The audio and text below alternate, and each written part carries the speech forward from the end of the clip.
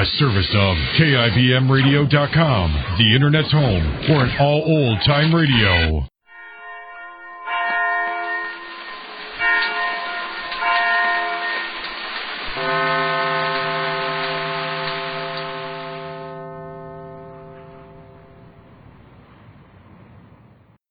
This I believe.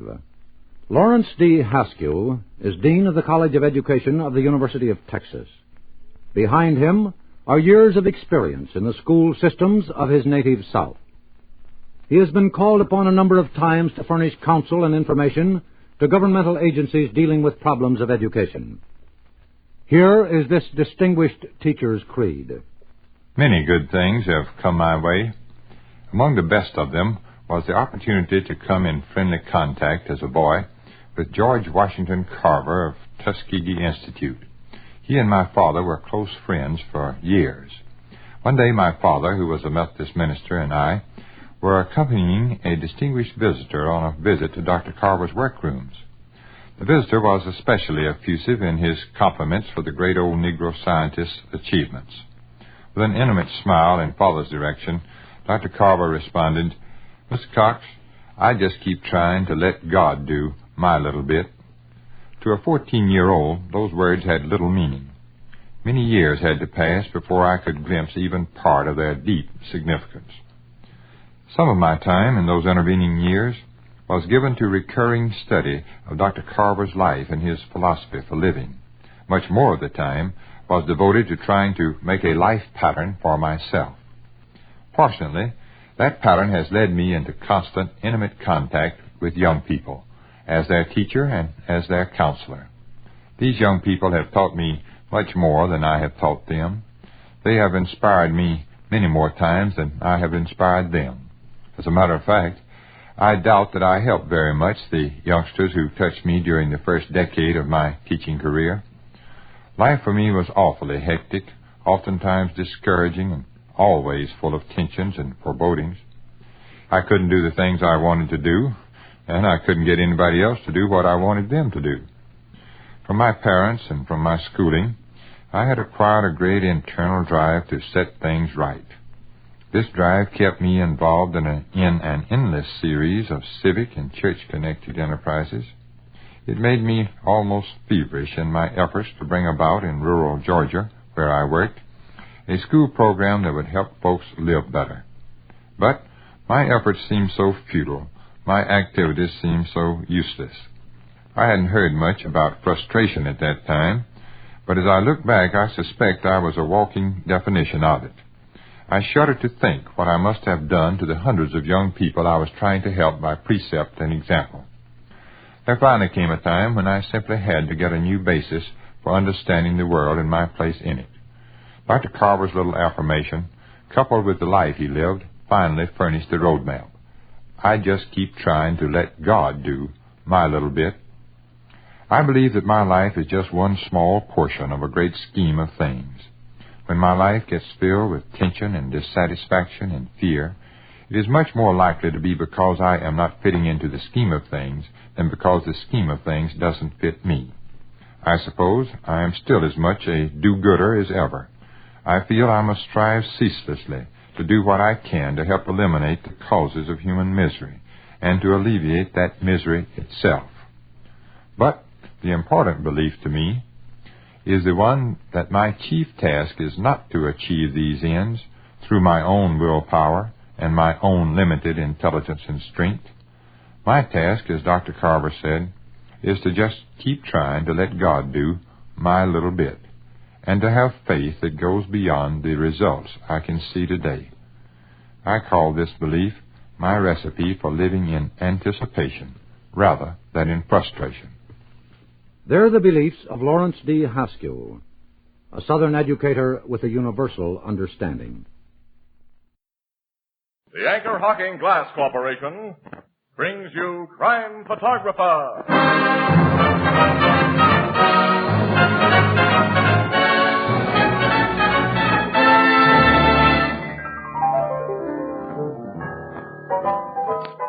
Hiya, Casey. Hi, Ethelbert. How's the weather outside? It's still bad. Seems like this winter will never end. Yeah, but like I always say, A long winter means an early summer. Is that what you always say? Yeah, that's what I always say. Tony, what do you always say? Casey, I always say Anchor Hocking, the most famous name in glass.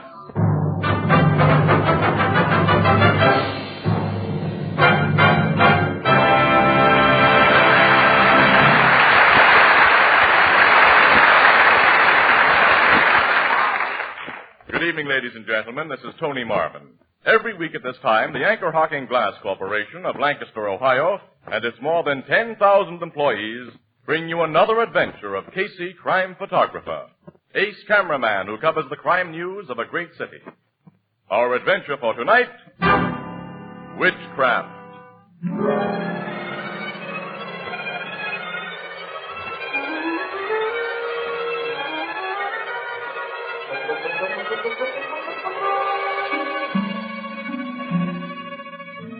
On the outskirts of our city, there's a queer rural community known as Frogtown, whose inhabitants resolutely combat the invasion of modern ideas and metropolitan customs.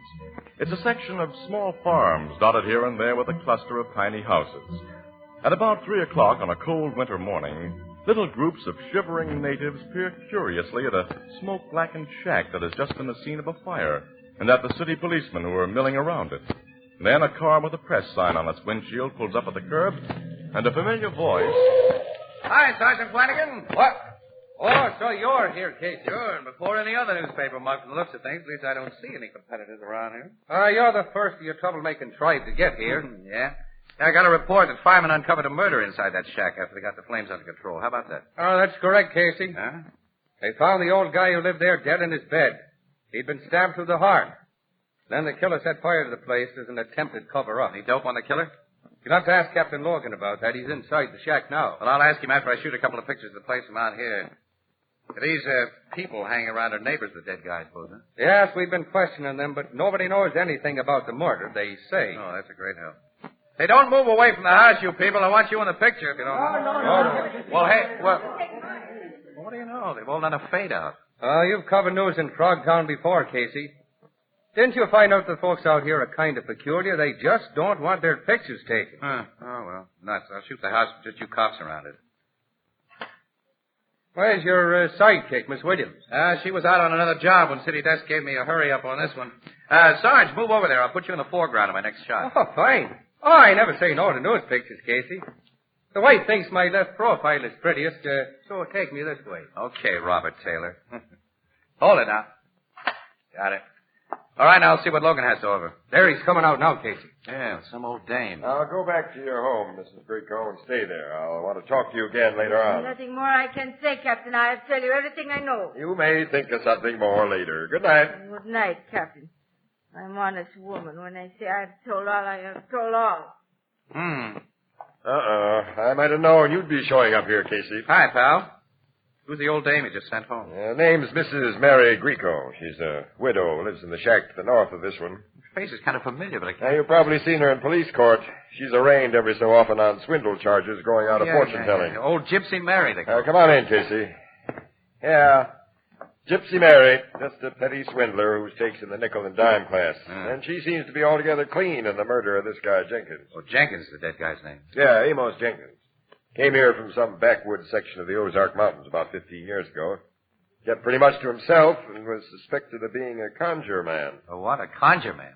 That means a male witch, pal, a wizard. He was suspected of being... Are you kidding? Talk to some of the people in this neighborhood and you'll find they're not kidding when they talk about witches and wizards. They go for beliefs that belong back in the Dark Ages. Yeah, now I remember that a lot of farms out here have magic charms painted on the barns and houses to protect them from the evil eye. You'll see some anti-hex symbols right here in this room if you look around.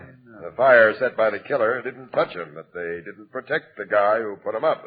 Any idea who killed this conjure man, Jenkins, or why he was killed? Not yet, but Mrs. Greco and a few other neighbors, I've learned that Jenkins chased a prowler out of here 2 nights ago. Yeah? According to Mrs. Greco, who tells the straightest story, she was awakened around 11:30, night before last, by a call from Jenkins. She got to her window in time to see a guy streak out of the back door with Jenkins after him. Did Jenkins tell him anything about what had happened? Only that he woke up suddenly to find the guy standing beside the bed with a knife in his hand. And the guy just beat it. She says Jenkins didn't know or wouldn't say who he was. But Jenkins is dead now, so we can't question him. Yeah, I can see that.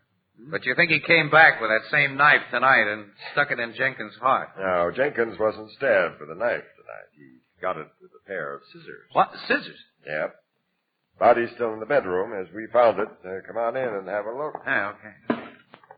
That fire didn't leave much untouched in this room, did it? Oh, yeah, that body's badly charred. All except the head and hair. Hey, take a look at that hair, Casey. The old guy wore it plenty long. He must have been allergic to barbers. Notice anything funny about his hair? No. Oh, wait a minute. Yeah, a hunk of it's been cut off. Close to the scalp. Yeah, with a pair of scissors. And scissors were used? Uh-huh. I told you some things here looked like possible leads. This one give you any idea? I'm completely dumb on it, pal, I'm afraid. There seems to be a connection. There must be one. You got anything else, Loving? Yeah. Something even screwier than that clipped-off hunk of hair. Here, have a look. Holy smokes. A human hand. Cut off at the wrist. Was that what a Jenkins? No, the doc says it's completely mummified and has been that way a long time. Where'd you find it? Under Jenkins's bed. Yeah. Huh. Must have something to do with the old guy's conjure stuff. It's probably a charm of some kind. Did you ask any of his neighbors about it? No, nor about the missing lock of hair. I'm keeping these two goofy items under cover for a while, and I'd like you to, too. Okay. They're off the record until you say otherwise. You know, Logan, I'd say the smart thing for you to do is to study up on witchcraft. That's exactly what I'm going to do. I think I will, too. Murder's gotten interesting. All you have to do is shoot pictures around it. I have to solve it. Which reminds me. Hey, I didn't say you could take pictures of that dead guy. Al, he's the only Frogtown resident who hasn't beat it when I aimed a camera tonight. You can't begrudge me one subject who doesn't run off.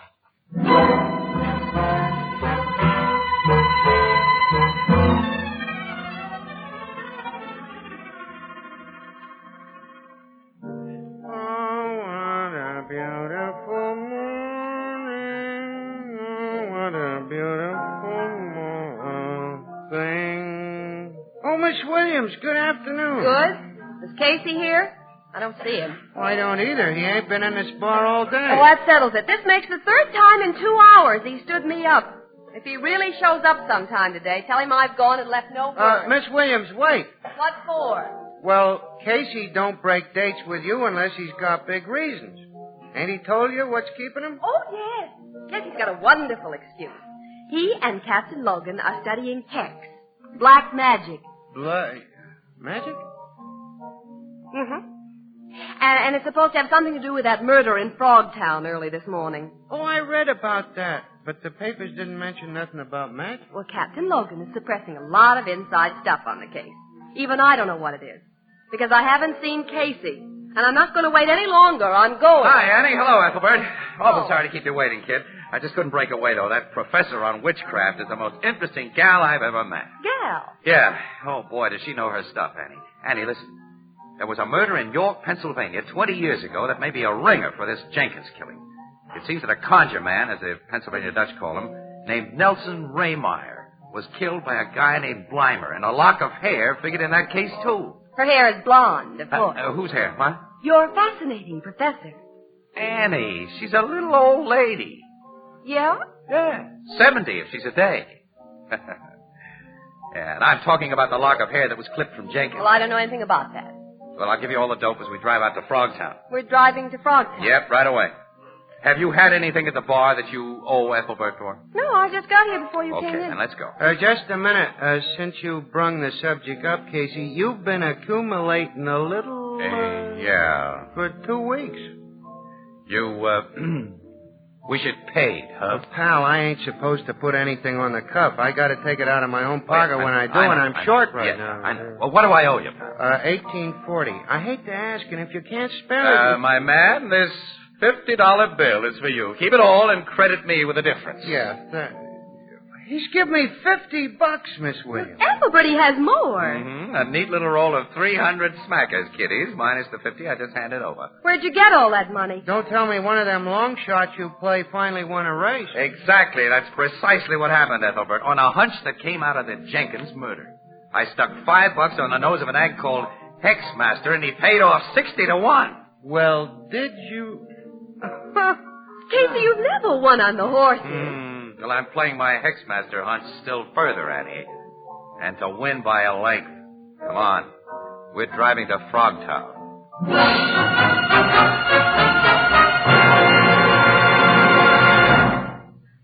Perhaps once in a decade, a new material is perfected which changes our standards of value. Such a material is jadeite, spelled Jadeite, jadeite. It makes possible dinnerware unlike anything you've known. Jadeite is really beautiful. It has the lovely texture and color of rare Chinese porcelain, and jadeite is unbelievably strong. Why, it stands up under rough handling without chipping or cracking, and is so heat-proof you can safely put it in a hot oven. Yet, jadeite actually costs less than the most ordinary dinnerware. For instance, a big jadeite platter costs only 25 cents in open stock, and a 35-piece dinner service for 6 is priced at less than $5 at your favorite chain store, department store, hardware store, or other stores selling chinaware and glass. A set of jadeite is a perfect gift, and it makes it easy to replenish your own supply of dinnerware. Jadeite is the newest triumph of anchor hocking. The most famous name in glass.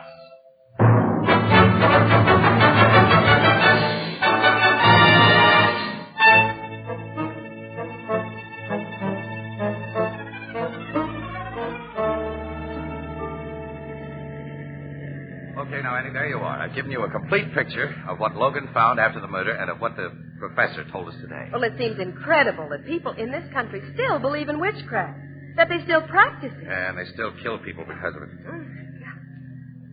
What are we going to do in Frogtown? Something that Logan or his cops can't do quite as well as we can, Annie. That is, without risking a yell of frame-up and coercion. We're going to frame and coerce somebody? Those are hard words, Annie. We're going to throw a bluff that may lead to a killer. Oh, well, tell me more. All right. Now, Logan and I believe that Gypsy Mary, this Mrs. Grieco, recognized the guy that Jenkins chased out of his house 2 nights before the murder. Well, she's keeping mum because she's afraid? Yeah. Now, look, Annie, she doesn't know you. So while I watch outside her window in the dark with a camera, you have your fortune told and pass her a marked bill, see? And I'll get a picture of it, and maybe we can bluff her into thinking that we can cause her trouble unless she talks. Why, it's blackmail, Casey. Well, a man is dead, Annie. His murderer is free. Besides, we're only pulling a bluff, kid. Okay? Okay.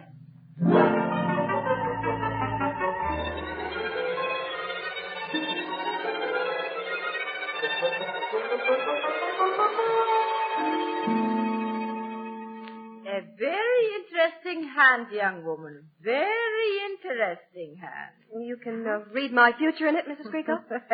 I can read many things. And not only in your hand. Oh, tell my fortune.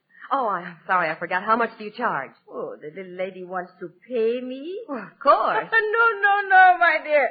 Put that money back into your purse. Old Mary will give you what she sees for nothing. For nothing?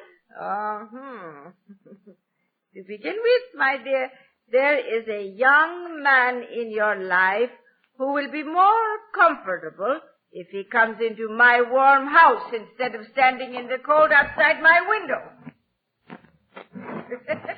I've come inside, Mr. Casey, with your camera. Thanks. You'll find the door unlatched. Just push it open. There's lots of cold coming in the open window. I close it again. Well, young woman, how do you like the things Mary Grieco sees? You answer that one, Casey. All right, I will. I'll answer by talking straight. Mrs. Grieco, I think you can tell us the name of the prowler that old man Jenkins found in his house. Yes. Yes. And so? We want to know who he is. I tell the cops I do not know. We're not cops. I know who you are. You work for a big, rich newspaper that has much money to spend. Well, I can't read hands, but I can read minds sometimes. How much? How much you pay. Well, our city editor would have to answer that. If you want to buy it from me, I sell now. I do not sell later or to anybody else. Well, look, I haven't any dough. Well, then go away. Now, Get wait a out. minute. Wait a minute. I know, wait. It is Casey, now or you have never. $250. Oh, $250. Oh, that belongs to me. It's not the paper's, bright girl. Give Annie. me $250 I'll and give I it to tell. her, Casey. It's worth it. Well, maybe the paper won't give it back to me. Of course it will. For a murder exclusive? Give me or get out. Okay. Stick with me, Hexmaster. Don't let me lose this roll you won me. It's just $250. All right, now give me the dope you promised. I gave. And the true dope.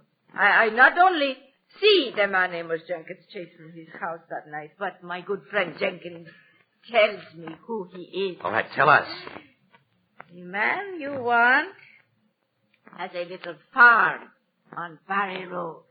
His name is Elisha Kraft. Elisha Kraft, Barry Road. That's right. You'll have no trouble finding him.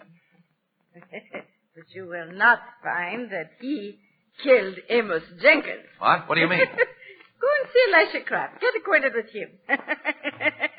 Your money has bought truth from me, Mr. Casey. $250 worth of truth. But it has bought no murderer.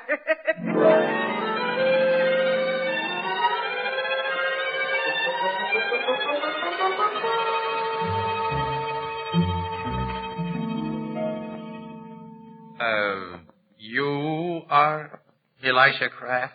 Yes, sir. I just told you I was. Yeah, I just wanted to make sure. What you and this lady want to see me about? Well, we're on the Morning Express, Mr. Kraft, covering the murder of Amos Jenkins. Amos Jenkins? Mr. Kraft, a witness has positively identified you as the man Jenkins discovered in his house 3 nights ago. Mister, I admit I was in Jenkins' house that night, and I ain't sure how I got there. What? I'm a sick man. Sometimes I get spells and I don't know where I am or what I'm doing. I didn't know I was in Jenkins' house until he hit me. Then I come out of my spell and ran. You had a knife in your hand. How do you explain that? I tell you, I don't remember. Besides, I ain't got strange enough to choke a kitten. I can't even do the littlest work around my farm anymore. I gotta hire fellas to do it for me. I'm sick, mister. I'm worse than sick. I'm dying. Casey. I'm sorry, Mr. Kraft. I had to do this. I wasn't in Jenkins' house last night anyway. I can prove it by my 2 hired men and Dr. Hoffman. I had one of my spells last night, a bad spell. Dr. Hoffman come at midnight, and him and the hired men they set with me till 3 in the morning. Dr. Hoffman, you say? Dr. Gustav Hoffman. Anyone will tell you where to find him, and anyone will tell you his word is better than gold. How long have you been sick like this? Going on a year now. It hit me sharp and sudden. Well, we hope you recover your health as suddenly as you lost it. Thank you, ma'am. I hope for the best myself. Yes. Let's go, Casey. Just a moment, Annie. Before we leave, Mr. Kraft, I'd like to take a picture of you. Picture? Yeah, for the paper. No. Oh, why not? Don't believe in pictures. Don't like pictures. I know my rights. Nobody can take pictures of me when I say no. I got to rest now. I'm a sick man. Yeah. All right, we'll go. Thanks for everything. You're welcome. Goodbye. Goodbye, Mr. Kraft. Casey, even if his alibi proved phony, I couldn't believe that poor wasted midget of a man drove a pair of scissors through Jenkins' chest. Neither could I, Annie. I don't think his alibi will prove phony either. Well, we'll check it, of course. Come on, get in the car, kid. Okay. Sorry, Casey. Sorry, for what? For $250. Oh. I made you give it to that old woman. The paper's tough when it comes to money. You don't think it'll allow me the dough I spent because we're not bringing in $250 worth? All we'll get for your money is a razzing. I'm not so sure Gypsy Mary swindled us, Annie. Well, now, how can you say that Annie, before I start the car, take a good look at Kraft's house, his barn, chicken houses. Well, I'm looking. All right, what do you see? Well, a group of very well cared for buildings. Annie, listen. If you had a barn, for instance, would you have a fake window painted on each side? It has fake windows. Just painted on the board. Yeah, they're to fool witches. To fool witches? Yeah. According to some popular hex ideas, the witch will be sap enough to try to get in the barn through those windows instead of going to the door. Casey. Yeah. There are painted wheels on some of the buildings, too. Those are witch catchers. Our friend Elisha Kraft had hoodoo chasers hung all over him. You mean he's a believer in witchery? Yeah. And Like Jenkins' neighbors this morning, he's afraid of being photographed, too. Yeah, I noticed that. Well, I'm going to get pictures of that guy when he doesn't know there's a camera around, Annie. And then I'm going to make him tell me who he paid to kill Amos Jenkins.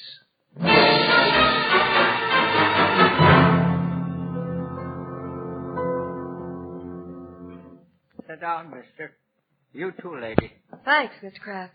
What you two come to see me about this time? Well, we figured we owed you an apology for our first visit 3 days ago, for the suspicions we had of you then. Oh, that's all right. We saw Dr. Hoffman. He verified your alibi. His word's better, I'll scold. Everybody we've talked to says that.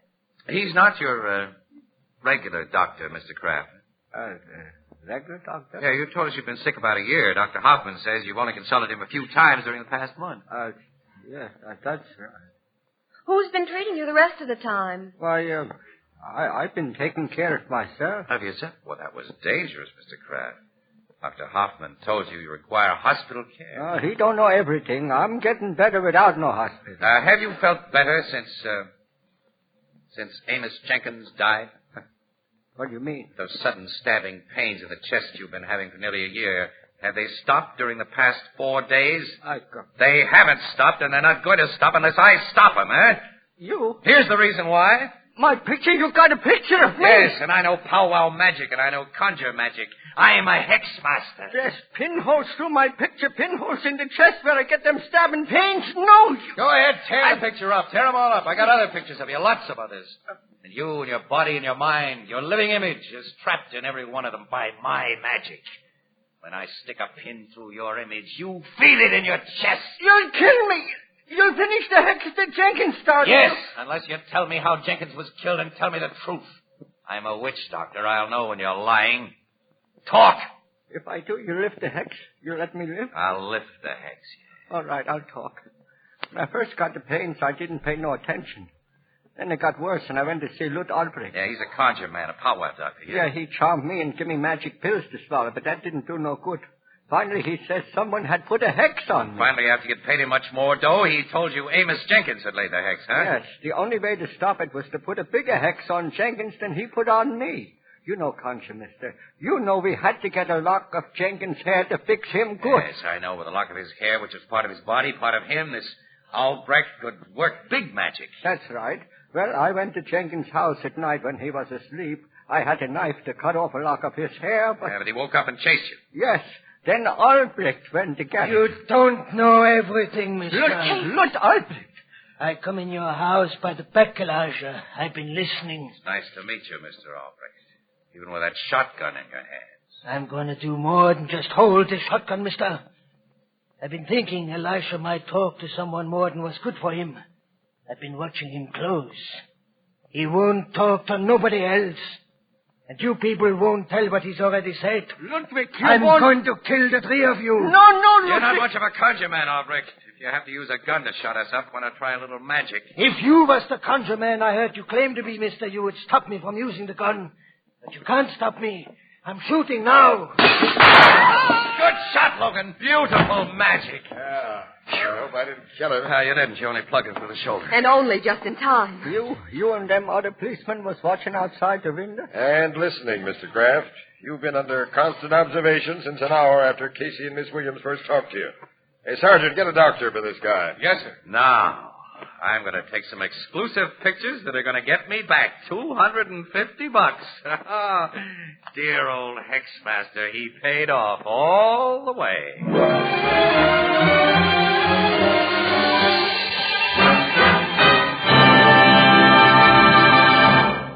We'll join the crowd at the Blue Note in just a moment. You know, American children are the healthiest children in the world, largely because most American babies now get a good, sound start in life.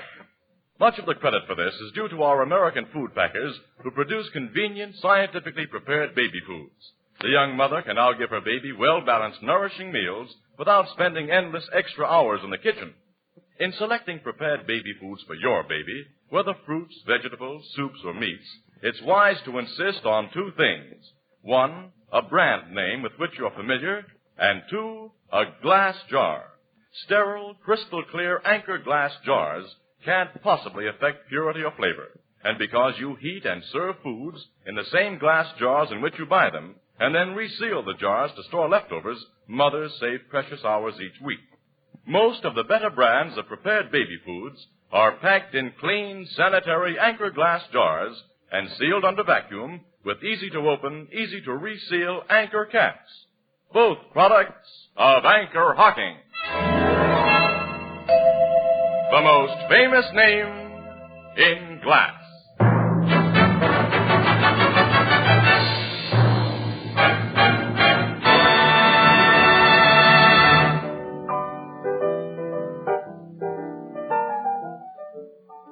This powwow Dr. Albrecht has confessed to the cops, huh, Casey? Mm-hmm. To quote the language of the classics, Ethelbert, he has told all. As a matter of fact, Kraft had already paid Albrecht several grand for his magic help. There's dough in being a witch doctor. Said it. Well, Jenkins woke up when Albrecht snipped off a hunk of his hair, and Albrecht let him have it with his scissors. And then he set fire to the place and made his getaway, and... Oh, that's all. Well, not all, Annie. There's that mummified hand. Oh, and definitely. How did that thing get under the bed? Well, Albrecht had brought it with him. It's supposed to be the hand of an executed criminal. And it's supposed to be a powerful magic charm. A charm for what? Well, I'll tell you, Ethelbert, if you want to go into a house and steal something, a lock of hair, for instance, it prevents people in the house from waking up and catching you at it. Yeah, but it didn't work. No, not so good. Gee, in this age and day, such people. Yep, they're with us, pal. Say, did you get your $250 back from the paper, Casey? He got it. Oh, it's swell. It was. Pipe down, will you, Annie? What goes on? Casey played a hunch too far, Ethelbert. Well, okay, I'll tell it. I don't mind. You see, Hexmaster was running again, Ethelbert, and I stuck the whole roll on him, and I... Say, Ethelbert, can I have the change from that $50 I gave you? Casey, you just don't have any hex appeal. Huh? Oh. Oh, Miss Williams.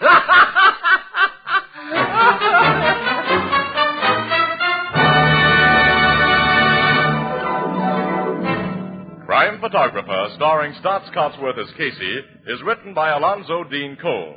It is brought to you each Thursday by the Anchor Hocking Glass Corporation, makers of Fire King Oven Glass, Anchor Glass Containers, Anchor Caps and Closures, all products of Anchor Hocking, the most famous name in glass.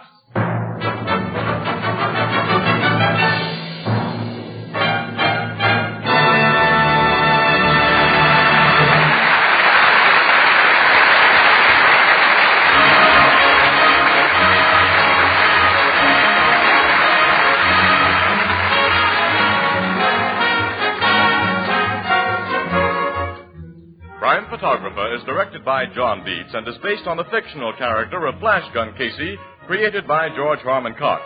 Original music is by Archie Blyer, and the program features Miss Jan Miner as Anne and John Gibson as Ethelbert. Herman Chittison is the Blue Note pianist. Next week is Brotherhood Week, and let's make it work. Judge every man by his individual worth, not by some label. Don't spread any rumor against any race or religion, and don't listen to them either. Speak up against prejudice and for understanding.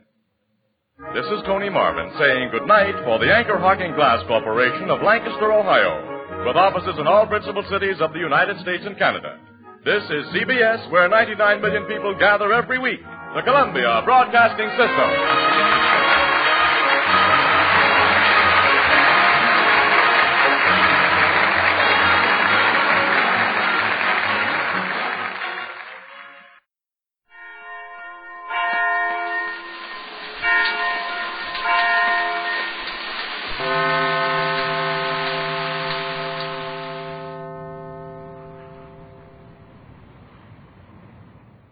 This, I believe. Whatever else our reputation is, Americans have come to be known the world over for resourcefulness. We make things tick. Some people call it savvy or know-how. A native of Westchester, Pennsylvania, Lawrence P. Sharpless is an engineer, an inventor, and one of the leading amateur aviators of the United States. He founded and heads the Aircraft Owners and Pilots Association. He holds a dozen odd patents on such things as centrifuges and airplane fuel systems. He has discovered, though, that there is something more to life than blueprints and the laws of aerodynamics. When we asked Lawrence Sharpless for his philosophy, he posed some searching questions.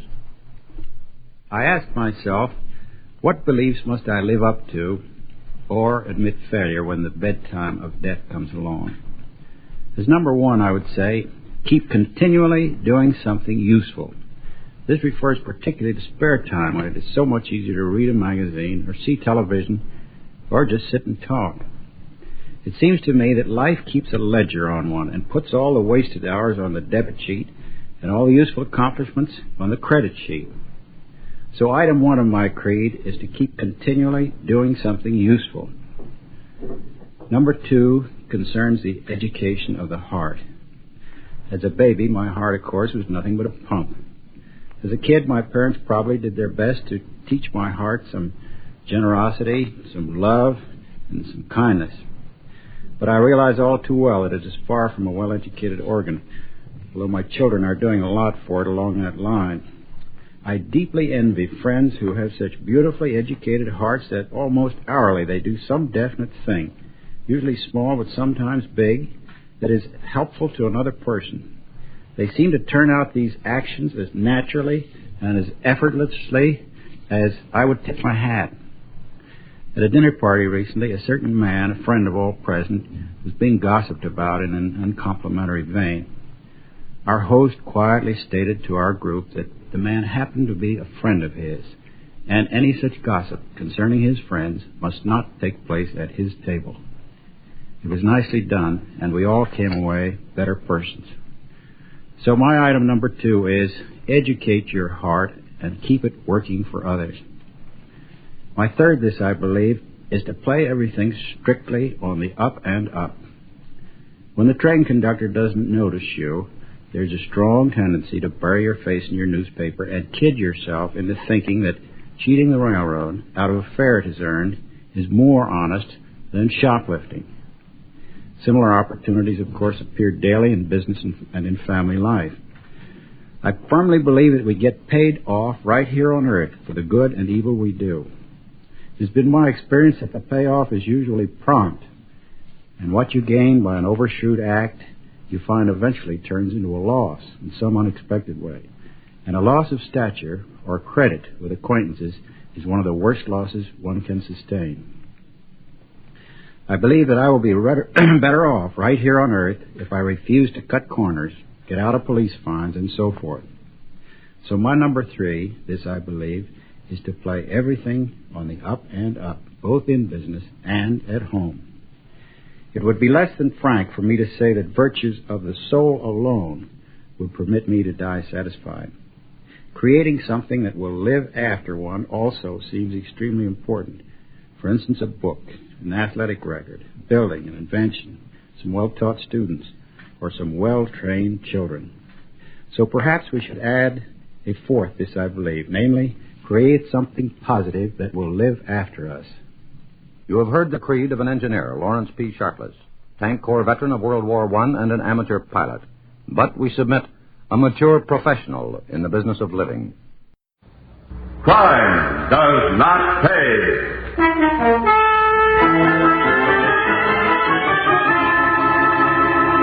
You? Yourself? Oh, really now, Mr. Dryden. Why not, Mrs. Hunter?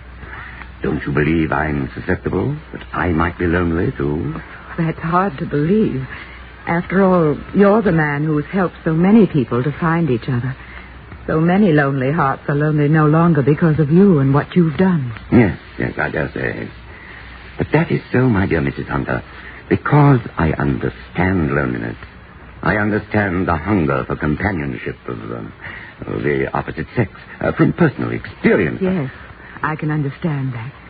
Of course. And then your picture fell out of the envelope that fateful morning, and something clicked. I hardly dared believe it. I wrote to you anyway. When you walked in here today, it was as if that picture had come to life. Now I know I shall never be lonely again. Do you understand this, Mrs. Hunter? Do you, Elizabeth? You must. Because from now on, you and I shall never be parted. Never. If I have anything to say about it.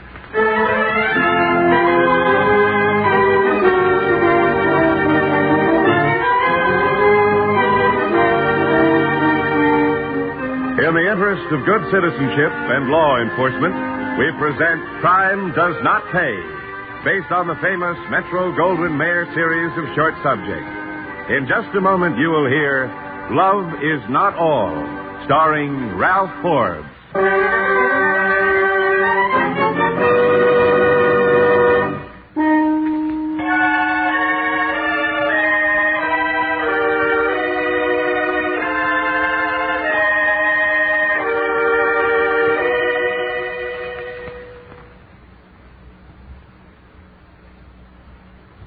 Now, Crime Does Not Pay, starring Ralph Forbes as Augustus J. Dryden in Love Is Not All.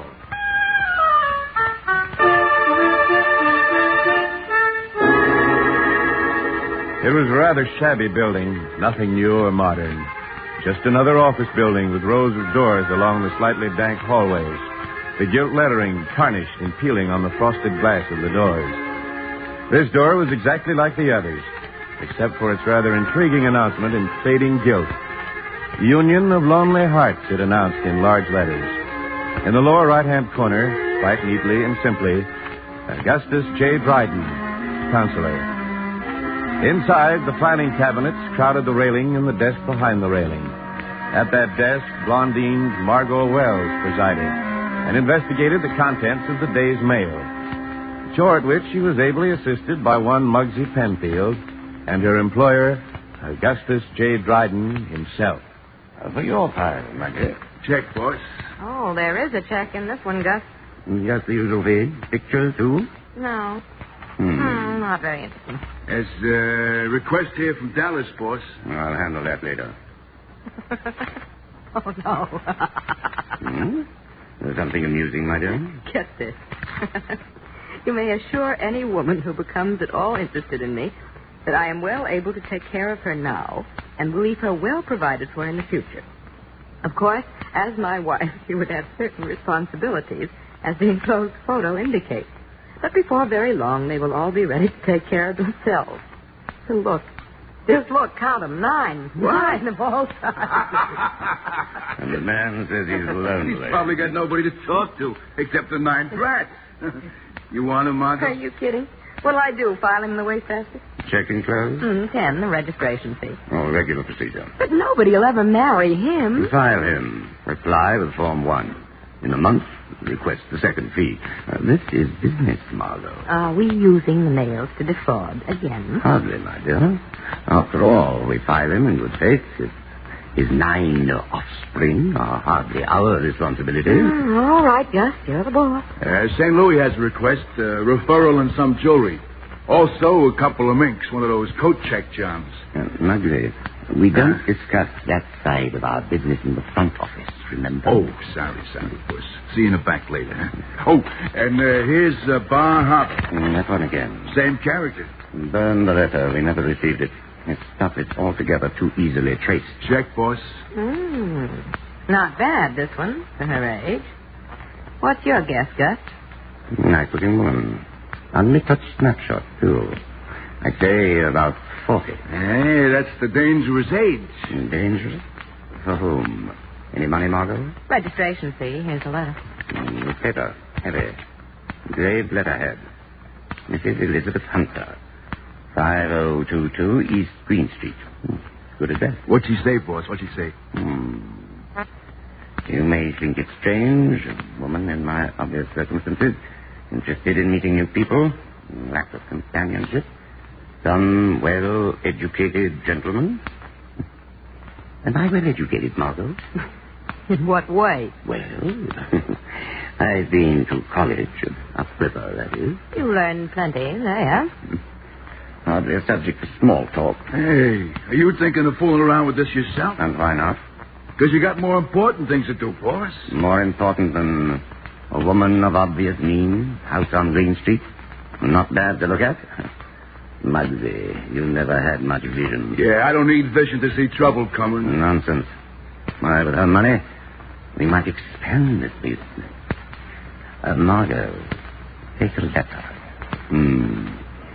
My dear Mrs. Hunter, letters from ladies of your caliber are, of course, quite rare in our correspondence. We do have in our files the applications of a few, very few gentlemen of equal standing. This fact requires an abnormal procedure on the part of our agency. If you would be kind enough to call for an appointment, I shall be most honored to give you my personal attention. Yours very truly, etc., etc. Put that in the mail, Margot, my dear, and we shall see what we shall see.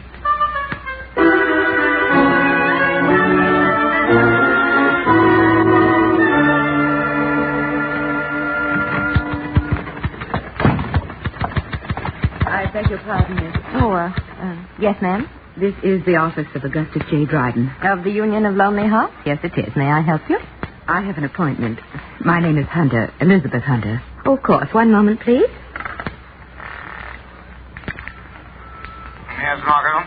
Mr. Dryden, Mrs. Hunter is here. Mrs. Elizabeth Hunter. Yes, is she? I don't time, darling. Send her in. No, wait. I'll be right out. Oh, yes, sir. Of course. Mr. Dryden will be right with you. Mrs. Hunter, please, won't you come in? This is a pleasure. Real pleasure. Why, yes, of course. Oh, this way, please. Miss Wells, I am not to be disturbed. Yes, Mr. Dryden, of course. Not to be disturbed. Sit down, my dear Mrs. Hunter. Please, sit down. Thank you. No, not there. In this chair. Oh. Where I can see you better and you can see me. Well, thank you again. Cigarette? No, thank you. Mr. Dryden, this is the first time in my life I've ever done anything like this. Well, that hardly makes it wrong. Thousands, literally thousands of people come to me for counsel. You saw the file cabinets in the outer office.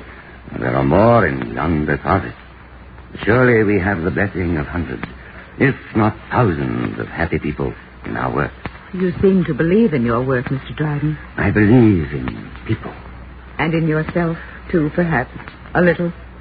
I have had great confidence in myself until a few moments ago. I don't quite follow you, Mr. Dryden. Until the moment I stood in that doorway and saw you. Until you saw me. And then I knew what I had suspected for some days. That this is now the old story of Dr. Cure thyself. Mr. Dryden. Why should you be surprised? Surely you ought not to be shocked. After all, you and I are both mature. We are, shall we say, a man and a woman of the world. We know that stranger things have happened, and that a man sees a woman in a setting in which he obviously does not belong, and knows immediately that he has, as the youngsters say, fallen, and fallen hard. You? Yourself? Oh, really now, Mr. Dryden? Why not, Mrs. Hunter? Don't you believe I'm susceptible? That is hard to believe. After all, you're the man who has helped so many people find each other. So many lonely hearts are lonely no longer because of you and what you've done.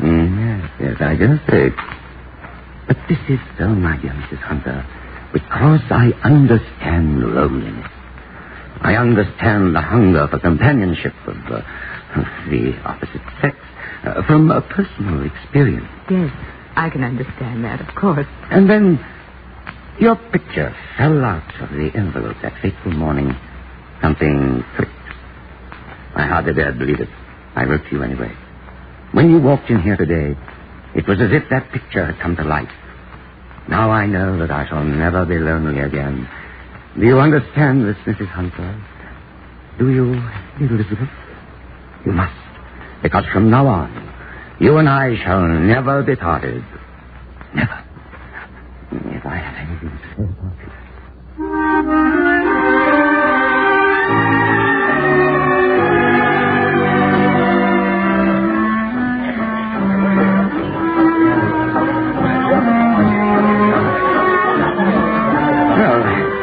How long is it that we've been seeing each other, Elizabeth?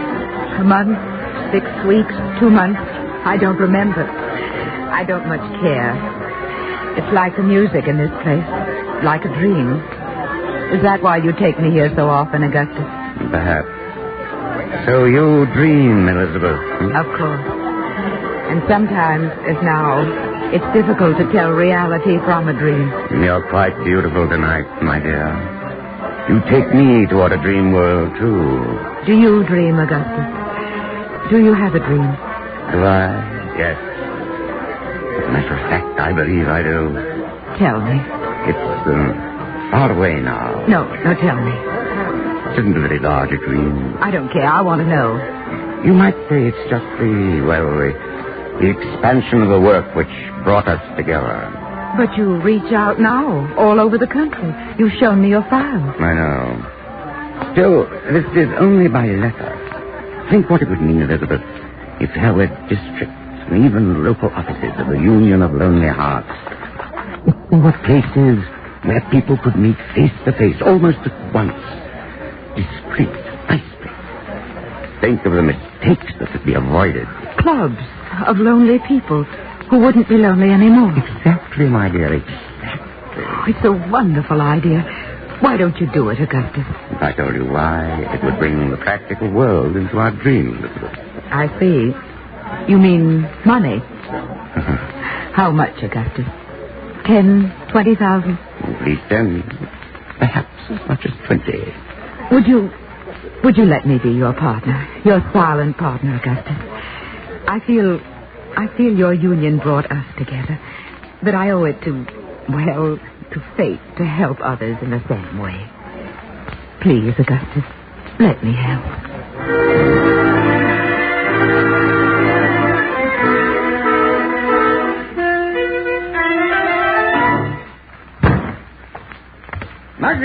Margot. I've got her. She's coming across. We're in business. Sounds great, boss. Well, from the looks of that new suit, Gus, it's going to be quite a business. My dear children, it's a cinch. A lead-pipe cinch. From now on, or shortly hereafter, the fences are going to work for us instead of our working for them. Huh? I don't get it. Right now, we service them with a good word where the markets are for the hot merchandise. Okay. You get 5% on a sale. Where do we go from there? Yeah, it's a good racket. The front even pays off for those $10 sucker checks from the Lonely Hearts. Yuck! No vision, as I've said before. No vision. Okay, dream boy, what's the nightmare? Suppose we set up a deal in every big city, or most of the big cities for a starter, where we took the goods off the hands of the fences and sold them in the markets we know about ourselves. Mm-hmm. No more middlemen with information. Give me 2 years. I'll be the master fence, as the tabloids would say, in the whole country. I begin to see. Yeah, but you gotta have capital to start with. I have it, children. I have it. Mama came through last night. Up to 20 grand. Only she thinks it's for setting up this Lonely Hearts routine across the country. We are in business. So this is love. Maybe Margot might say. But to get along in this world, remember, love is not all. No, indeed. Love is not all.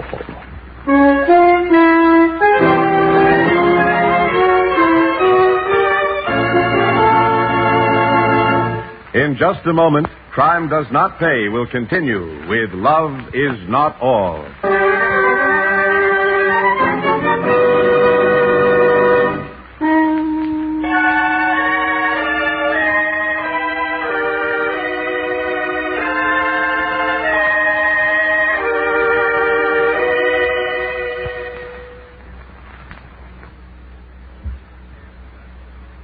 Now we continue with Crime Does Not Pay, starring Ralph Forbes as Augustus J. Dryden in Love Is Not All.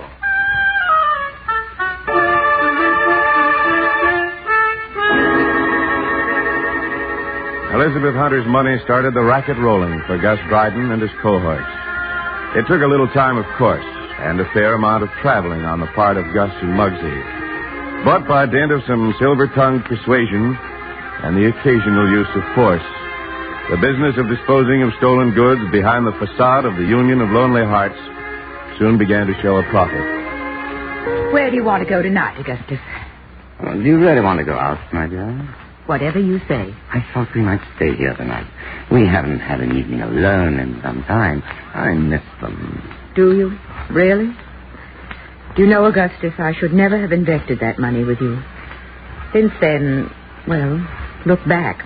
We've slowly drawn farther and farther apart. You only think so, Elizabeth. Because I've been devoting so much of my time to protecting your investment. I see. So that's what you've been doing. More, my dear. I've been earning money for you. Here, Elizabeth, my sweet. What? Your first dividend. 5%, $1,000. Well, this is a surprise. Why should it surprise you? You're my backer. You receive dividends. It might be nice to know what our assets are, besides goodwill. Elizabeth, you're serious. You'd really like a financial statement. I may be emotional on some subjects, Augustus, but with finances, I try to be businesslike. Admirable, my dear. Truly admirable. Oh, Gus, why don't we stop this fencing? Fencing? How do you mean that, dear? All this talk about finances. I don't care, really. I want to know if you still feel about me the way you said you did that first day in your office. Of course I do, Elizabeth. Then when will the business be in condition so that you can take a trip with me? A, sort of honeymoon, my dear? A real honeymoon, darling. South to Cuba, Venezuela, the Caribbean. You make it sound enchanting, dear. You really do. When, Augustus? Well, as you said yourself, when the business is on its feet. And it isn't now with a 5% dividend? Not where I want it. But the time will come, Elizabeth. Think of the happiness we have given us this far. Isn't that worth the postponing our own for a time? Isn't it, my dear?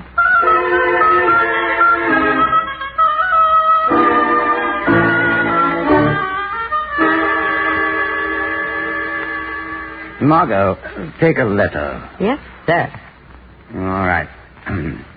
My dear Elizabeth, herewith enclosed, please find your third quarterly dividend.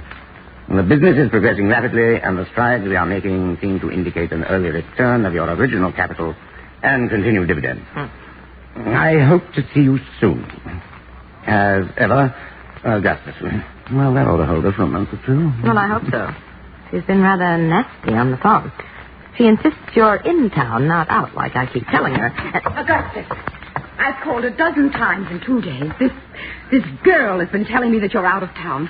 Augustus, I want her fired at once. She lies. But I have been out of town, my dear. Until a few moments ago. And Margot will bear me out in that. Well, that's true, Mrs. Hunter. It's not true. I know. I saw you come in early this morning. Elizabeth, you've been spying. Augustus, a woman will do many things to save her pride. I see. And you feel that I'm destroying your pride? I think you've taken me, Augustus. I don't like the feeling of that. You've been receiving dividends regularly, large ones. I don't care about the financial side of our dealings, Augustus. But you used emotion to get me into business with you. That's nasty. Look out, boy. There she blows. That's a hard word, Elizabeth. For a hard fact. You never had any intention of marrying me. Your talk of love and maturity was just that, talk. Really, my dear, this is childish. And in front of Miss Wells. I leave, if you'll permit me. No, stay. You probably know all about everything, with details. Augustus, I'm pulling out. I'm dreadfully sorry you're taking things this way. You'll be more sorry in a moment. I've learned the hard way, Augustus. Now I'm being hard. I want the balance of my capital with you, some $17,000. I want it now. Surely, Elizabeth, you don't expect me to have that much cash in the office. I'll take a check. You can come to the bank and have it certified for me. Well, the firm's balance is not large. You know, furniture for the club in Frisco, advertising in Denver. Augustus, once I thought you were a fascinating rascal. Now I think there's something dirty about you. You'll hear from me, Augustus, and you won't like what you'll hear. Ah, phew. You needn't do that letter, Margot. Trouble, Gus. Huh? Mm-hmm. I doubt it. Once she cools down... I don't think she will. That kind of woman... She's like every other woman. You're all ashamed to be shown up at suckers. You hate to admit that you're taken. The last thing in the world you want to admit in public is that love is not all. She won't make trouble, Margot. Not on your life. I'll come back here, my beautiful. We have more important things to talk about.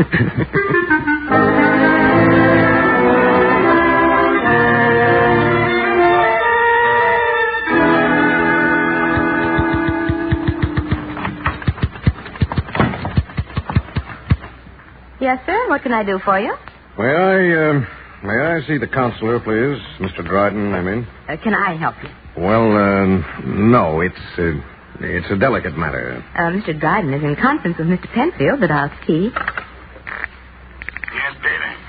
Mr. Connell is here to see you, Mr. Dryden. I told him you were in conference. Well, can't he wait till I'm through with Muggsy? That last haul of hot silver, what a take. Can you wait a few minutes, Mr. Connell? Well, I'm rather in a hurry. My problem won't take long. Mr. Dryden, Mr. Connell is rather in a hurry. All right, I'll be out. He'll be right with you, Mr. Connell. Thank you. Margot. Miss Wells. Is this Mr. Connell? Yes, sir, Mr. Dryden. Oh, how do you do, Mr. Connell? My associate, Mr. Penfield. How are you? I'm fine. One moment, please. All right, Mrs. Hunter, come in, please. Are these the three of them? Hey, what chips? May I inquire what this is all about, Mr. Connell? Yes, Sergeant. The Wells woman, Penfield, and Mr. Dryden himself. Sergeant? Yes, Sergeant Connell, fraud squad. With 2 warrants, Dryden. One for your arrest, and the other to search the place. Well, this is ridiculous. In the first place, I never saw this woman before in my life. In the second place, I'd like to know what the charge is. Simple fraud, for now. After we've examined the files, it'll probably be using the mails to defraud. Federal. Well, this is preposterous. What could I have defrauded this person of? Besides my self-respect, Mr. Dryden, nearly $10 for which I have the canceled check. $10 paid to you for the purpose of obtaining introductions to people with whom I might be friends. And since you failed to perform that service, you defrauded me. Isn't that right, Sergeant? Exactly right, ma'am. Now, I'll just have a look at those files. And there are some more in the closet in the other office. Well, perhaps I'll look at those first. I deny everything, and I deny you the right to my private files. Warrant here, Dryden. I'm getting out of here. Margot, let's scram. That's your life. You stay where you are. Weiner, Matson, on the door, men. Now, those other files, Dryden. I'll sue for false arrest. I'll have you broken, Connell. Out of my way. Out of my way, I said. All right, that the closer, Mrs. Hunter? Yes, that's it. I warn you. Save it, Dryden. Now, Sergeant, isn't there some way we can talk this over? Don't crawl, Gus. Spare me that, at least. Don't crawl. Well.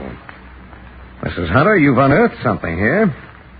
This man runs, well, it looks like a nationwide network of fences to dispose of stolen goods behind his Lonely Hearts front. This is far bigger than we thought. So that's what you used my money for. Look here, Sergeant. Don't be a fool. Just because there's a woman here is... Well, I still think we can talk it over. Yes, you can talk it over. With a judge and jury. You better call your mouthpiece, Dryden. From the looks of this file, get going now. We're all heading downtown.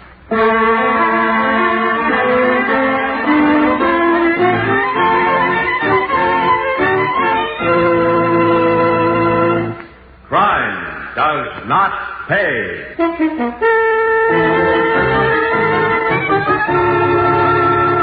Ralph Forbes, who starred as Augustus Dryden in Love Is Not All, will be back with you in just a moment.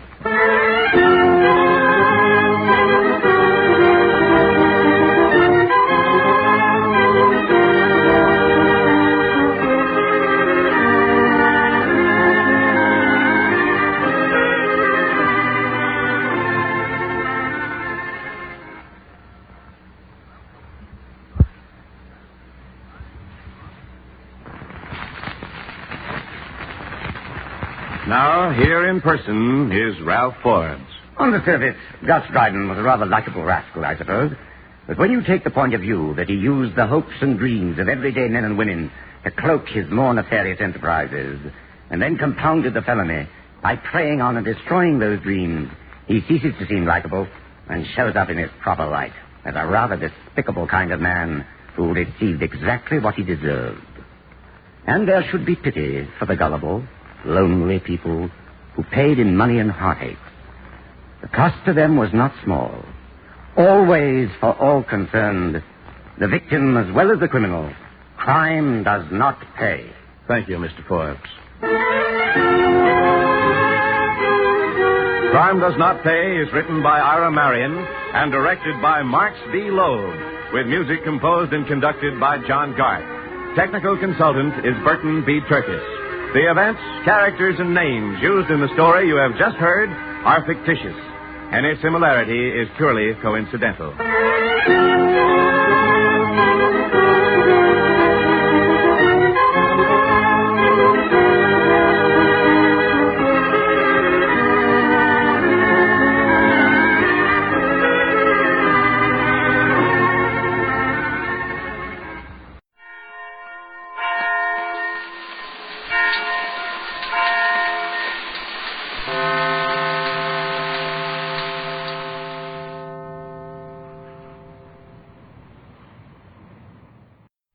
This, I believe. One kind of beauty is skin deep. The other penetrates to the core. Both have their place. As president of the great Bristol Myers Company, which makes such things as toothpaste, hair tonic, and lotions, Lee Hastings Bristol is familiar with the first kind. But Mr. Bristol, as a thoughtful, sensitive person, is even more concerned with the kind of beauty which can best be described as springing from the spirit. Now he explains his creed. In a complex society and a complex civilization, the individual is inevitably confused much of the time. But I believe that the basic solution of all world and group problems must first be solved by the individual himself. Now, each one of us, whether we publicly admit it or not, has a deeply spiritual side. Not one of us can conceal it. Scratch the surface, and it's always there. So first of all, and underlying all my credo, I believe in God and in an orderly universe. As a mortal passing through this life for just a limited period of time, I believe that happiness is a truly basic objective. Happiness for oneself, and hopefully happiness for others. It hasn't taken too much living on my part to discover that real happiness, which sounds so selfish and so self-centered, is never achieved merely by selfish materialism. It can only have depth and real satisfaction if it is bound up with unselfishness, with a consideration for others. Service is the very essence of it. It has been said that service is the rent we pay for our place on earth. That kind of service brings the true happiness that we all seek. The antithesis of all this is selfishness, which is outstandingly the greatest worldwide vice. It seems though all the world had the gimmies, selfishly grasping for power and more at national levels, with individuals selfishly struggling for material things at their own level. Each one of us needs a sense of humor, with its balancing factor of a sense of proportion. I believe a sense of humor brings poise and a start towards understanding. My credo embraces a joyous approach for me toward my fellow man, and for collective groups towards each other.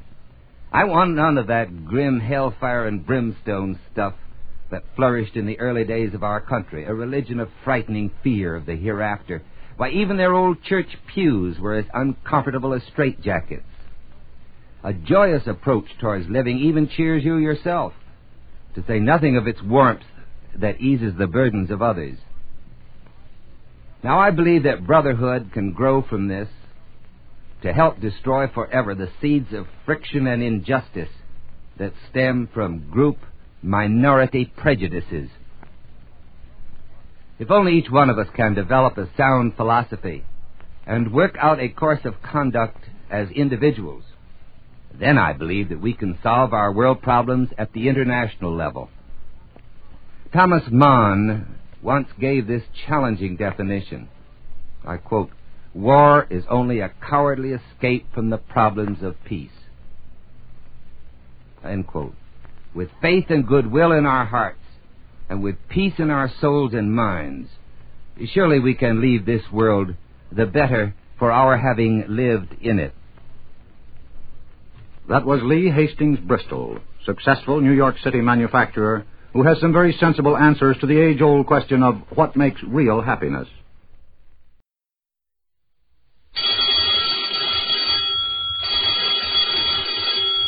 Calling all detectives.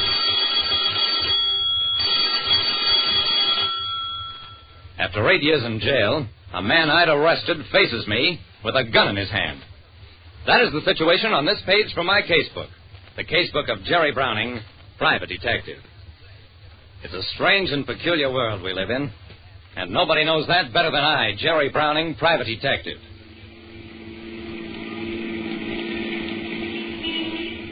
It had been a long, hard day, trying to handle 2 cases at the same time for clients who retained me by the year. I'd run myself ragged trying to get each case a little closer to solution. And finally, about 10 that night, I was driving home for some much-needed sleep. I caught a red light at Mansfield and Warner. A brake to a stop. And as I did...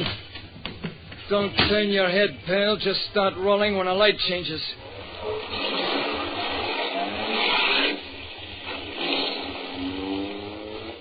There are times when you do as you're told, and this was one of them. Well, I'll draw to an inside straight if it ain't Jerry Browning. I turned my head a few inches and looked at terrible Teddy Vanson. He looked older than when I'd last seen him, which was 8 years ago on the occasion when a judge gave him 20 years to life on the Habitual Criminal Act. I smiled, a feeble sort of smile. Hello, Teddy. This is certainly a surprise. I'll bet it is, seeing as you thought you'd put me away for keeps. Did they parole you, Teddy? Nah, I crushed out. Jerry, I got a lot to catch up with. 8 years wait. You and I are going to have some fun. And then, I'll croak you. A man I'd sent to jail 8 years earlier escaped and climbed into my car at gunpoint. Jerry, this is perfect. Croaking you is my pet ambition. But first, let's go eat. I'm hungry, and you've got dough. Terrible Teddy ripped into his steak as only a man who spent 8 years in jail can do. I sat beside him, wedged into a corner of a booth at the Charcoal Steakhouse. Don't make no sudden moves, Jerry. I'd just as soon kill you with this knife as with a gun. I gulped, nodded. But Teddy, if I'm pale, it's not because of what you're saying, but because I'm thinking of the size of the check. Teddy had a shrimp cocktail, a double-thick steak, potatoes, salad, ice cream, and coffee. 2 hours later... Food like you dream about, Jerry. Here, pay the check and let's move on. Waiter, the check. The waiter put the check down and fled. I took a quick look at it. So did Terrible Teddy. $38? For what? Well, you did have a drink, Teddy. Not $38, White. Come on. He picked up the check, grabbed my wrist, and pulled me toward the cashier. Who's the manager? I am, sir. Any complaint? No complaint, no.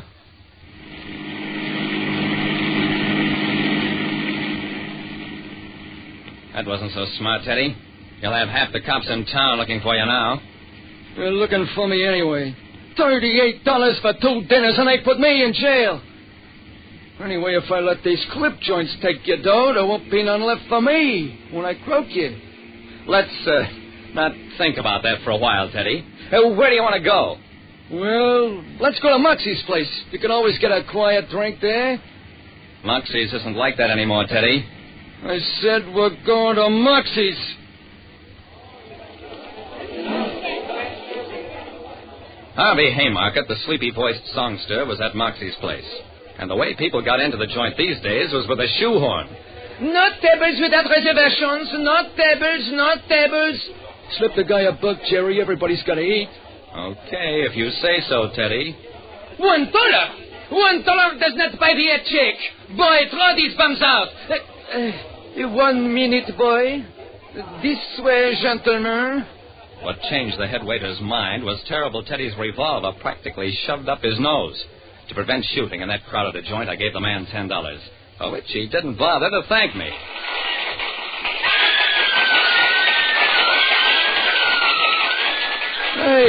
What are the dames hollering about? Harvey Haymarket. They swooned for him. Teddy looked at the willowy singer, bowing his way off the postage stamp-sized stage. For him? Yeah.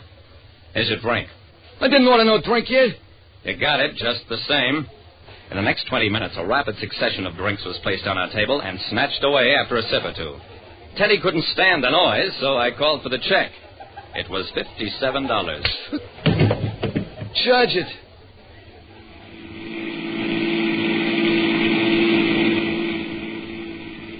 Jerry, I gotta hole up before I croak you.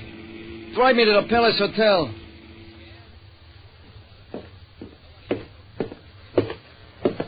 Sorry, sir. Reservations are made 6 weeks in advance. Room and bed? I can let you have one for $20 a day.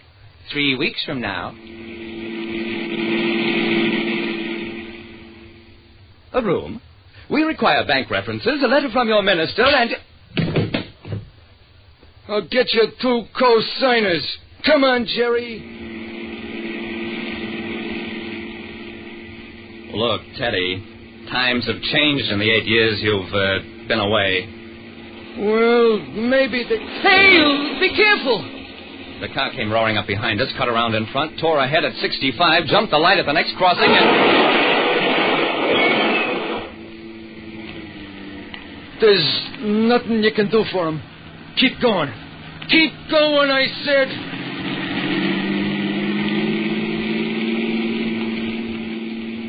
Can't take it, Teddy. We have 3, 4 like that a day. More on holidays. These days we kill more people in traffic accidents than we used to lose in battle. Pull over to the side. I thought, well, here it comes. Teddy turned to face me. Jerry, you're right. I'm too far behind the times. I can't take it. He took out the gun, balanced it in his hand. I figured to kill you. Now I think you're worse off if I let you live. Here, I don't need this anymore. I took the gun, dropped it into my pocket. You were always tough, Teddy, but you never were a killer. So, what now? Jerry, I'd be obliged if you give me a lift back to the big house. Got a parole coming up in another 6 years, and who knows? By then, times may get back to being what they used to be.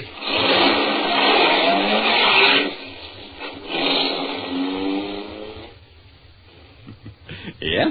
That's the inside story of how I persuaded terrible Teddy Vanson to return to jail. Maybe times will be different 6 years from now. But, like I said, it's a strange and peculiar world. And I wouldn't care to make any guarantees about anything. Listen next time to Calling All Detectives. Mystery drama, mystery quiz, and a chance for you to match wits with yours truly, Jerry Browning, Private Detective.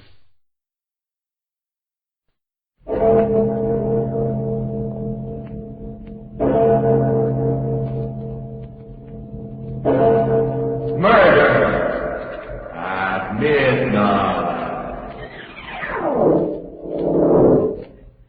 Listen, do you hear them? Do you hear the bells?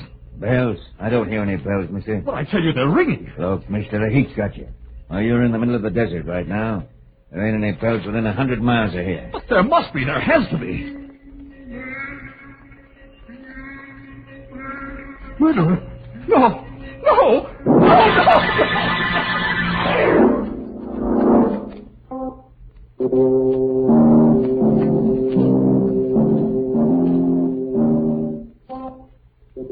Midnight, the witching hour when the night is darkest, our fear the strongest, and our strength at its lowest ebb. Midnight, when the graves gape open and death strikes. How?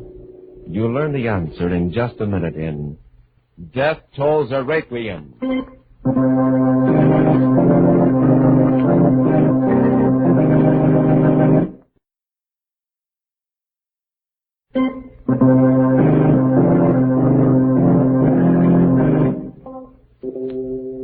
And now, Murder at Midnight, Tales of mystery and terror by radio's masters of the macabre. Our story by Max Ehrlich is Death Tolls a Requiem. I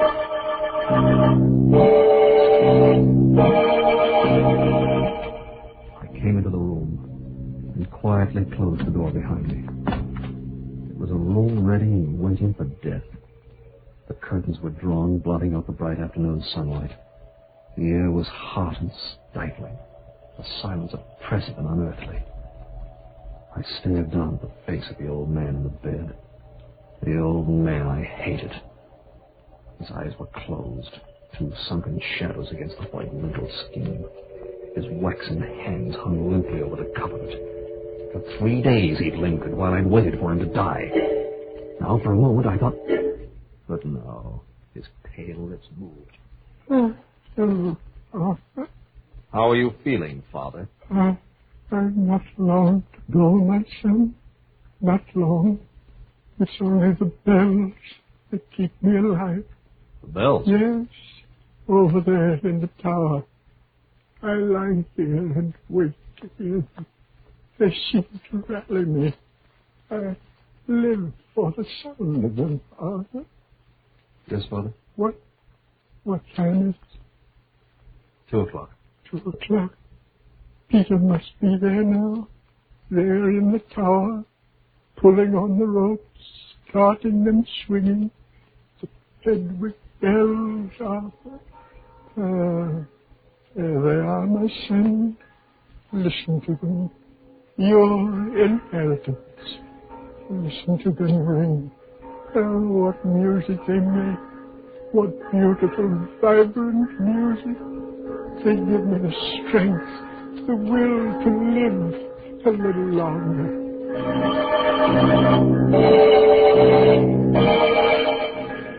How I hated him, this sentimental old fool, my father.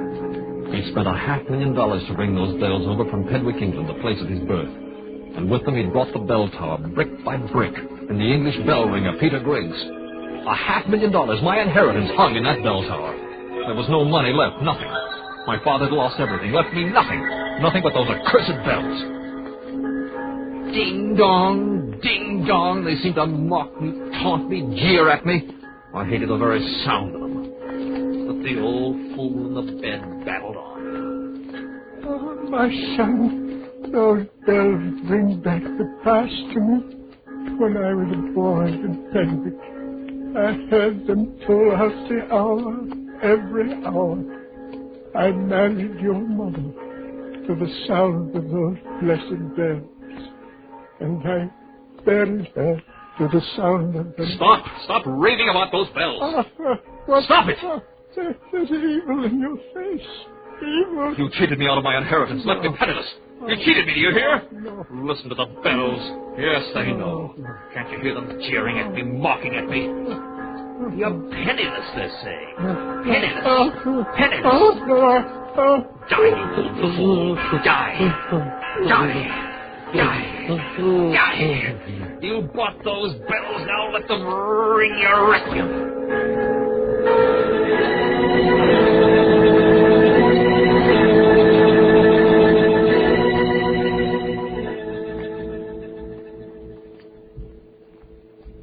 The bells stopped finally.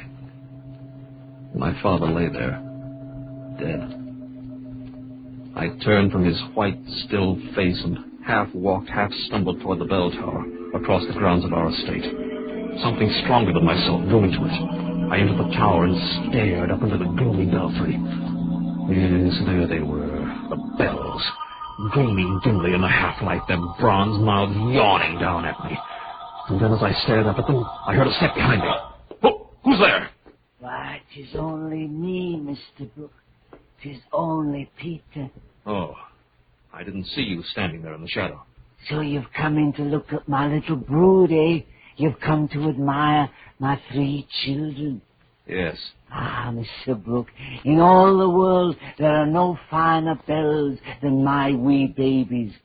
'Twas none other than Christopher Hodson himself who cast them in the 17th century. Aye, the master himself. My father rung them and his father before him, and his father before him. And these are the bells my father paid $500,000 for. Aye, and he got 'em cheap, sir. These are historic bells, known to all of England. And the folk of old Pedwick parted with them hard. They gave 'em as a gift, you might say. Your father gave the town an orphan asylum and a hospital. And now he has the bells. And now they'll hang up there forever. Aye, and 'tis well, for they're in good hands. Your father is of old Pedwick, sir, and like me, he loves the bells and knows what they say when they talk. Peter, my father will never hear the bells again. Eh, what do you mean by that, sir? He died 15 minutes ago. Huh? Oh, Mr. Brooke, dead? Yes. Oh. Dust we are, and to dust we shall return. So 'tis written, and so shall it be. Oh, he was a fine man, sir. Thank you, Peter. Both me and my children up there. We'll miss him. Aye, we'll miss him sore. Oh, little Davy, Big George. Oh, my beautiful Betty, my pretty hussy. You hear? The master is dead. You call the bells by names? You talk to them? I like a father to his children, and they talk to me. They talk to you. The bells talk to you. Why and why not? They have tongues, and they have hearts and souls. Come, my babies. The good master is dead. Come, little Davy. Cry the sad tidings. Come, Big George, awake. Cry, my father. Weep, my winsome Betty. Weep, girl. Weep, girl. The master is dead. Sing! Sing a sad song, my lady one, of the blossom one. Higher! And higher! Weep, weep, my baby. Pour out your tears. Cry out to the countryside. The master is dead! I watched him, fascinated, as he pulled one rope, then another, and worked another bell by means of his foot thrust through a loop in a third rope. The bells rang and clanged, throbbed and echoed, beat against my brain in jangling tones and overtones. I looked up at them as they swayed, and their mouths seemed to accuse me of my father's death. I couldn't stand it. I couldn't stand it any longer. I turned and ran from the bell tower.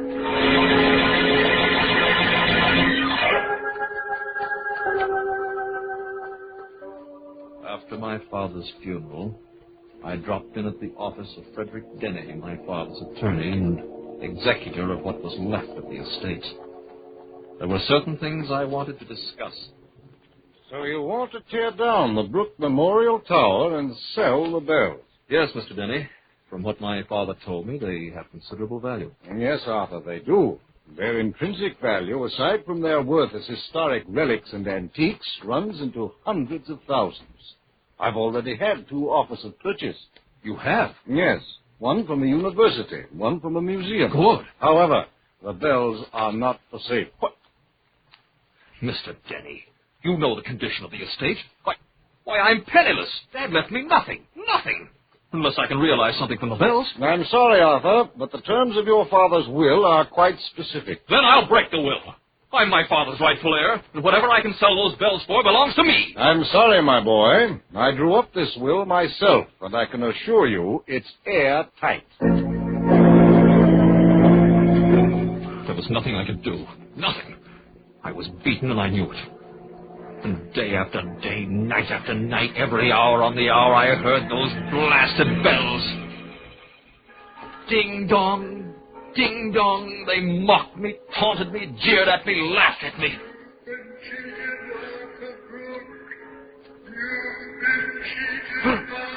They seemed to talk to me. They talked to Peter the bell ringer, and now they talk to me. Mocked me every hour on the hour.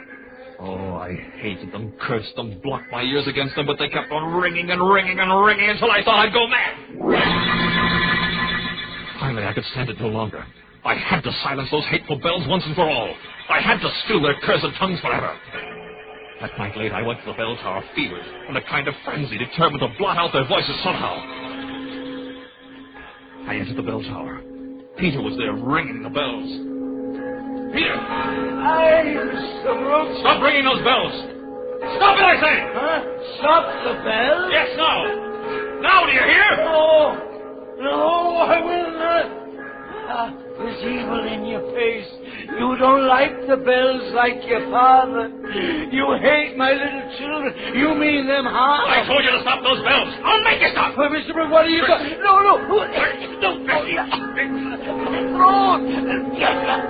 You joke. Never ring those cursed bells again. I can't believe that.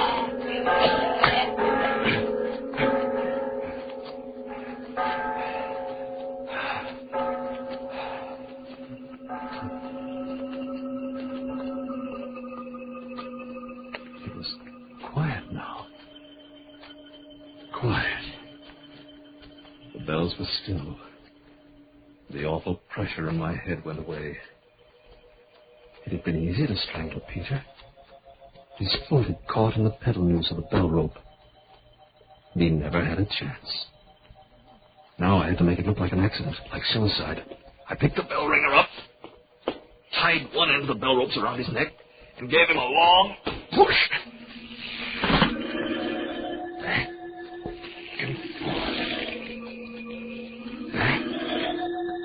And forth.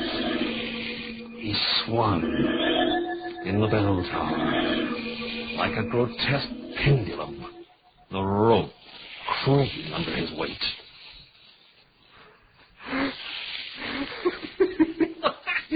Well, little Davy up there, Big George, Pretty Betty, why don't you talk now, eh? Why don't you talk now?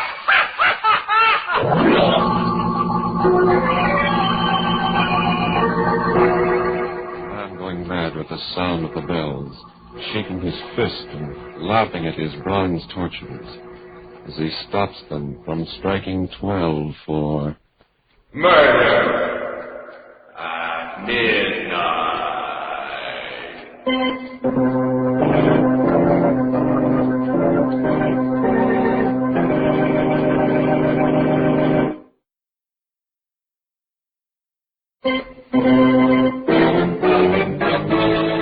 And now, here is Arthur Brooke again, continuing his story. There was an investigation of Peter's death. The county medical examiner and I went to the bell tower and looked at the bell rope on which Peter's body had been found hanging. The way I see it, Mr. Brooke, it's a clear case of suicide. The deceased fastened this rope around his neck, climbed up on the belfry ladder, and flung himself out into space. Yes, Mr. Holcomb, it looks as though he did just that. Mr. Brooke, there's one question I want to ask you. Me? What is it? Well, a man usually doesn't commit suicide unless he has a motive. Did you notice anything peculiar about this bell ringer's behavior before this happened? Why, no, nothing except that he was deeply depressed when my father died. You see, my father loved the bells as much as Peter did, and... that might account for it. But I understand this English bell ringer was rather a queer duck anyway. What's that? What? Mr. Holcomb, the bells. They're ringing. How can they? Take it easy, Mr. Brooke. Take it easy. The tower door is open and wind just came through. Made the bells tinkle a little. Oh, yes, of course. It was the wind. I'm sorry. Well, that's all right, Mr. Brooke. After what you've been through, I don't blame you for being jumpy. Finally, the verdict was official. Suicide. And for 2 weeks, the bell tower was closed and the bells silent. It was then that I had an idea. I went straight to the executor of my father's estate, Mr. Denny, and told him what was in my mind. Arthur, I'm sorry, but what you ask is impossible. We can't take those bells down. But, Mr. Denny, you've read the papers. This bell ringer's suicide has made a mockery out of the tower. All the cheap publicity in the newspapers, the sensationalism, the people coming to stare at the bells, why, I feel that my father's memory is being desecrated. I know, Arthur. The whole thing's been very unfortunate, but we cannot let you tear down the tower and sell the bells, as you know. Yes, I know. The will, my father's will. Precisely. And his last wish must be respected. Very well, let the bells stay. But for the love of heaven, Mr. Denny, can they remain silent? Must they ring any more to remind everyone in town of the tragedy? Your father specified that they must be rung on the hour, every hour, just as they did in England. And that's the way it'll have to be, Arthur. We're already negotiating for a new bell ringer. Mr. Denny, listen. Listen, do you hear them? Hear what? Bells. Bells? Yes, can't you hear them? Can't you hear them? You must hear them, Mr. Denny, you must. Oh, yes, I do now, very faintly. Your sense of hearing, Arthur, is remarkably acute. Those bells are from the next town, Silver Valley. Sometimes you can hear them here when the wind's right. Oh, why don't they stop? Why don't they stop talking? Talking? Bells talking? What do you mean? Oh, nothing. Look here, Arthur, something's wrong. You're on edge, ill. Why don't you go away for a good long rest, say a month or so? It'd do you good. Go away? Yes, why not? Rest. That's what I need. Rest and quiet. Away from the bells.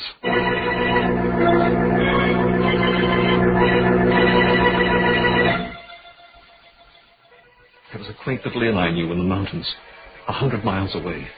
The food was good, and a golf course nearby, and, well, I made reservations. For a week I ate, slept, played golf, rested.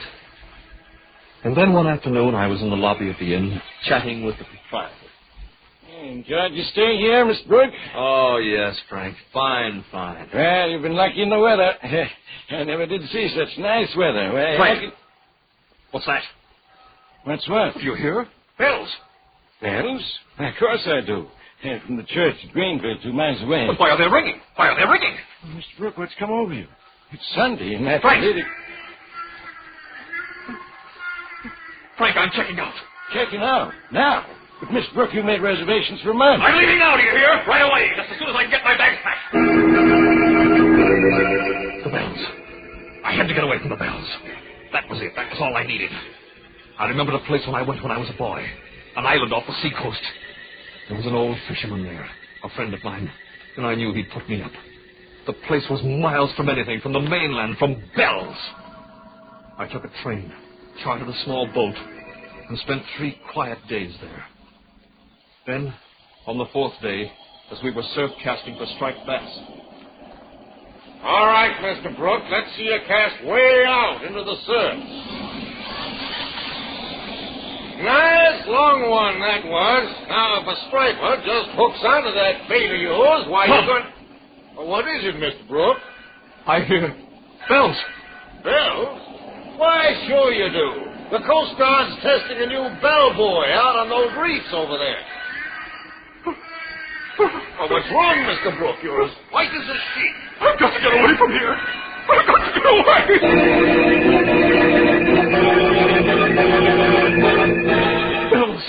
Bells.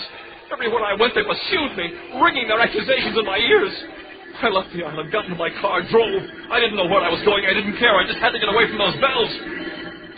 And then, some days later, I was driving through a desert area in the southwest. I was deep in the desert, reeling off mile after mile on the highway when suddenly from far off I heard bells. I set my teeth, gripped the steering wheel tight. Enough was enough. I'd fight them now. Fight them to the bitter end. I wouldn't let them master me, tear me apart, drive me mad. No!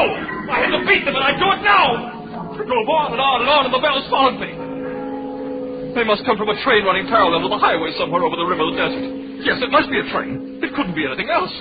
Mile after mile I drove, and mile after mile the bells followed me. I began to wonder, when would the tracks cross the highway? Tracks always cross highways somewhere. They just didn't run parallel indefinitely. And then up ahead, I saw some trucks and men. It was a construction crew fixing the road. I stopped the car and hailed the foreman.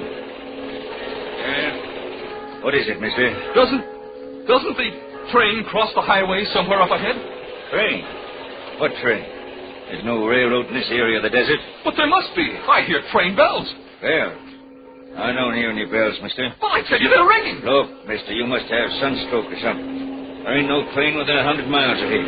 But there no must bells be. either. There must be. There has to be. No.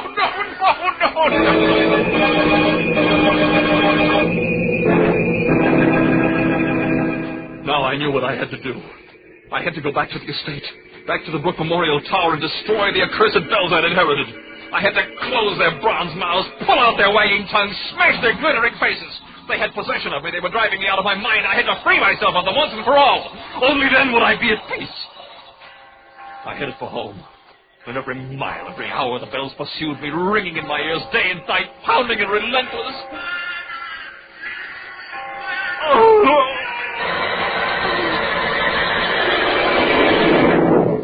Back at the estate, I went to the gardener's tool house, picked out a heavy sledgehammer, headed toward the bell tower. A car was just coming up the driveway. It looked like Denny's, but I paid no attention. I ran into the bell tower and climbed the ladder into the belfry. Now is the time.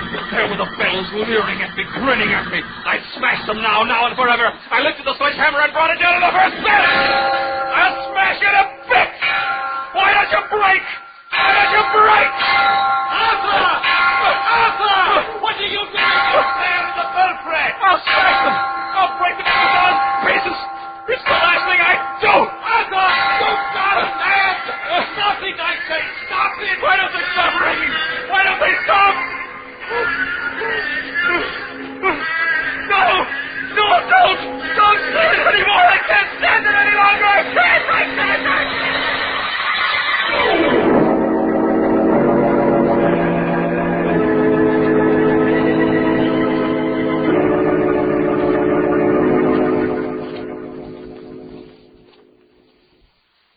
Dr. Williams, I must compliment you on this mental institution of yours.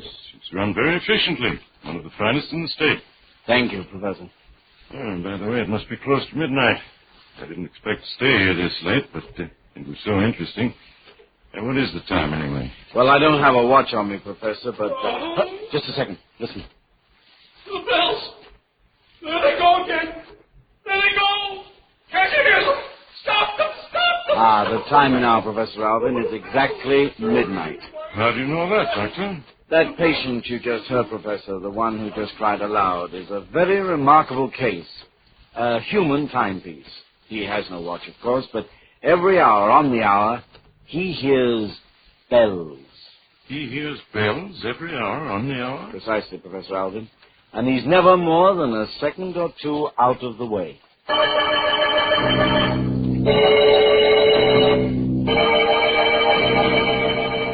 And so a man lies in a bed in a padded cell and hears the bells ringing, ringing, every hour, on the hour, just as he once heard the real bells strike 12 for...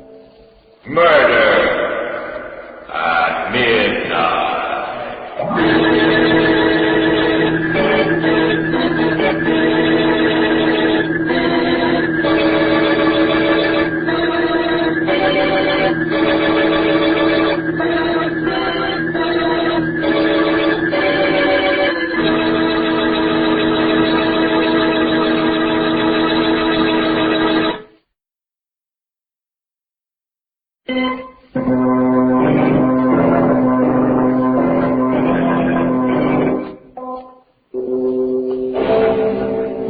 Remember to be with us again when death tolls a Requiem and the clocks strike 12 for...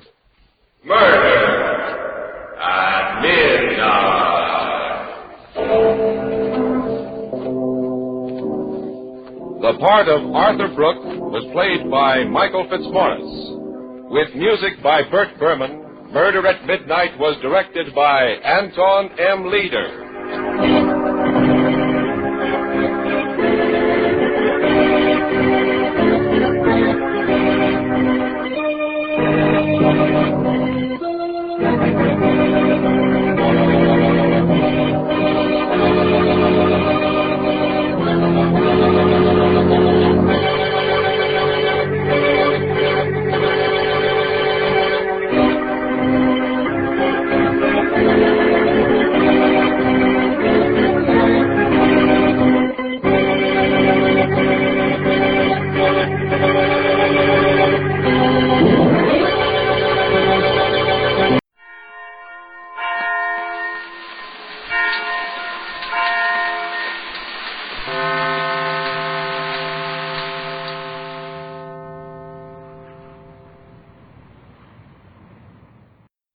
This I believe.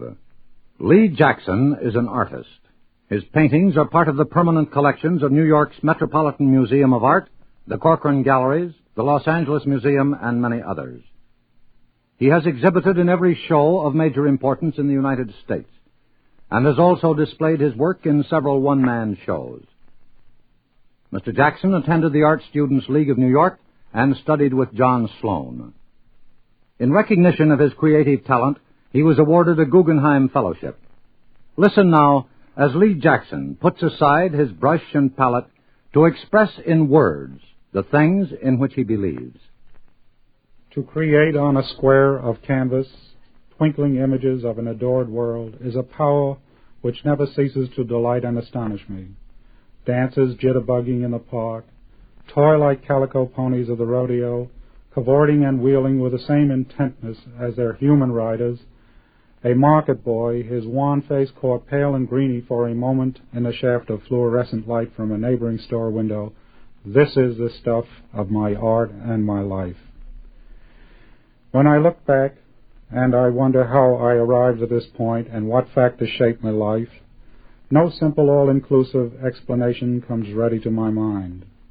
Though the progress of my career seems fragmentary in retrospect, there was yet in it a thread of consistency. A student, fresh out of art school, I took a tiny studio in a shabby tenement near a large market area in New York City. At first, the art life was lyrical and gay. Then slowly doubts began to creep in, doubts as to my fitness for the work. Slowly I realized that art was a long apprenticeship, that recognition might not ever come. The warnings of family and friends to do something sensible added an immediate sense of failure and wasted opportunity. It was at this point in my life, in fear and in trembling, that I made the decision which became characteristic in all subsequent crises, and was the consistent thread I spoke of. I decided in that moment of fear and loneliness to follow the generous and idealistic urgings of my heart, without questioning the cost. Lonely because my unrealized perfect paintings were in the dream stage, a stage no one seemed to want to hear about, and grim because I realized the vast gulf between the word and the performance, I withdrew into myself and sought solace in the writings and example of all those others who dreamed reckless dreams, and drew them close about me in friendship. I found a lesson of faith, an admonition to follow your heart for reasons the mind knows not, repeated over and over in the writings of all the great and good, in Emerson, in Thoreau, and in Beethoven's voice of mighty affirmation, and again in the Bible, seek and you shall find, knock and the door shall be opened unto you, and most impressively in the studio with each little success of endeavor was this lesson confirmed. I learned then that I only had to give more to grow more. Out of moments of self-abasement and despair, I gained love, love of a watchful and merciful God who will not let me grovel on my knees and will lift me up if I have given all my heart in trying. The act of painting becomes a prayer in itself. I think of some lines from Coleridge's Ancient Mariner, paraphrased ever so slightly. That he painteth well, who loveth well, all things both great and small. For the dear God who loveth us, he made and loveth all. They're the beliefs of Lee Jackson, who teaches painting and drawing at the City College of New York. Crime.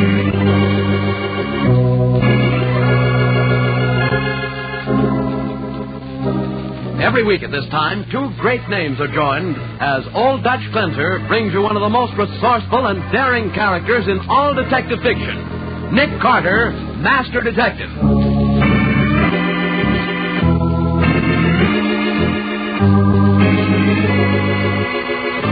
Patsy, get every boy belonging to the club into the gymnasium. Why? What's up, Nick?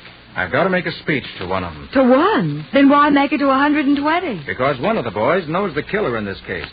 And I don't know which boy it is.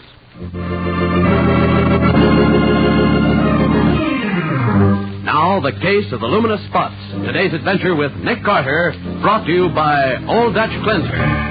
There's pandemonium in the gymnasium of the Downtown Boys Club, Nick Carter's favorite charity. For with 1 minute to go in the big basketball game with Delaware House, Nick's boys are trailing by 1 point.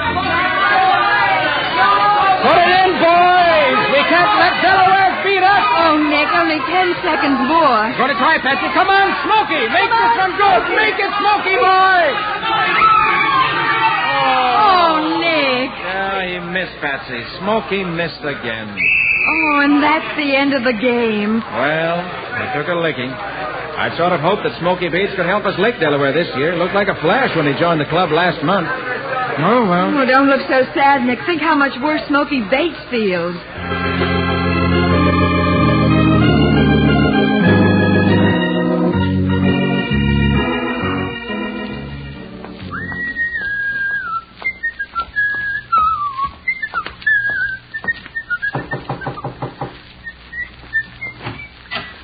Oh, hiya, Smokey. I've been expecting you. Come in. Hi, Noonan. Hi.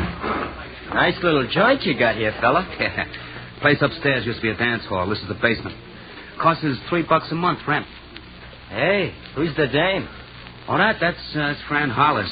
Hey, Fran. Yeah? This here's Smokey Bates. Oh, hello, Smokey. Hiya, Fran. Nice game you played tonight. Thanks. Say, which reminds me, here's your dough, Smokey. $25. Nice pay for just missing a few baskets now and then, huh? Yeah, I'll say so. We cleaned up pretty good on the bets, too. Made some nice dough. Yeah, boy, this 25 feels good in the pocket. Ah, that's pin money, kid. Peanuts. We could cut you in on some real dough if you want to play ball. You mean throw another game? Wake up, kid. Wake up. Life ain't all basketball games. If you're the kind of guy that's got nerve and brains and likes plenty of excitement, you could make plenty of dough. Yeah, Jerry and Gene from your club joined up with Noonan last month. Yeah? Well, what did he make a week, Noonan? Oh, $40, $50 easy. What do you say, Smokey? I think maybe this is just what I've been looking for. You can count me in, Noonan. Good, it's a deal. Meet me here tomorrow morning at 7:30, Smokey. Bring 20 newspapers and a screwdriver. What's the papers got to do with it? Look, Smokey, here's the pitch. You and me's going to make like we're newsboys in case we get stopped. Oh, I get it. We make like we're on a delivery route. That's right. Only we don't work for no pikers, though, like regular newsies do.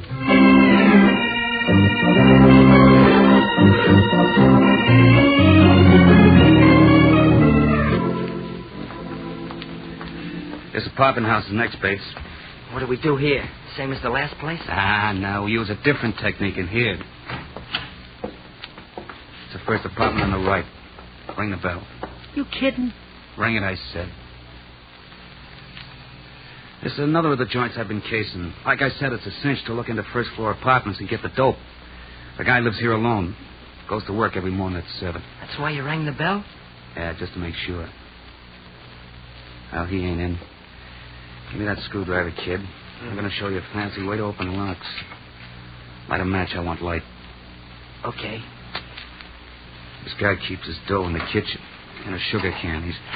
Watch it, Smokey. What are you kids doing there? Nothing, mister. We're just delivering papers. Who do you think you're fooling, Mac? I saw you working at the lock of that screwdriver.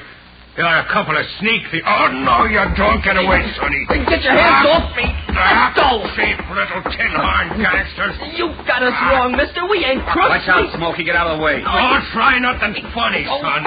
What do you got in your hand there? A gun, mister. Little toy pistol. I don't think I'll fall for that, sonny boy. You're falling for it, but good, Grandpa.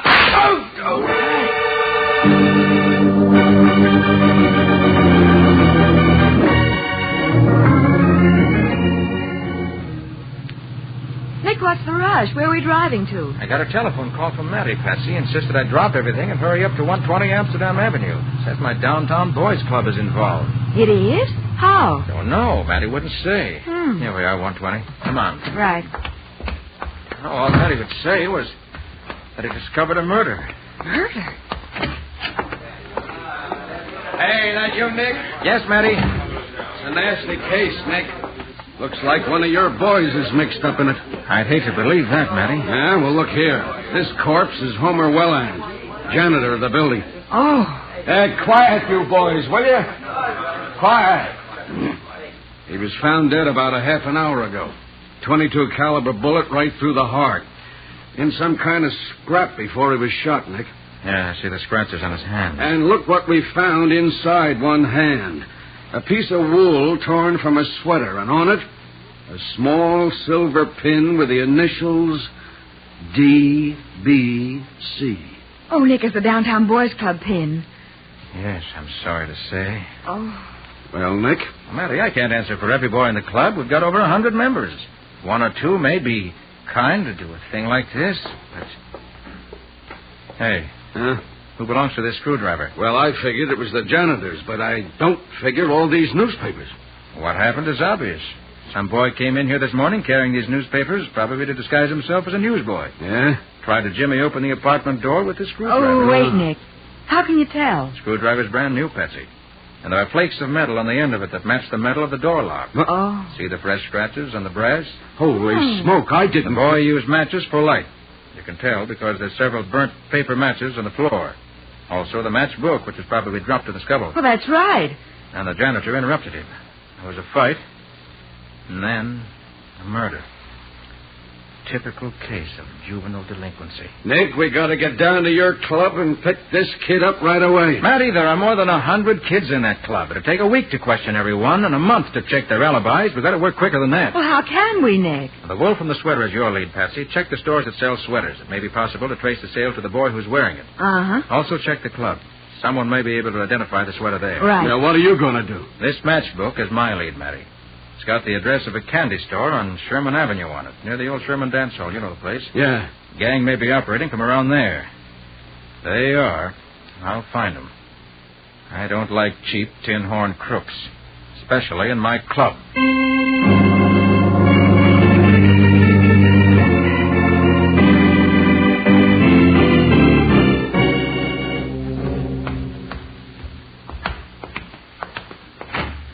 Close the door, Smokey. Okay, Noonan. Hi, Noonan. Hi, Jerry. Hi, Gene. Fran ain't here, huh? Nope. Hi, Smokey. How'd you make out? Lousy. Are you kidding? Took $33 in cash and some jewelry. You call that lousy? I call murder lousy. Murder? Yeah, it's like I've been telling you, Noonan. It's okay swiping a few books, but I don't go for killing. I'm getting out of here right now. Running out to squeal to Papa Nick Carter, huh? Like fun you are. Oh! You need a little slugging around to wise you up, pal. Okay. You talk enough, Noonan. But I can take you anytime. Your wind's bad, Noonan. You're weak. Why don't you play a little basketball, huh? Easy, Smoke, easy. You'll knock his head off. Watch out, Smokey's reaching for his pistol. Noonan! Yeah, I dropped him. He'd have squealed on me sure as anything. Listen, Noonan. Now, look, you guys got to help me get rid of the body. Yeah, get rid of it yourself. I'm getting out of here. Me too, and don't wave that gun at us, Noonan. It only holds one shot. We'll be gone before you can reload it. You're in on this killing, so remember that. We're in, but we're getting out. Like Smokey said, bucks is one thing, but murder's something else. If you guys start to We talk... ain't gonna squeal, Noonan. Don't worry about us. Just start worrying about Smokey. He'll do more talking dead than he'd ever done alive.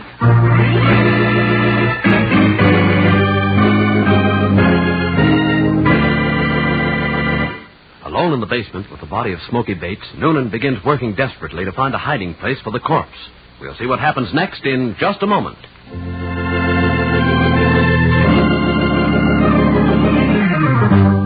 Now, back to the case of the Luminous Spots. Today's adventure with Nick Carter, brought to you by Old Dutch Cleanser. An hour after the murder of Smokey Bates, Nick and Matty cautiously descend the steps leading to the basement of the Sherman Dance Hall.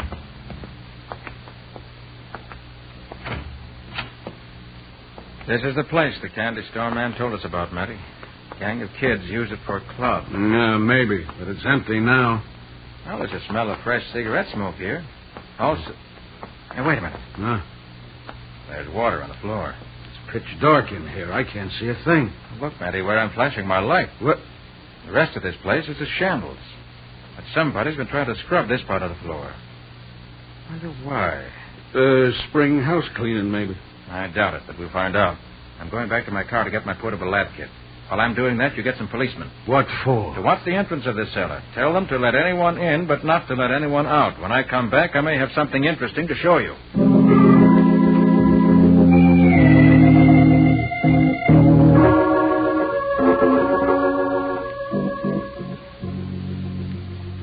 ready, Matty? Yeah, sure.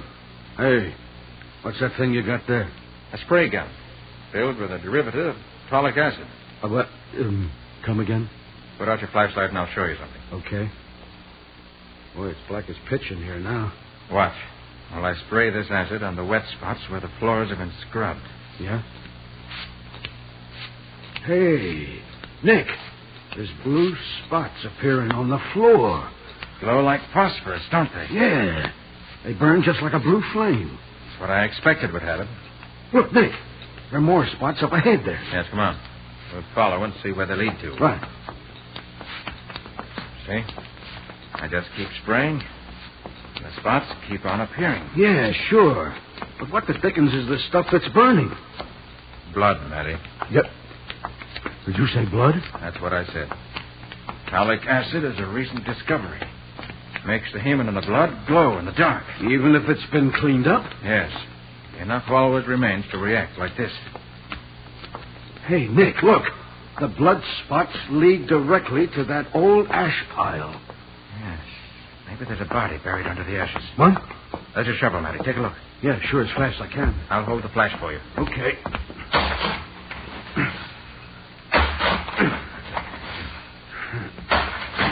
Come on, Matty. Hurry. I am.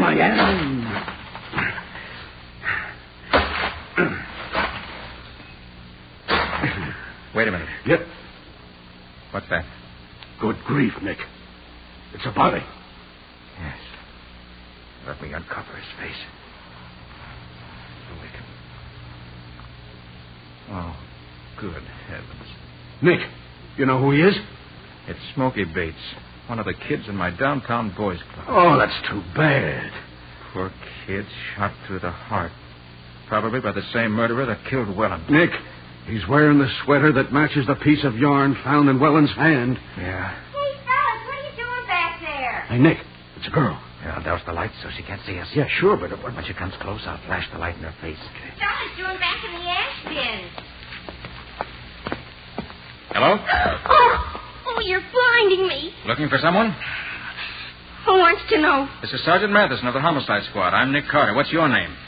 Francis Hollis. Looking for someone in particular, Miss Hollis? No. Well, that is a friend of mine wanted me to meet her here, and Her? You usually refer to your girlfriends as fellows? Oh, sure. It's kind of a gag. What's the name of the friend you're supposed to meet here? Sally Brown.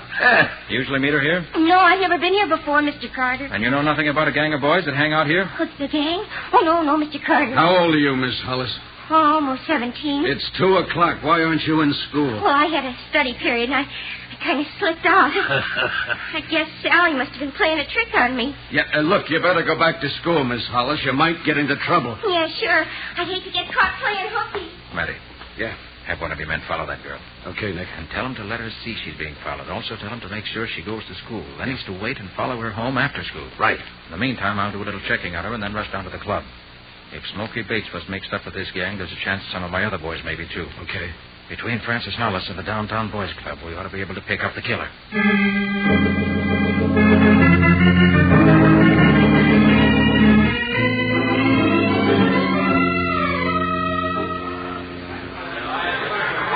Everybody here in the gym now, Patsy? Yes, I've rounded up every last boy. Good. Let me have your attention a minute, fellows. A few hours ago, Smoky Bates was murdered in the basement of the Sherman Dance Hall. He was shot down like a dog, dragged to an ash heap and buried in dirt and rubbish. He was murdered by a killer without decency, honor, or shame. Now, it may be that some of you here have been mixed up with this killer. And if you have, I can understand why. You saw a chance for some easy money, for excitement and adventure. You figured the law wasn't your friend. It was just another rival to compete with. You thought crime was a bigger, more thrilling game.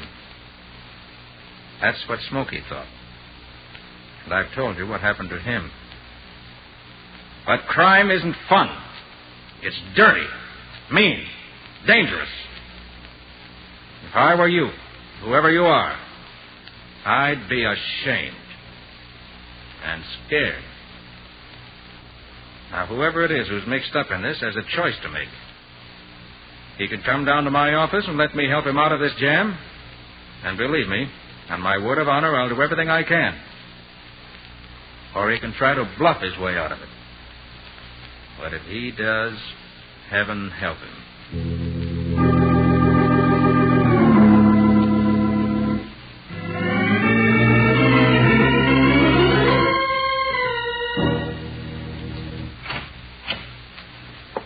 Mr. Carter. Oh, hello, Jerry. Come on in. Come in, Jane. We're the guys. Yeah. Well, fellows, I'm glad you came to me. You're in a bad mess. This is the only way to work it out. Yeah, I guess you're right. I guess it's like you said, Mr. Carter. We just started off doing it for fun. But when he killed Smokey... Who killed Smokey, Gene? I can't tell you, Mr. Carter. Oh, look, Mr. Carter, we'll tell you everything we did. We'll pay back every nickel we swiped. We'll do anything you say. But we can't squeal on this guy. We gave him our word we wouldn't. Okay, Jerry. That's the way you feel. I'm not going to insist. I'll get him, without your help. But there's one thing I do insist on, fellas, and it's not going to be easy for you. You're going to the police. You're going to confess everything you've done. You're going to take what's coming to you. Understand? Yes, Mr. Carter. Sure, Mr. Carter. Good boys. And if it'll give you any satisfaction, Miss Bone and I are driving to Fran Hollis's home right now. And inside of an hour, the killer of Smokey Bates is going to get what's coming to him.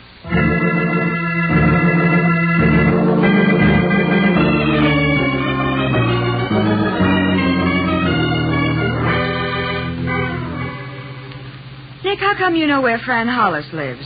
Did a little checking before I went back to the club, Patsy. Ah. Maddie should be here to meet me by now. This is it. The White Clapboard house. How much does Fran know about the murders, Nick? I don't think she knows anything. You don't? She wouldn't have come barging into the basement if she did. But she is mixed up with the gang.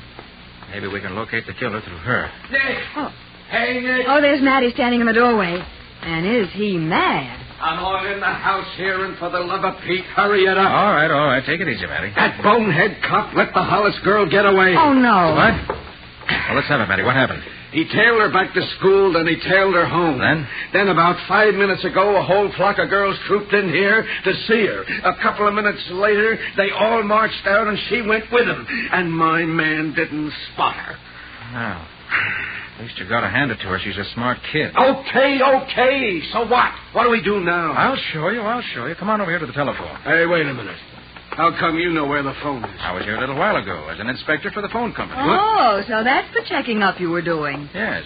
See, I figured Fan was smart enough to spot the cop you put on her tail.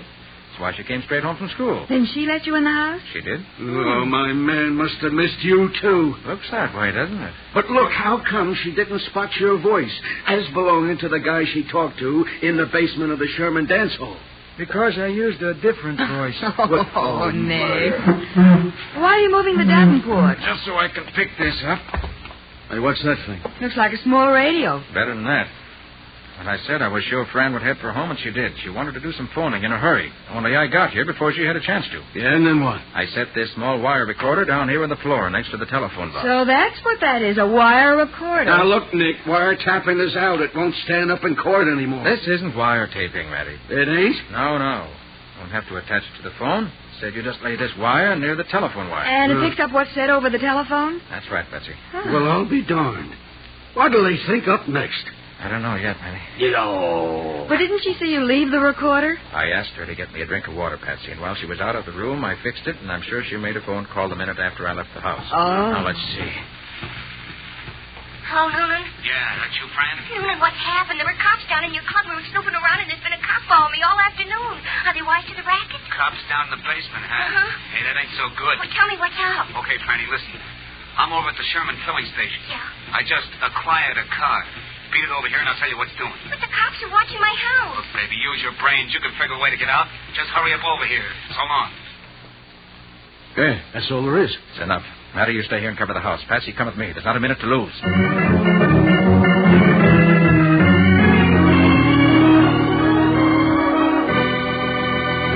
Nick and Patsy dash out of Fran Hollis's house, hoping to meet her and Smoky Bates' killer. In just a minute, we'll see whether they left in time.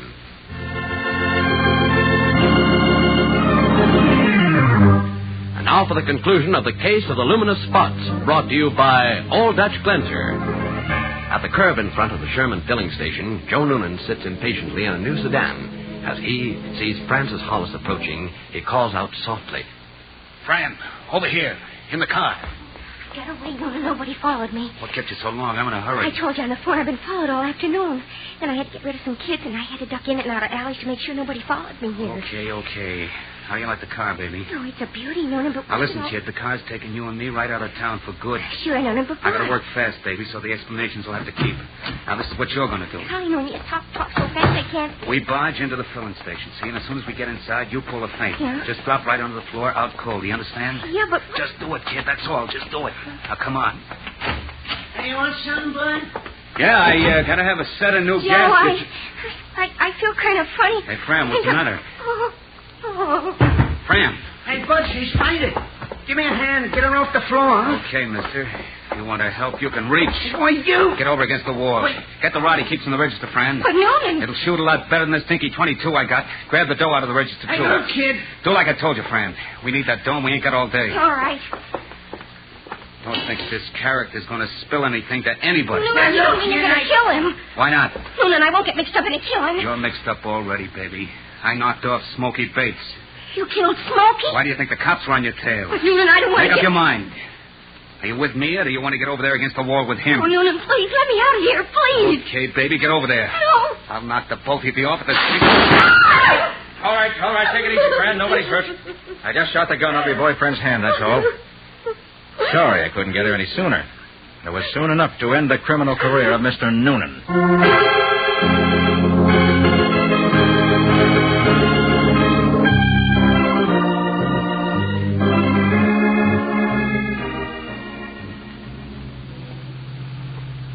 Well, that's about all there is to the case, Patsy. We've got Noonan for 2 murders, and we've got him cold. Yeah, but how did he kill Smokey and Well and Nick? One of the reasons he held up the gas station was to get a revolver. He had a small single-shot pistol that fires a .22 caliber shell.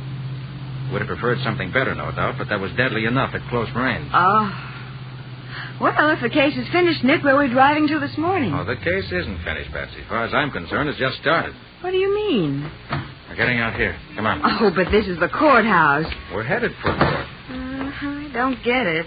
Patsy, you and I are going into that court and put up the fight of our lives for Jerry, Jean, and Fran Hollis. Oh, but Nick, what can you do? Get them suspended sentences, I hope. And then we're really going to work on them at the Downtown Boys Club. You mean Fran, a girl at the Downtown Boys Club? Oh, I forgot to tell you, Patsy. The Boys Club is opening a girls' auxiliary. And you're running it. I'm running it. Oh, now see here, Nick Carter. Listen, Patsy, if I do any arguing this morning, I'm going to do it in court. Those kids aren't hardened criminals.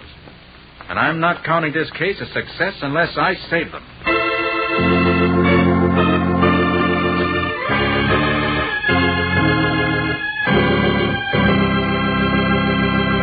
Well, Nick, can you tell us something about the adventure Old Dutch Cleanser is going to bring us next week? Next week, we're going to meet a young war veteran who decided to turn me into a detective college. Only he, unfortunately, turned himself into a #1 murder suspect. Nick got him out of it by making him wear gloves. Gloves and detective colleges. Sounds fascinating. What do you call the story, Nick? I call it The Case of the Missing Thumb.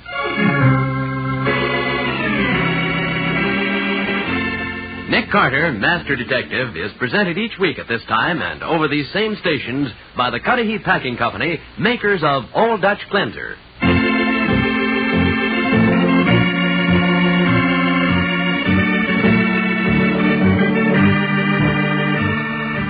Nick Carter, Master Detective, produced and directed by Jock McGregor, is copyrighted by Street and Smith Publications, Incorporated. Lon Clark is starred as Nick, with Charlotte Manson featured as Patsy. Mattie is played by Ed Latimer. Today's script was written by Alfred Bester.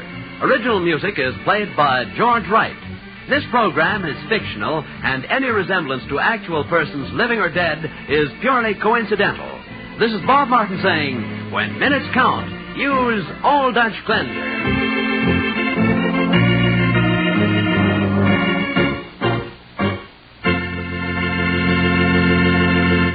This is the Mutual Broadcasting System.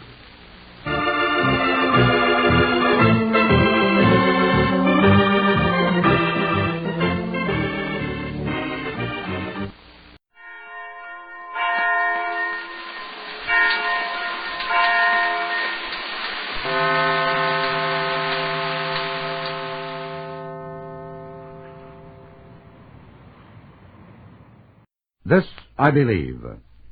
Mrs. John G. Lee is the president of the League of Women Voters of the United States. Her interest in the League dates back to the days when her mother, a suffragist, helped to organize the League in Connecticut.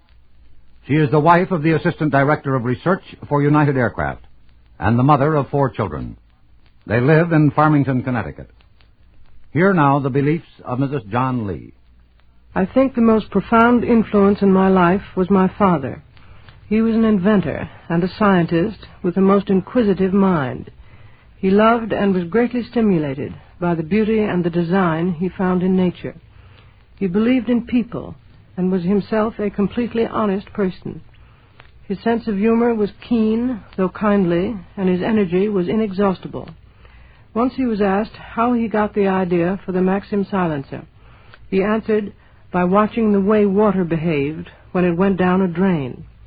This simple statement opened up for me a whole realm of ideas, which led to a firm belief that human intelligence need recognize no bounds, that through the use of our intelligence we will move progressively closer to an understanding of man and of the universe around us, that this knowledge will bring a closer harmony between man and his surroundings, and that this way lies the chance to make the world a better place to live in. Then I remember sitting with him on the deck of his boat one night in early September. We were anchored in a secluded cove. The breeze was light and very salty. We could hear across a little strip of land the pounding of the surf. The stars were brilliant, and every now and then a shooting star would streak across the sky. He was deeply interested in astronomy, and he led my mind into unforgettable speculation as we explored the grandeur of that night. I think from this I came to understand that there must be law and order in our universe. There is design. Man can observe, he can learn to understand, and he can apply. The secret is to apply in the interests of the common good, not for one or for a few, not to destroy, but to build for all peoples. My mother and father each had an acute social conscience. They believed that because good fortune had endowed them with better than average opportunity, they had a duty to perform in their communities. From this, no doubt, came my own conviction that I must give more than I receive, and that a satisfactory life must be measured by its usefulness to others. I remember the excitement engendered by the conversation in our home. All kinds of ideas were explored. All sorts of prejudices were challenged. Penetrating minds were brought to bear on every problem of the day. I learned that each one of us has a right to his own beliefs, that prejudice perverts truth, and that violence in the long run gains us nothing. From this understanding, I moved into the belief that people everywhere must learn how to work together for the common purpose of the betterment of mankind.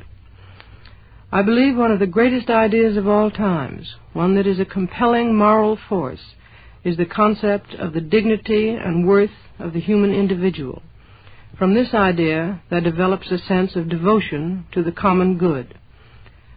I believe that if we pull these rather simple but fundamental things together and tie them up with honesty and truth, there are no visible limits to the heights to which mankind can rise. That was Mrs. John G. Lee, President of the League of Women Voters of the United States, who demonstrates, in her own way of life, her belief that all people should work together for the common good. Wheaties presents Night Beat.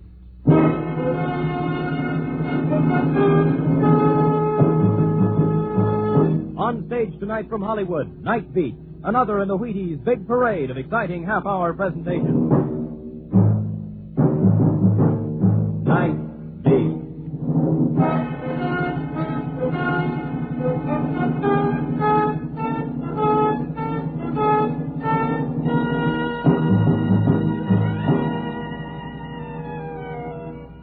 Hi, this is Randy Stone. I cover the night beat for the Chicago Star. Stories start in many ways. That night, my story began with the innocent ringing of my telephone. I didn't know that on the other end of the line was death. Night Beat, starring Frank Lovejoy as Randy Stone.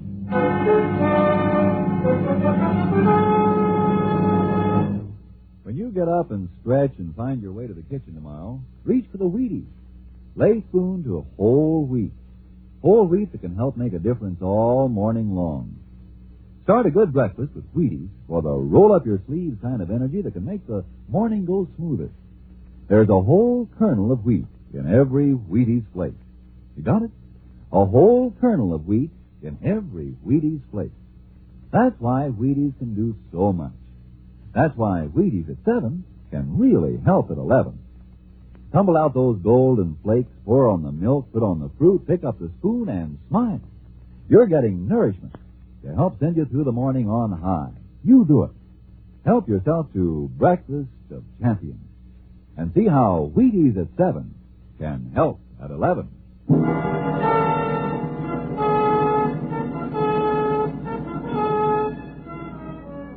It was my night off. I locked the door, pulled down the window shades of my $6-a-week ivory tower, and took the cork from a bottle of, Mother Jones' soothing stomach syrup, and reached for, you should pardon the expression, a book. Oh, what the heck, a lot of people read books. School children, for instance. Tonight, some other poor sucker was walking the night beat, and as far as I was concerned, the whole world could take a walk. But as it turned out, the joke was on me. The world took a walk, all right into my snug little ivory tower. It began modestly enough with the ringing of my telephone. Yeah? Randy, this is Matt Campbell. Where have you been? Oh, look, Mr. Editor, I'm on my own time. I called every redhead in town. I called every bar and grill. I called the police station, the county hospital, the morgue. Where have you been? Well, you found me, man, at home. Oh, that's great. That's great. You'll never guess who's looking for you. Okay, I'll never guess. Mr. D. Stout's come to town. Edward de Stout, our distinguished publisher? That's right. Mm-hmm. He wants to talk to you about that night beat stint of yours. What about it? Well, he's got some ideas. Maybe he wants to expand it into a column. He's only going to be in town until tonight, so he wants you to phone him right away. Hand over 23820. You got it? Yeah, what are we calling him this season? Father of the Waters, Star of Stars, or just plain Bill? Randy, call him right away. It sounded important. Okay. So long. Good evening, Mr. de Stout. Your humble servant, Mr. de Stout. Now drop dead, Mr. de Stout. Jerry's on that garage. Garage, is this, Andover 23820? No, this is 30829. You must have dialed wrong. Yeah, okay, I'm sorry. 2, 3, 8, 2, 0. Building. Well, I'd have to try again in a couple of seconds, so I didn't even bother putting the receiver back on the hook. And from that little thing, it all began. I started thinking, isn't it funny how by just missing one number on the dial, instead of getting a millionaire publisher with ulcers, I got Jerry's all-night garage? What would have happened if I dialed 7 instead of 9? Then who would have answered the phone? It was a strange thought. Through this little dial, the whole city was at my fingertips. I remembered reading somewhere that there were 6 million telephone combinations on one dial. Then on the spur of the moment, I did a dumb thing. I spun the dial 7 times in rapid succession without even looking at the numbers. And the phone started ringing. I had a connection. Where was it ringing? Who had destiny chosen to get my call? Some frowsy little gal crying her eyes out in the back bedroom? A dozing night watchman in an office closed for the night? Was my call interrupting a family brawl in some dark flat on the north side? Was it breaking up the sleep of some poor guy working a night shift? Well, wherever it was ringing, there was no answer. So I tried dialing the Stout's number again. I thought, what a swell idea for a column. The whole city at your fingertips. Still busy. So, again, just for the fun of it, and without looking at the phone, I dialed 7 times.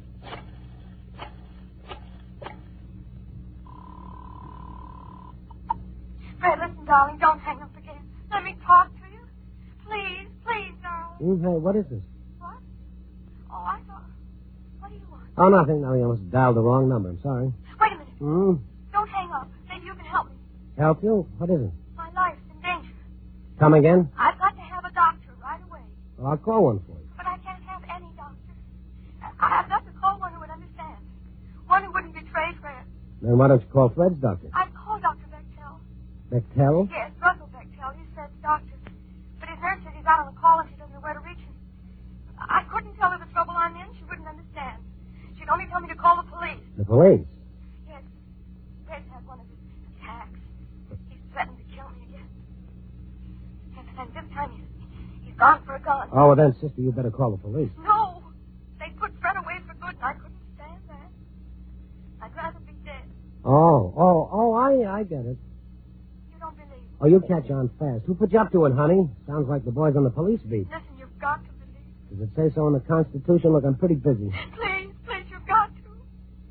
You've just got to. You've got to. Wait a minute. How could this be a gag? You didn't call me. I called you. I swear I'm telling you the truth. You've just got to believe me. It's my only chance. Keep talking. Look, I don't know who you are or how you happen to call this number, but if you don't help me, I'm finished. All Fred needs is a doctor, one we can depend on. Fred's been sick for a long time.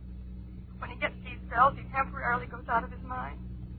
And Dr. Bechtel can always snap him out of it. Well, we'll call him. But I told you I can't reach Dr. Bechtel. Well... Oh, you must believe me. And you've got to promise not to call the police. What are you talking about? If your life's really in danger, of course I'll call the police. All right, then just forget the whole thing. Goodbye. Wait a minute. Don't hang up. Just give me a chance to catch my breath, will you? Now, let me see. Yes? Well, okay, you sound like a good kid. Maybe I can get you to a doctor. My doctor, Lawrence Blair. Will he do as I say? Yeah, but I better be able to tell him a few things about this, or he'll just tell me to go to bed with an ice bag and a couple of aspirins. Now, just who is this guy, Fred? He's my husband, Fred Schwery. He threatened to kill you? Yes, as soon as he returns. Why don't you get out of the house before he I'm returns? not in my house. Oh? We were out driving when he got this spell. Oh, it was terrible. Terrible. All right. Now, try to relax. Now, tell me about it. We started accusing him of not loving him anymore. And he threatened me like a madman. Yeah? Then he drove me to the studio and locked me in. Said he was going for a gun to kill me. Where is this studio? I'm not sure. I didn't watch closely. I was pleading with him all that time. Oh, fine. That makes it dandy. I never knew about the studio. He's a commercial artist. I guess he came here to work. See, we've only been married for 3 months. Well, aren't there any windows you can break through and get out? No, it's on the 8th floor. What about the fire escape? It's at the end of the building. I've pounded on the door trying to get help, but no one's come. We haven't lived in the city very long. I've called a few friends we know, but no one's home. I don't know what to do. Now, look, there's no time for that. I'm going to get my doctor over to you. I got to know where you are. Now, you go and look out the window for any identifying landmarks that would help us find you. All right. Well, please don't hang No, up. I won't hang up. Now, go on. Step on it. Well, I waited for her to return. I opened my collar and I loosened my tie. What had I gotten into? Me? Nothing. But what about that poor kid? Why wasn't she back on that phone? Where was she? Come on, lady. Where was she? And then she was back. Hello? Yeah. Oh, I was so afraid you'd hung up. Well, now do you have any idea where you are? Well, there's a big warehouse directly across from this building. Yeah. About a block east of here, I can see a radio tower. But I can't quite make out the name on it. A radio tower. What else? Well, there's just the usual apartment buildings along the street. But on the corner, there's a large supermarket. A supermarket? Anything else? Yes, there's a park a few blocks away. Looks like Lincoln Park. And the building you're in now, can you tell me anything about it? It's white brick. And there are 2 more floors above it. All right, okay, we'll be able to find you. I'll call my doctor right away. He knows the city better than the guys who built it. He'll find you. And I'm going to stay right here at this phone. If anything goes wrong, I want you to call me right away. You understand? Yes, I will. My number is Butterfield 13003. Have you got that? Butterfield 13003. That's right. But remember now, I'm depending on you not to call the police. Yeah. Mm-hmm. Because if you do, I'll deny everything. Maybe that sounds crazy, but you don't know how much I love Fred. How wonderful he is when he's well. Yeah, well, kid, nothing sounds crazy to me anymore. I'm even ready for that thing about the strokes. Now, don't forget to call me right back if you need me. I'll call my doctor right away. All right.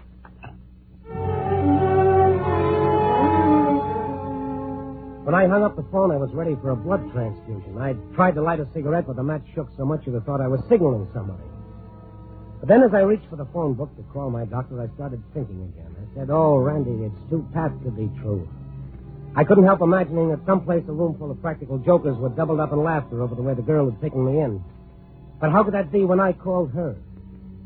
Well, just the same, I'd better check. She said her doctor was Russell Bechtel. Before I called my doc, I'd call this fellow Bechtel just to make sure. I found his number in the book.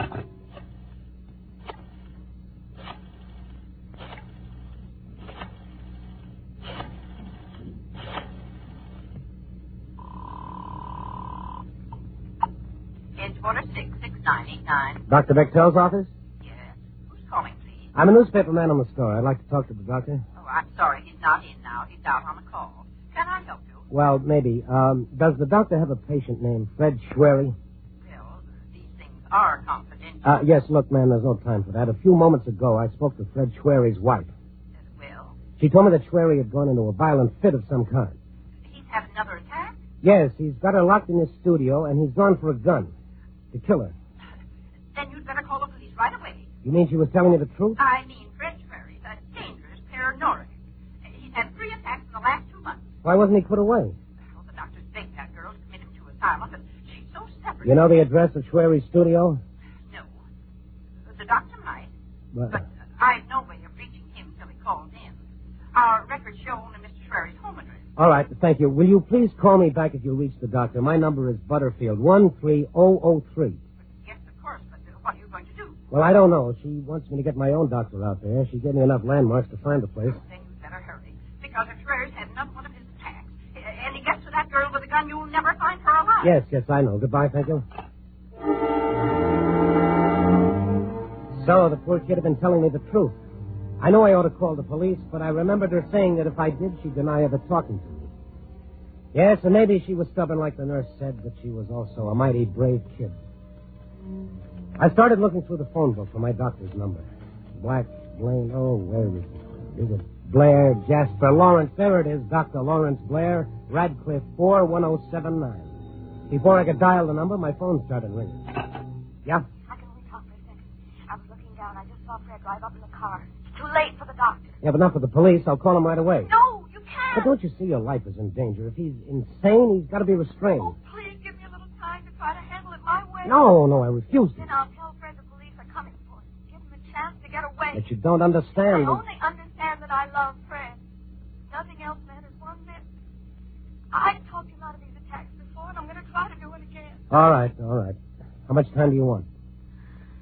Give me half an hour. No, 15 minutes. If you don't call back in 15 minutes, I'll know you're in trouble, and I'll have the police out there at once.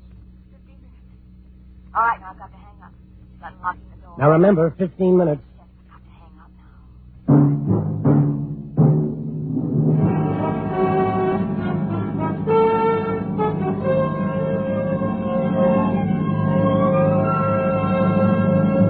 General Mills is bringing you Night Beat, starring Frank Lovejoy as Randy Stone. Salesmen can sell better, farmers can farm better, housewives can housewife better on a better breakfast. Sure, and sure as you start with Wheaties, you're going to have a good start to a better breakfast. Yup, whatever you do, whatever your job, do it better, smoother, easier with Wheaties to help. Because there's a whole kernel of wheat for every Wheaties flake. And what a difference that can make. Whole wheat protein for vigor and stamina. Whole wheat vitamins and minerals for vitality. Naturally, it makes a difference. Naturally, you should feel a bright and pleasing difference in your morning with whole wheat Wheaties tucked inside. Have some and see. You'll enjoy yourself, too. They're good to get up to, these golden flakes. Crisp, you know, not sweet. Fill those breakfast bowls with Wheaties, pour on the milk, put on the fruit, and eat happy. Yes, eat happy and work happy. It's likely to be a brighter morning when you've had your Wheaties. Thousands of people think so, too. Get up and go, folks. People with things to do and places to go. They're getting breakfast at Champions in the morning. Are you? Get yours. Starting tomorrow, see how Wheaties at 7 can help at 11. Wheaties, breakfast of champions.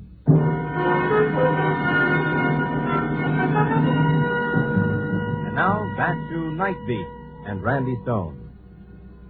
This time I'd hit the jackpot in spades. I was just doodling on the phone, spinning the dial without even watching it, when I got a girl waiting to be killed by her crazed husband. I promised to wait 15 minutes to give her a chance to snap the guy out of it.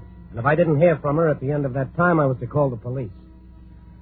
I wasn't sure my watch was right, so I dialed at the correct time. At the tone, the time will be 6:05. My watch was a couple of minutes slow. I reset it exactly. 6:05. Okay, if I didn't hear from her by 6:20, I'd call the police. Her husband was with her now. I could close my eyes and see that madman threatening her life in that studio. I felt my stomach cramp up like a troop of Boy Scouts were practicing their nuts. Why had I promised to wait? Maybe this was her. I felt tiny chills race up and down my fingers as I reached for the phone. Yeah? I want to speak to Margie. Huh? Tell her it's Hal. Go on, call her phone, you hear me? Look, pal, you've got the wrong number. So long. Wait a minute, just wait a minute. Look, will you hang up? Don't give me any other lip, mister. You just call Margie to the phone. I'm expecting an important call. Hang up. Now, well, let me check. Dope.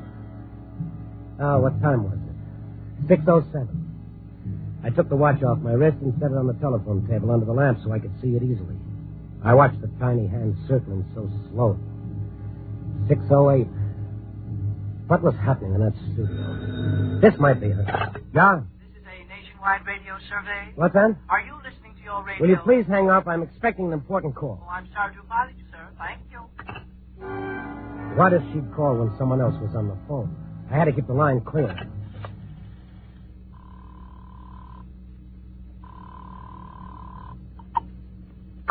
Operator, I'm expecting a very important call during the next 10 minutes, and I don't want to receive any other calls. Can you help me? Is the call you're expecting long distance, sir? No, it's local. It would be impossible to block out your line for local calls, sir, because then the call you're waiting for would be unable to come through. Oh, yes, I hadn't thought of that. Thank you. Bye. 6:09.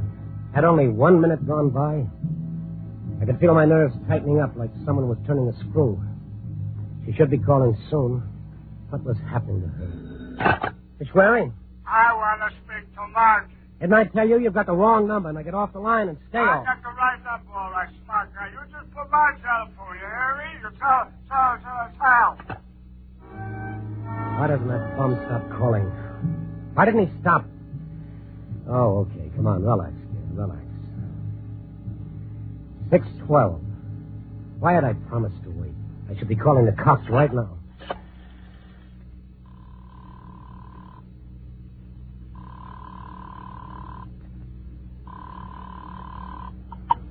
Operator? What do I dial for the police department? You dial 211, sir. Or I can connect you. No, not yet. I was just wondering about it. Thank you. I promised her I'd wait. Maybe she could control the guy, but why wasn't she calling? 6:13. Time was passing so slow. Oh, if that's that drunk again. Who is it? Stone, what are you trying to do to me? Get me fired? Oh, Matt, it's you. Yeah, your boss and editor. Who are you expecting? Truth or consequences? Look, Matt, hang up, will you? I'm waiting for a call. Waiting for a call? Yeah. What's wrong with you, Randy? Didn't I tell you to call Mr. Stout? He's waiting for your call, you crazy loon. And you know how our honest publisher likes to be kept waiting. Yeah, I haven't time to explain, Don't Matt. explain anything.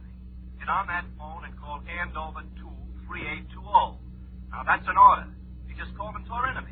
He asked me if he was expected to phone you. He's pouting up there, Randy, feeling abused. And you know what happens when Mr. Stout feels abused? Yes, all right. Hang up, Matt. You'll call him. Yes, right away. Hang up. Okay, and after you talk to him, call me back. Yeah. I looked at my watch. 6:17. There were just 3 minutes left to get her called. I couldn't phone to Stout now. What if she should phone when I was talking to someone else? What if she had only that one chance and all she got was a busy signal? No, I couldn't call now. Hello. Hello. Is this the Stone residence? Yes. What do you want? I'd like to speak to Mrs. Stone, if you don't mind. There isn't any Mrs. Stone. Look, I'm very busy. No, Mrs. Stone. Well, I'll just have to talk to you then, won't I? Yes, but some other time. I beg your pardon. I'm very busy now. Oh, this won't take but a tiny moment, and I have so many calls to make. Look, madam. I've been appointed by our local committee to call you about the coming election. To ask you to cooperate with us in our drive to register all voters regardless of party. Madam, I'm not old enough to vote. But if we all vote, then don't you see we can do something? Look, I'm going to have to hang up. But for heaven's sake. Some other time. Yeah. Buddy, you better not hang up on me again. Will you stop calling this number? 6:19, and she hasn't called.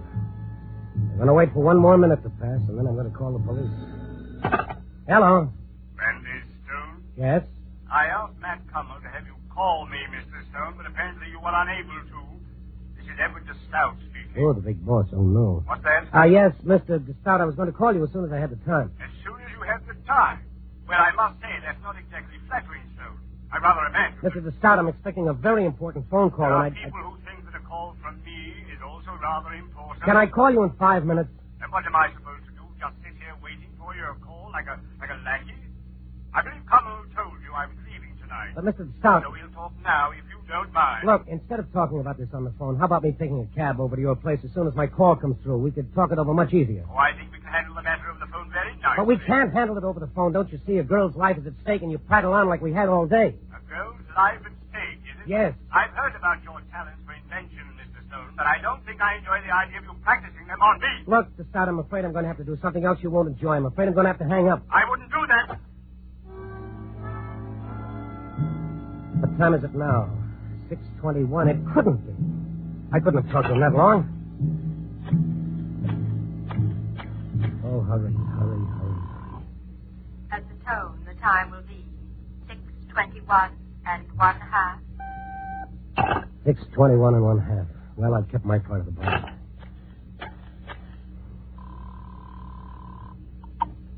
Police Department, Sergeant Harris. Oh, Harris, this is Randy Stone. Listen to me closely. We don't have any time to lose. What's up, kid? You better send out an all-points alarm on this. It's got to be fast. Slow down. I can't understand you. Look, a while ago I spoke to a girl on the phone. She told me her life was in danger. She was locked in the studio and her husband was coming there to kill her. Easy. I gotta write this down. We gotta move fast and we're not gonna make it. Go on. This husband of hers, he's insane. He became violent. How long ago did you talk to this dame? 15 minutes ago. Why don't you call us right away? I'll tell you all about it later. We gotta get to her. What's the address of this studio? I don't know her address. It's the first time I ever spoke to her. Stone, you've been drinking. No, I'm telling you the truth. So how are we supposed to find her? Well, she gave me a landmark she saw from her window. She gave me enough so you guys can get right to her. All right. What are they? All right, now let me see. She said her window looks right out on the blank walls of a warehouse. Whose warehouse? Well, she didn't say. Oh, that's a big hit. Next. Well, she could see the tower of a radio station about a block away. Could she make out the call letters of the station? No. That's no good. What else? What do you mean, no good? How many stations you got on your radio, Stone? What else? Well, there's a supermarket down the street, a big supermarket. Supermarkets are all over the place. Yeah, but this one's near Lincoln Park. What does that mean? The whole north side's near Lincoln Park. What else? Nothing else. You add all those things up, it's got to lead you somewhere. Yeah, we could find her all right in 3 or 4 hours. But that's no good. In fact, she hasn't called back and she's in trouble. If you don't get there right away, it'll be too late. Hey, wait. What? Well, we're a couple of dopes. What do you mean? She called you and you call her. I called her. Okay, we're in business. Huh? We'll have a squad car out to that studio in 3 minutes. I don't get it. You call her, don't you see? Huh? All you got to do is give us her phone number, and through the phone company, we can trace down her address in 30 seconds. What number did you call? What number did I call? Come on, Stone, come on. We've got to move. But I don't know what number I called. I didn't even look at the dial. Come on, Stone, speak up. What number did you call? I don't know what number I called. You don't know? Don't you understand? I don't know. I'll never know. What? I was doodling with the phone, and she answered. Oh, well, I guess we'll just have to try to find her with the information you gave us. That's going to take a long time, but there's nothing else we can do, huh, Stone? Well, there's 6 million combinations on a dial. No, there's nothing else we can do.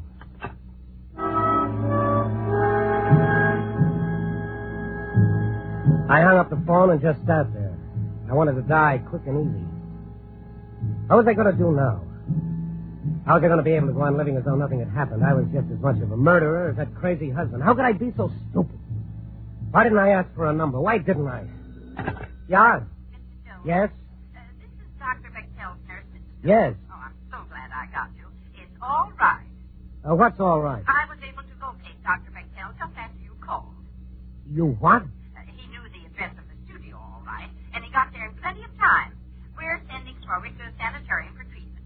And the girl? Oh, she's fine. Had to give her a sedative, though. That's why she didn't call herself.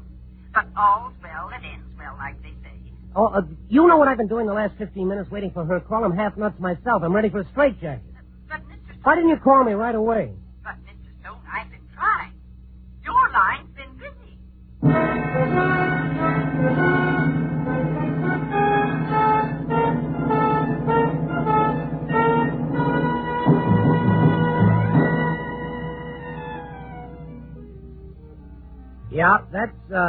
what's called learning a lesson the hard way. The lesson being that ivory towers went the way of hoop skirts and 60-cent steaks.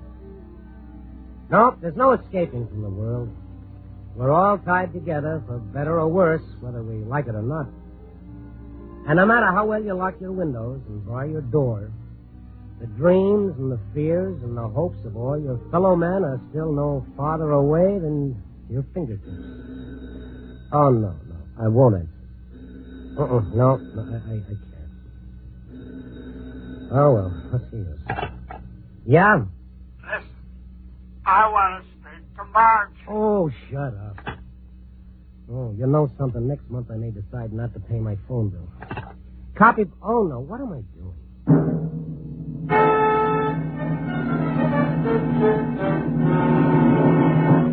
You're listening to Night Beat on the Wheaties Big Parade. Oh, Frank Lovejoy. Yeah. How do you like that slogan we've got for Wheaties? Oh, you mean that one about 7 and 11? Yeah, you know. See how Wheaties at 7 can help at 11. I think it's swell. How'd you happen to think of it? Well, can you keep a secret? Oh, Silent Frank, they call me. Shoot. Well, the other morning I missed my Wheaties. Imagine. And I tell you, Frank, by 11 o'clock I felt like I'd been put through the ringer. I was worn to a frazzle. Well, it just goes to show you. You know it. It certainly convinced me that if you eat Wheaties at 7, you get the energy you need to help you feel good right on to lunchtime. Oh, so you thought up see how Wheaties at 7 can help at 11, hmm? Well, no wonder they call you the Wheaties man. That's right, Frank. Good night. Night.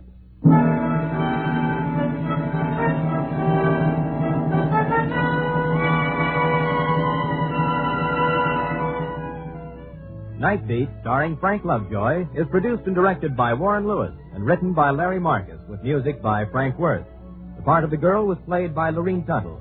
Others in tonight's cast were Catherine Card, Barbara Dupar, Bill Lally, Peter Leeds, and Jay Novello. Frank Lovejoy will next be seen in Milton Sperling's production Three Secrets, released by Warner Brothers.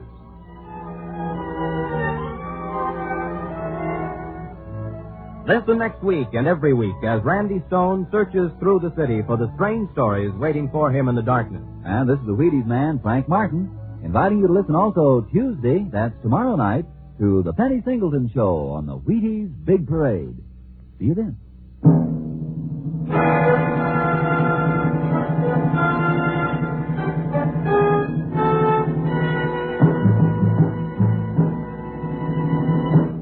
Night Beat came to you from Hollywood.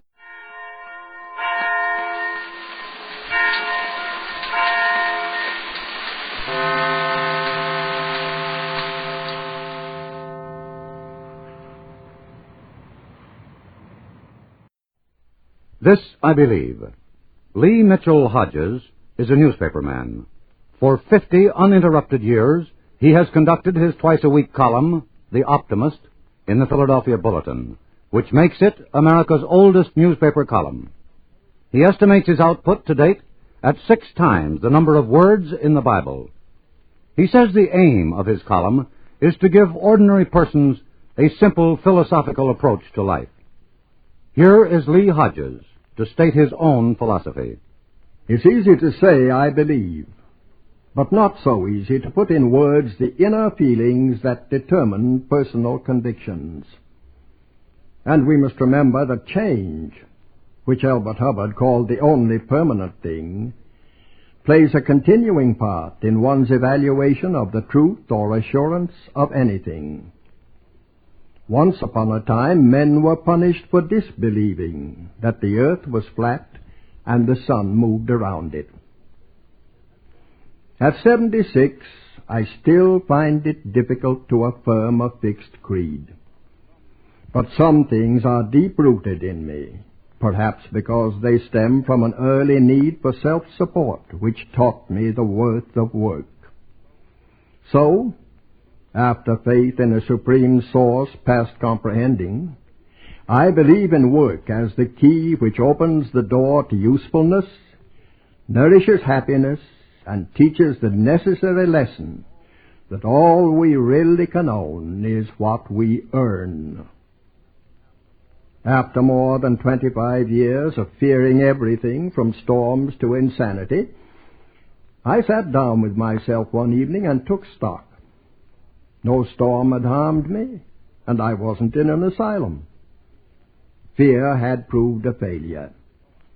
So I decided to turn to hope and confidence.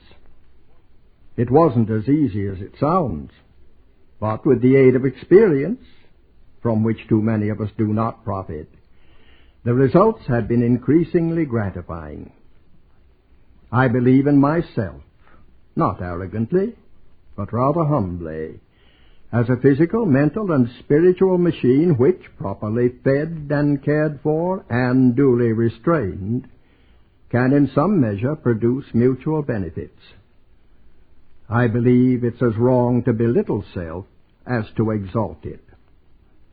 I believe in beauty as food for the soul, a lively sensing of it in nature, music, poetry, painting, and woman, and in the vastness of human goodness that seldom makes page one in newspapers.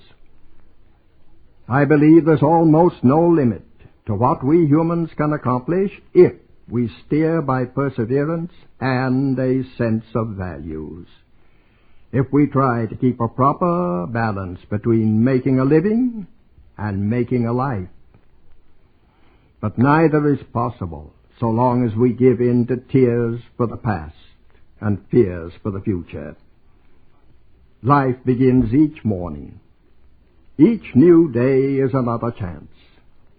Just now, more than ever before perhaps, it's a chance to put a shoulder to the rumbling wheel of a world bumping along a rocky road. A shoulder strengthened by a living belief in the need for all we can do and give to save freedom, especially freedom of belief. That was the creed of Lee Mitchell Hodges, beloved columnist of the Philadelphia Bulletin. He lives and works in Doylestown in Bucks County, Pennsylvania.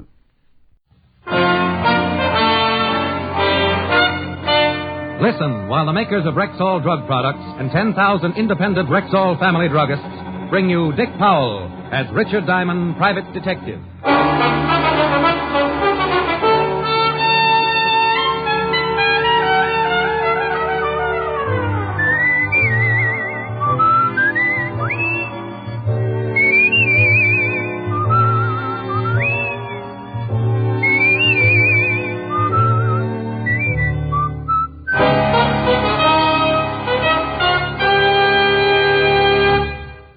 Good evening. This is your Rexall family druggist, welcoming you for the 10,000 independent druggists who have made the word Rexall part of our own store names. We've done that because we believe in the 2,000 or more drug products made by the Rexall Drug Company and confidently recommend them to our customers. A good example is Plenamins, Rexall's famous multivitamin capsules. Handy, economical Plenamins give you more than your daily minimum requirement of every vitamin for which such requirements have been established, plus valuable liver concentrate and iron. Ask for Plenamins at Rexall drugstores everywhere. And remember, you can depend on any drug product that bears the name Rexall. Good health to all from Rexall. Now your Rexall family druggist brings you a half hour with Richard Diamond, private detective, starring Dick Powell.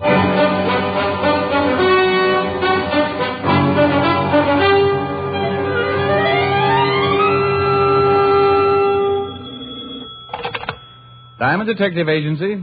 Guard against throat scratch. Enjoys smoother strangling. Oh, that's terrible. Yeah, I'm disgusting. No, only when you're too busy to stop by and see me. Well, I was just going to call you, Helen, baby. Oh, I'll bet. Cross my heart. Hope to lose my skate key. You mean New York's gift to the detective world was really thinking about rural me? Rural you is a mighty interesting subject for rural me to think about. Well, why don't you stop being so spiritual and give your thoughts the benefit of some action? And just what exactly do you suggest? Spend the bottle? Post office? A romantic ride through Central Park in a hansom? Yes. How'd you like to go to the theater tomorrow night? Inside, or are we going to stand out in front and get a between-act description from the usher? I only made you do that once, and from all reports, it was a pretty bad play. What's the one we're seeing? Very bad, but I was given 2 tickets. I refuse to sit in the back of the balcony again. I keep getting the bend. Oh.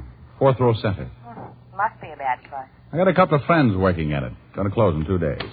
Mr. Diamond? Hold it, Helen. People are running in. My name is Diana Campbell. Client? Well, Rick? It was hard to say. That's a wonderful thought. I'll see you tonight. I'll bet it's an attractive girl. You win, hands down. Bye. Now, Miss Campbell, what can I do for you? Mr. Diamond, you've got to help me. Something terrible has happened. I don't know if I'm doing the right thing by coming here, but I had to do something. I'm sorry, Miss Campbell. Now, if you'll put the symptoms in alphabetical order. You must promise not to go to the police after I've told you. Oh, one of those. It's for her sake, not mine. Whose sake? Promise me first. I promise to say goodbye if I'm not interested. Mr. Diamond, my aunt is Mrs. Martha Campbell. You've probably heard of her. Martha Campbell? Oh, isn't she the old gal who sells all that silver to Fort Knox? Yes, that's right. Martha Campbell is my aunt. Well, goody for you. She's been kidnapped. Why didn't you go to the police? Oh, no, we can't do that.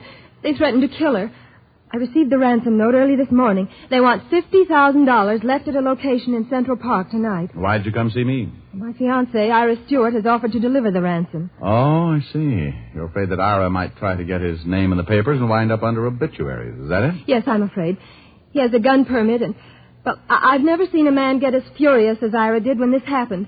I want you to go with him and see that he comes back safely. Yeah. But tell me, why is this Ira so concerned over Aunt Martha's welfare? Well, you don't understand. Ira loves Aunt Martha as much as I do. And now that he's practically part of the family, will you go with Ira and see that he does nothing foolish? No, the truth is, the whole thing is a little foolish. Miss Campbell, if you told all this to the police, they'd reserve a few cells in Sing Sing, and the rest would be routine. I'm not interested in the money or catching the kidnappers, Mr. Diamond. Can't you understand? I just want Ira and my aunt safe and alive. I'm sort of shy around people who aren't interested in money. In fact, when she dropped 5 new $100 bills on my desk, I positively blushed. She briefed me. I was to be at her aunt's home by midnight, ready to squire Ira Stewart around Central Park. Then she explained exactly where the payoff was to be made. Of course, I had to promise all over again not to tell the police. I promised.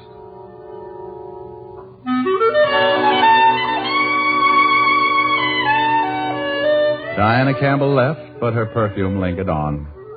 I could have sat around and let that odor drive me to a cheap neurosis, but there were things to do. And the first thing I did was to break my promise to Diane. Well. If it isn't Sergeant Otis, and I'd be happy if it wasn't. Otis. Wake up, Sergeant. Up with the buttercups. It's 3 o'clock in the afternoon. Oh, hello, Shamus. Otis, you'd make a hibernating bear look like an insomnia victim. Well, I'm tired. I've been working hard. I guess you got a right to be tired. If I had to drag those 2 feet of yours around all day, I'd have a nervous breakdown. No. Hiya, fatty. Who's dead? Well, there's been a nasty rumor going around about your sergeant. Now, stop clowning. It's too hot. What's on your mind? No. Well, it's not your department. I need somebody I can trust. Kidnapping. Martha Campbell. The Martha Campbell? Yep, she's been snatched, and the retail price is $50,000. The old dame's niece hired me to take care of her boyfriend when he makes the payoff tonight. Where? Central Park, 2 a.m. Come as you are. Otis. Yeah, Lieutenant. Bring me a map of Central Park. Get Lieutenant Davis. Tell him I want every detective available tonight. Prepare a special message to all units. Hey, wait a minute. Prepare a special message to all units. Hey, wait a minute. What should I do first? Resign, melonhead. Get that map.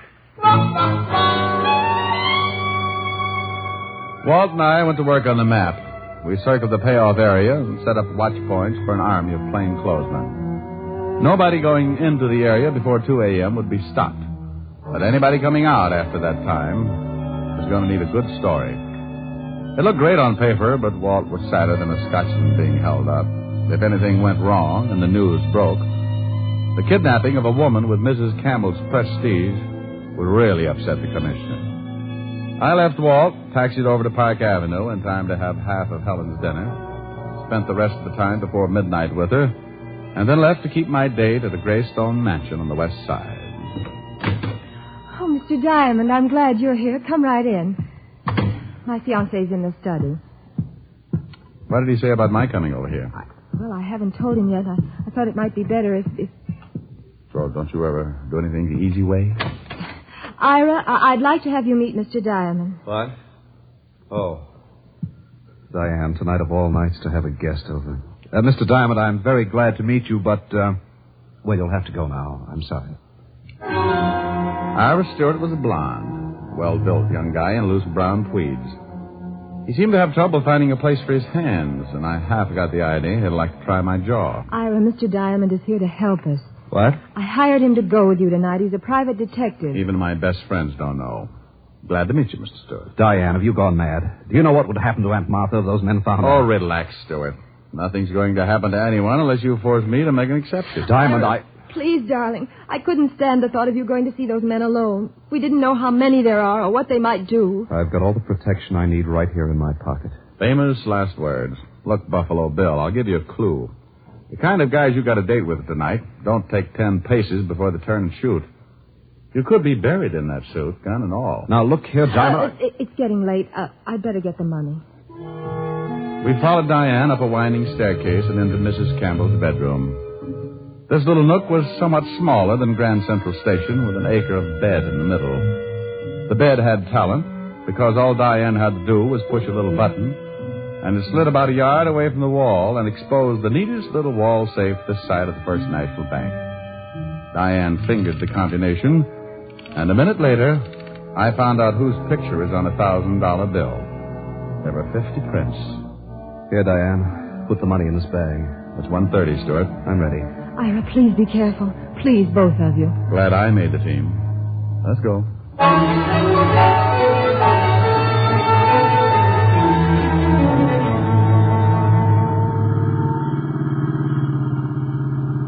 Central Park by moonlight.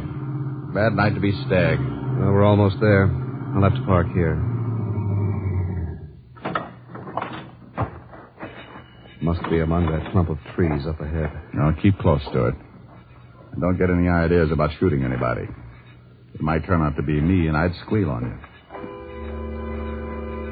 We both went into a crouch and edged forward.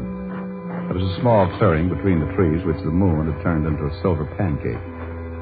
I might have enjoyed it, except that Stewart was as nervous as an old maid looking at a calendar. Did you hear anything? No, sounds like a revolution in the insect world. You stay here. I'll go through this hedge and have a look. Maybe I'd better come with you. No. You stay here. Diamond! Ooh!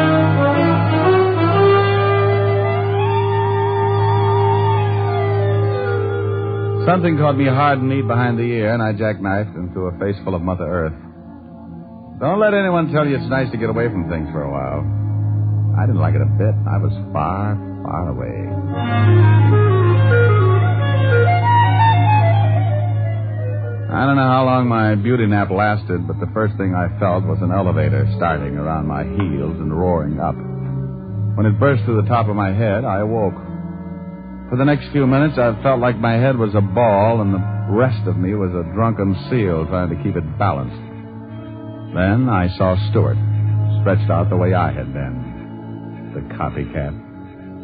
He was bleeding from what was going to be a nasty scar on his forehead. A hunk of pipe was lying nearby. I went to work on him.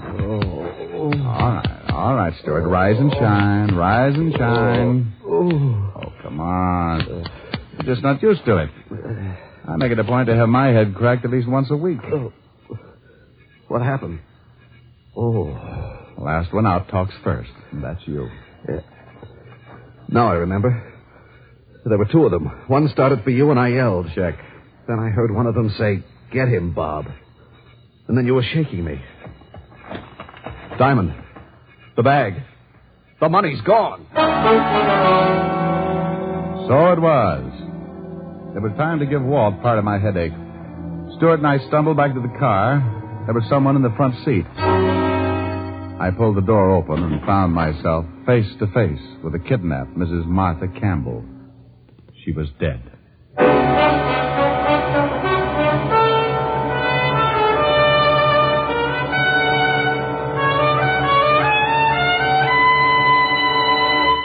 Before we continue with the adventures of Richard Diamond, private detective, here's your Rexall family druggist. There are two important facts I'd like you listeners to remember about Rexall aspirin.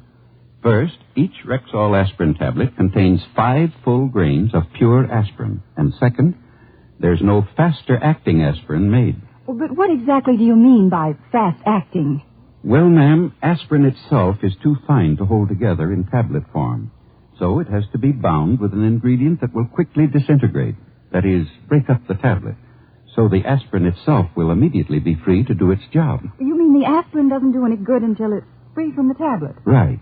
And that's why Rexall scientists developed a binder so low in moisture content, it begins to break up the very second it touches water. Now, that means that when swallowed with water, the aspirin in a Rexall tablet is free to go to work for you, even before it reaches your stomach. Well, that's fast enough for me. And it's fast enough for 10,000 family druggists. Quality like that is what we're talking about when we tell you can depend on any drug product that bears the name Rexall. And now back to tonight's adventure with Richard Diamond, Private Detective, starring Dick Powell. Finding Mrs. Campbell dead in the front seat was the ugly end of another beautiful day. I hadn't known the little gray-haired woman personally, but from her reputation, I had the hunch that some of this town's best charity groups would be in mourning come tomorrow. And just in case I wasn't feeling bad enough, Stuart was right in there to help me. I never should have let you come. It's your fault she's dead. You did it. You did it. Thank you, Sherlock Holmes. Now shut up. You were going to protect me. You were going to... I slapped 5 fingers of artificial sunburn into his face and shut him up.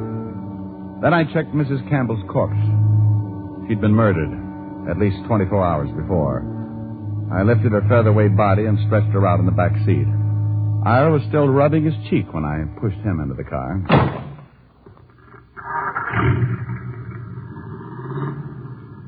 Now, what about those 2 guys, Stuart? Oh, now I slapped you back there for your own good. Did you get a look at those guys? It was too dark. One was big and heavy, the other was thin. Could you identify them if you saw them again? Yes, I think so. What's that on the road ahead? Someone's waving a light. No, it's the police. Just step from that car quietly, you. Otis, it's me, Diamond. Right, got you. No sign of any kidnappers yet. Not kidnappers, Walt. Murderers. Huh? Exhibit A is on the back seat. Come on, Otis. Open the door. Oh, bitches. Head bashed in. What are the police doing here, Diamond? I thought... Don't brag. You didn't think. Otherwise, you'd have gone straight to police in the first place. What about the money? I don't care about the money. Mrs. Campbell is dead, and that's all that matters. Oh, I'm sorry about that, Mr. Stewart. Look, might be a good idea for you to be with your fiancée, Miss Campbell, before she hears the news on the radio. We'll take care of things here. Oh. Yes, of course, Diane. Yeah, I'm sorry, Lieutenant, about my behavior. You understand. And Mr. Diamond... Oh, forget it. I've got a head that knows just how you feel. Once Stewart was gone, I gave Walt the lowdown, and we settled down to work. We gave the 2 killers an hour to try a break, and then Walt passed a signal along to his men, and the ring began to close in. We beat the bushes, turned lights on the trees, and kicked over rocks, even the small ones. But by the time we reached the payoff spot, we'd found nothing out but each other. Now, that's impossible. Are you men sure you didn't miss anything? Double-checked all down the line, Lieutenant. They couldn't have gotten through. Take it easy, Walt. Time now for cool heads and dull little dragnets. Otis, I want you to start picking up mugs wholesale. Right, Lieutenant. Anybody who even thinks twice before he answers, bring him in. I want this town covered from the Harlem River to the Battery. Now do it. Otis waddled away, and I drove back to police headquarters with Walt. Soon, Manhattan Island was tucked under a blanket of blue as the biggest police force in the world went to work. The next day, I took a stroll through Central Park for another look at the spot where Stewart and I had been slugged. I found one possible witness, but he wouldn't talk. Probably because he didn't know how. He happened to be an English sparrow. Late in the afternoon, I dropped back to see Walt. He was in his shirt sleeves, hunched over a desk piled high with notes, reports, and cigarette butts. Neither of us had gotten any sleep the night before, but he was advertising it. Oh, Rick, I could kick myself. I ought to turn in my badge. We should have had those guys. Nothing in the lineup? No, I've been looking at drunks, ex-cons, and two-bit hoodlums all day, and they're all clean. If someone tried to sell me an invisible man routine, I'd be willing to listen. Walt, as you keep banging your head against a stone wall, your eyes are going to register tilt. You need a breather on this case.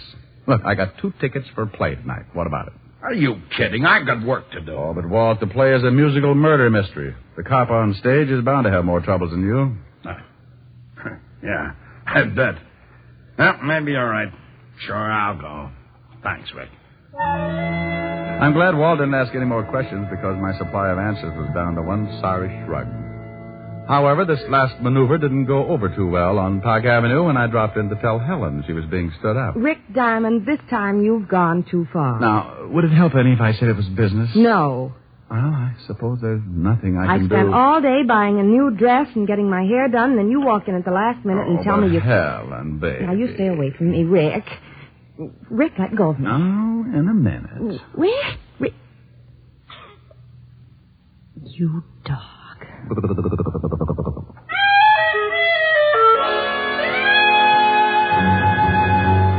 Walt was ready when I dropped in at the precinct and we took off to the theater. After the show was over, we meandered backstage to see my friends of the cast.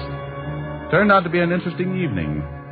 The next morning, I called up Ira Stewart from Levinson's office.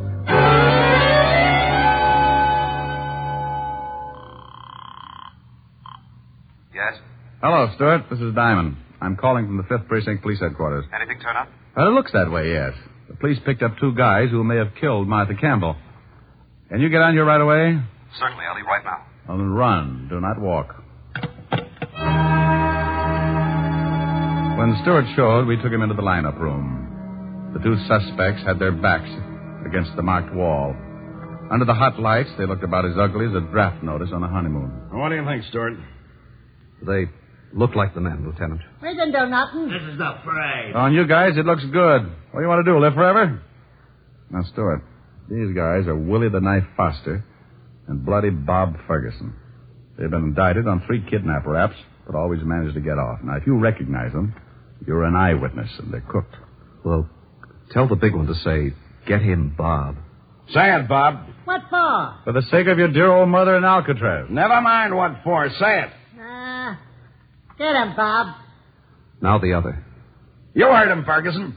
Get him, Bob. That's the man, Lieutenant. I'm sure of it. Let me get my hands on him. I'll kill him. Now, Stewart, calm down. State of New York will take care of them. It's a lousy frame. You can't pin this on us. He was babysitting that night. Okay, lock him up, Otis. Right. Book him on suspicion of murder. Stewart, come into my office. I want to get your statement. After getting his statement, Walt told Stewart the case was closed. We congratulated each other and shook hands all around. Then Stewart walked out. We gave him enough time to get into his car and start away. A moment later, Walt and I jumped into an unmarked police car and played Follow the Leader. Rick, this case turned right side up too quick to suit me. What made you tag Stewart and plant your actor friends in the lineup? Walt, the trouble with you is that you're too modest. You set an airtight man trap for 2 unknown kidnappers and then blame yourself because the net came up empty. Well, he had you fooled, too. That's true. I'm ashamed to admit. But Stewart had a good plan. He kidnaps the lady himself, sends Diane a phony ransom note. Then with a reputable private detective present, that's me, he gets the $50,000 and even bops himself in the head to make it look kosher. You'd have made a perfect alibi for him, Rick. But where did the old lady's body come from? He probably had it in the car trunk when we drove into the park the night of the supposed payoff. Hey, he's turning at the park. Mm-hmm. Soon comes the part we don't know yet. We should have nabbed him back at the station. I'd like to sweat him for a few hours. On what? The identification? So he claims it was a mistake. Could happen. The jury would think so. No, Walt. He's put on too big an act to fold under questioning. He's been acting ever since he made Diane believe he loved her, just to gain Martha Campbell's confidence. He's parking up ahead. Yeah. Now let him answer the $50,000 question. And where did he hide it?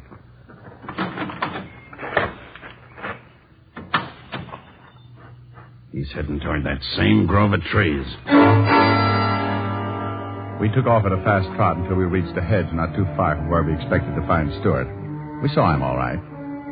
He was standing around right under the same tree he'd led me to a couple of nights back. A family of picnickers were close by, so he was acting like a guy out for some air. We ducked behind the hedge to watch, though I had to hold Walt back a few times.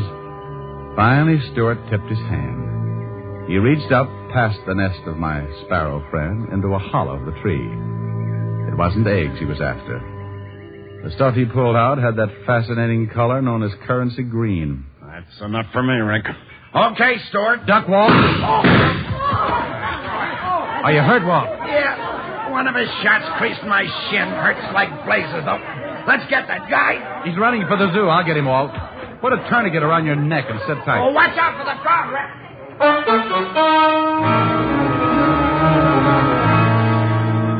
What the shooting did to that crowd, a skunk couldn't do in a bargain basement. They suddenly decided there was no place like home. Stewart was dodging between the animal cages now and still using his gun to discourage me. I sprinted after him, but he disappeared. That bullet went right through my only hat, but I saw him now. He was climbing along the rock barrier that backed up the bear pits. He made a lousy target because those jagged rocks and overhanging ledges gave him plenty of cover. He was trying to reach the road on the other side, and if I didn't do something about it, exit Mr. Stewart. I took aim. My shot clipped a hunk of rock just as he was reaching for it. Stewart pulled back too quickly and tried to step on some air, which never does work too well. He went over and down. He never hit the ground because down in that pit, waiting for him with open arms, was a giant polar bear that had never forgiven the man who brought him from Alaska to New York.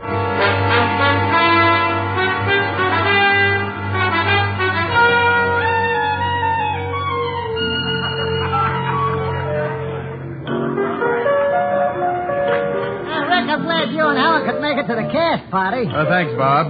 Thanks also for the great acting job you and Willie pulled off at police headquarters. Anytime, Rick. Glad to help out. Yeah, that's a nice tune. Is that a song for the show? Nah, just fool around. After a show flops, there's nothing like a little get-together to bolster one's spirit. Well, I certainly like the taste of your bolster. Let's mix myself another later. Rick, what are you doing by the piano as if I didn't know? You don't want to look bad in front of all this talent, do you? Oh, honey, not a chance. Just happens that Bob's playing around in my key. Well, let's do it. Let's do it then. Count every star in a midnight sky. Count every rose, every firefly. For that's how many times I miss you. Heaven knows I miss you. Count every leaf on a willow tree. Count every wave on a stormy sea. Count every star, and darling, when you do, you know the times I have cried for you.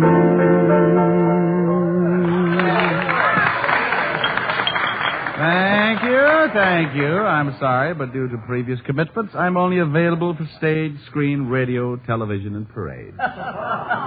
Rick, you are becoming a ham. Me? Becoming a ham? Oh, my dear. Really?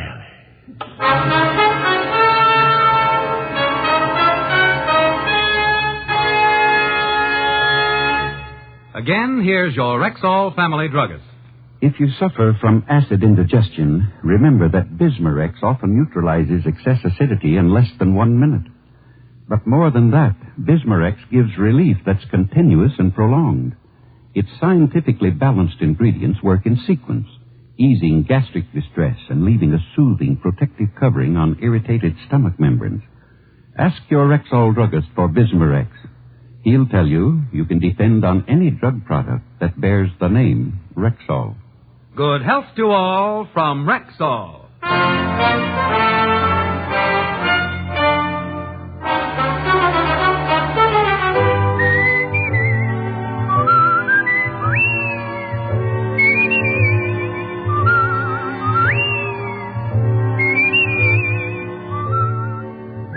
Richard Diamond, Private Detective, stars Dick Powell in the title role and is written by Joe Morheim and Hal Bloom.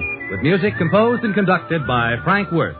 Featured in tonight's cast were Virginia Gregg, Ted DeCorsia, Wilms Herbert, Mary Shipp, Dick Ryan, and Hy Averback. Richard Diamond, Private Detective, is produced and directed by Jaime Del Valle.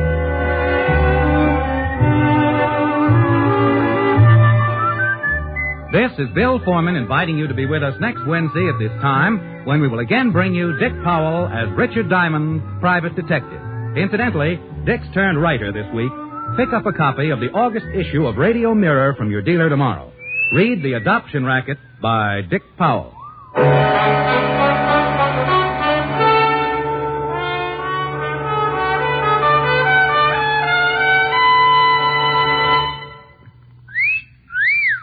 Hiya, beautiful.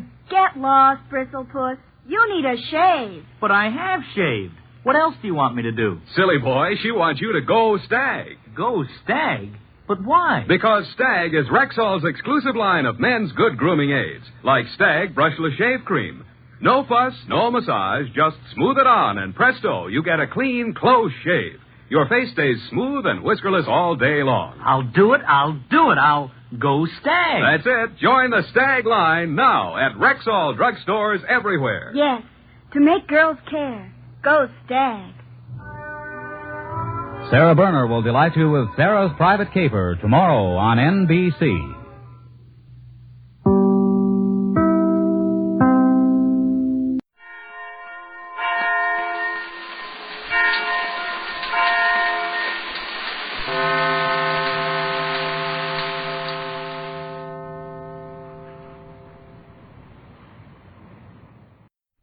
This I believe.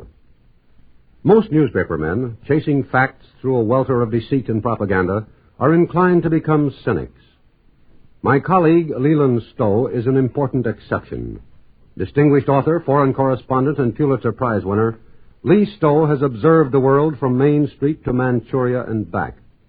Here he gives his creed. For the things I believe in, I must give a reporter's answer. Like everyone else, it's out of my own experience. For 24 years, I've been up to my neck in the world's troubles, meeting people in dozens of foreign countries, watching other nations drift into war, and America too.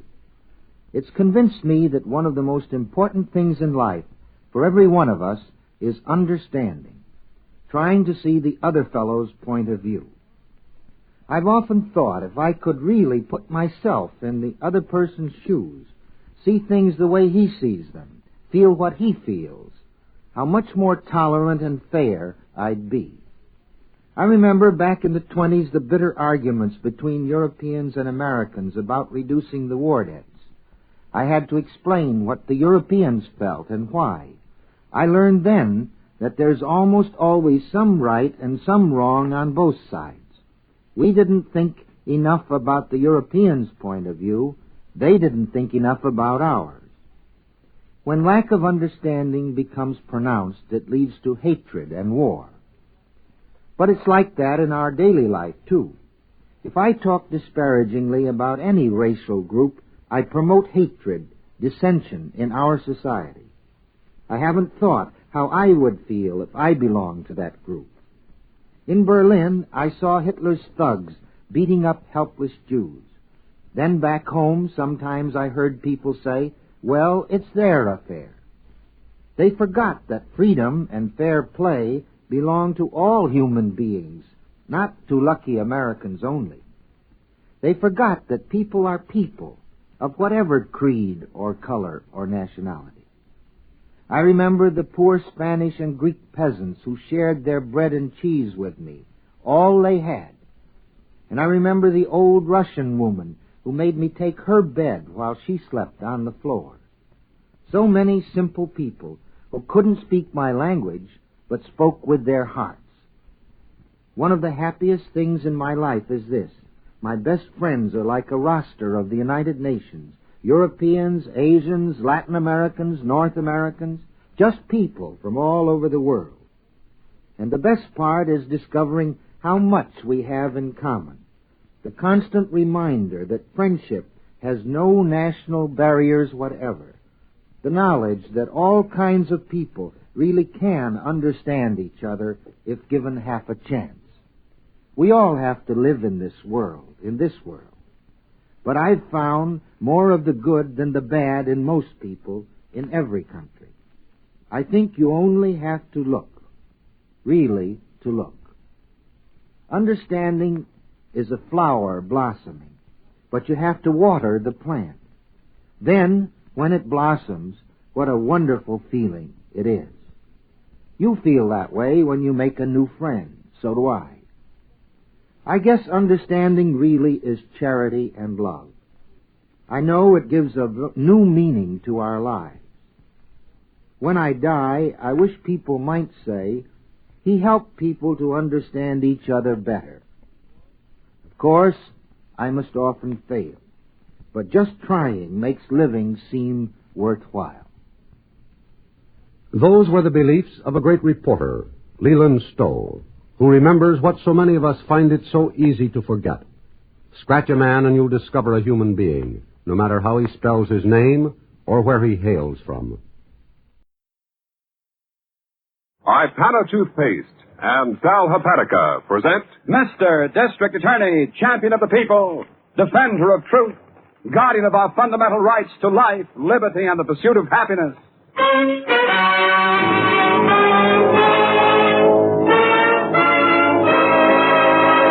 Mr. District Attorney is brought to you by Ipana Toothpaste and Sal Hepatica. Ipana for the smile of beauty, Sal Hepatica for the smile of health. Ipana, Sal Hepatica.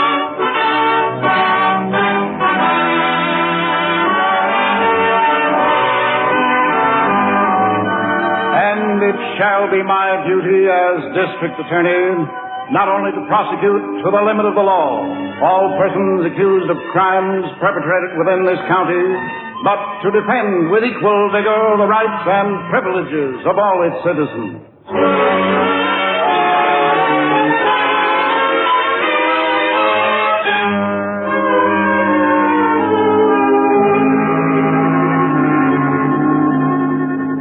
Tonight's case of the unknown source is particularly vital, ladies and gentlemen, because it concerns a lawyer, or at least a man who was once entitled to practice law. Here indeed is an infuriating and sorry spectacle. A criminal whose mind was keen enough to attain the privilege of the bar, but warped to the point of degrading himself and his profession. We begin in the lobby of the Revere House, an inexpensive hotel catering to young career girls here in our city. Honey! What? Honey, Bartlett, wait up. I just saw you get out of the elevator. Gee, have I got news. Oh, it's you. Look, Don't you remember, honey? We were talking last night in the soda fountain downstairs. I'm Alice Stratton. Oh, sure, I remember, kid. I'm just in a hurry, that's all. Oh. That gentleman sitting over there is waiting for me. Oh, you got a date, huh? Gee, lucky you. Huh? Oh, well, yeah, you could say that, I guess. Well, I'll see you around, Alice. Oh, but I haven't told you. Remember I said I worked in the district attorney's office? Oh, you remember, honey. I told you when I came from Sheboygan I got a job typing there. Yeah, well, that's just great, kid, but really, I've got to go. Oh, well, this won't take a minute, honey. Well, anyway, guess what? Yeah, what?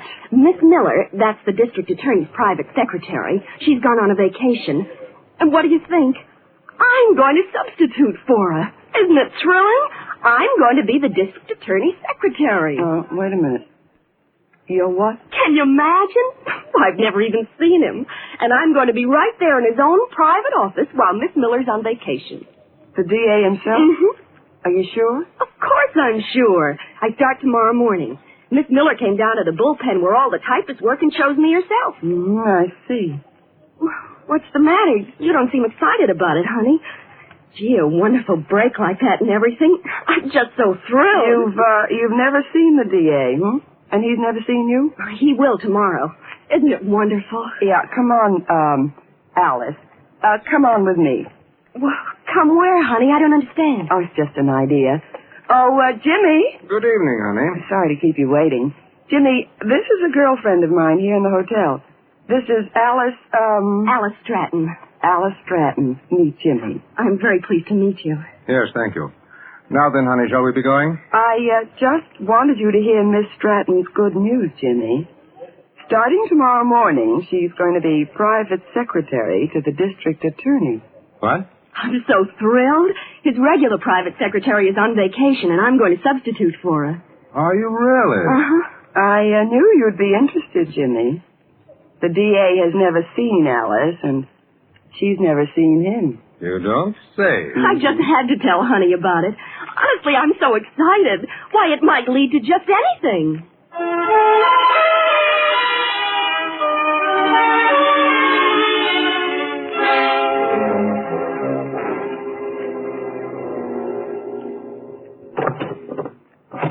You looking for something, Chief? Yes, Harrington. Have you any idea where Miss Miller keeps my sunglasses? Your sunglasses, Chief? Yes, usually puts them right here on my desk. Yeah, don't ask me. Ain't they sending up some girl from the bullpen? To take Miss Miller's place while she's away. Yeah. Yes, I think she did say something about it. She said she was coaching the girl during lunch hour. Yeah, Miss Stratton or something, wasn't it? Something like that, I believe. Yes. Excuse me. May I come in? Well, yes, of course. What is it? You're the district attorney. Yes, I am. Is there something you wanted? And you be Mr. Harrington. Oh, I've heard about you. Oh, you have? I certainly have. I'm Alice Stratton. Yeah, who? From the bullpen. I wouldn't have been late my first morning, Mr. District Attorney, but honestly, this office is so upside down. I see. You're at work up here while Miss Miller's on vacation? Yes, sir. Mm-hmm. Although, really, I don't see how Miss Miller got anything accomplished at all. Why, the files. Now, honestly. Miss Miller does okay. Oh, I'm sure she does, Mr. Harrington, in her way. Huh? Was there anything you wanted, Mr. District Attorney? Why, yes. If you'll take notes, please. I want to discuss the Nick Venice trial with Mr. Harrington. Nick Venice? Yeah, there's a folder on him over on that table, Mr. Stratton. Oh, thank you. You are nice. I am? Uh-huh. Let me see. Where were we? Pretty boy Venice, Chief. Oh, yeah. You're going to trial on him this week. Yes, I hope to. I've got just about all I need. Well, it ought to be first degree, Chief. He sure put the B on that girlfriend of his. I found the folder. Oh, yes, thank you, Miss Stratton. And now, if you'll just take notes as we talk, please. Yes, sir, I will. Yeah, who's defending him, Chief? Venice? Jimmy Appleton. He got Nick out on bail on a technicality. You mean this Appleton ain't disbarred yet? There's always hope. And as for Venice, I think we'll have clear sailing. Well, I'll be glad to check him off my list, Chief. He gives me the creeps. Yes, he ought to. Why, the material I've collected on him is absolutely astounding. The fellow's ignorant, rude, arrogant, definitely below normal in intelligence. You're telling me I was downstairs the night they booked him, Chief. Why, that guy even wears perfume. Yes, I know. That's part of the picture. Big, uncouth, ignorant killer, dressed in a loud suit, a $50 necktie, and reeking of cheap violet perfume. This is going to be some trial. Well, let's not underestimate it, however, Harrington. Well, Jimmy Appleton's a tricky defender. And that's a mild word for it. Appleton, is that? That's right. You'll find the name in the folder. Oh, thank you. But I promise you this, Harrington. Appleton can pull all the tricks he knows in that courtroom, and I'm still going to nail Nick Venice cold.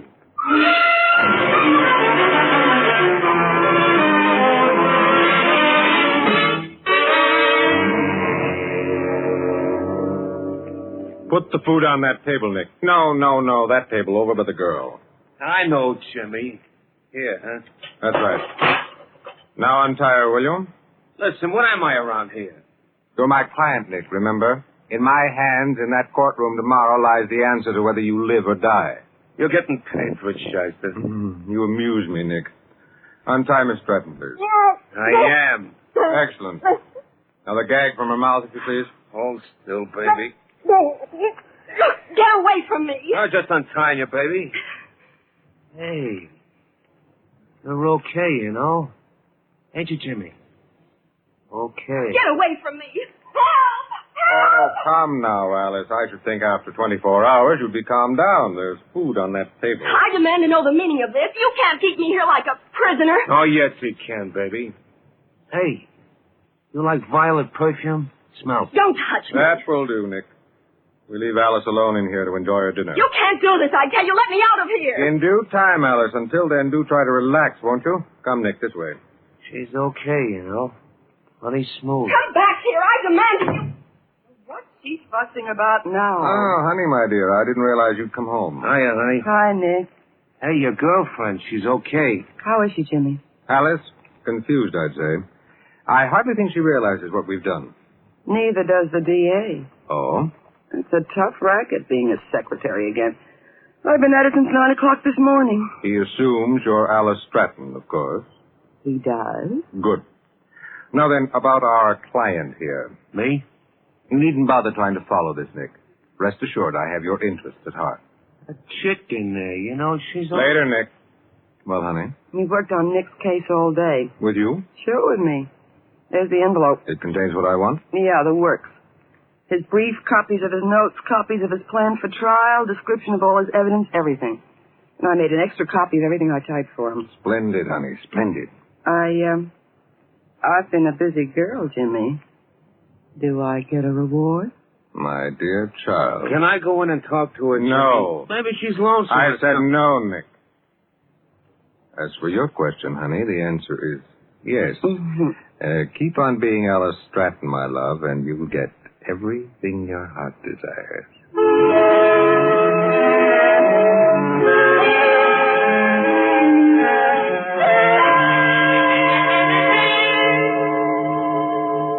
Oh, you'd be surprised, Mr. Harrington. Yeah. Why, I've saved every clipping about you from the newspapers. You have, Miss Stratton? Mm-hmm. I certainly have.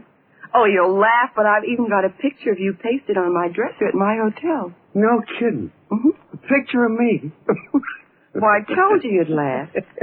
Incidentally, my name's Alice. Yeah. Wait, Oh, you're here, Harrington. Yeah. Good. You had some calls, Mr. District Attorney. Yeah, how'd it go? In just a minute, Harrington. Oh, Miss Stratton. Yes, sir? Will you tell whoever's waiting I'll be delayed, please? I want to talk to Mr. Harrington. You'll be delayed. That's yes, right. sir. I'll tell them right away. Hey.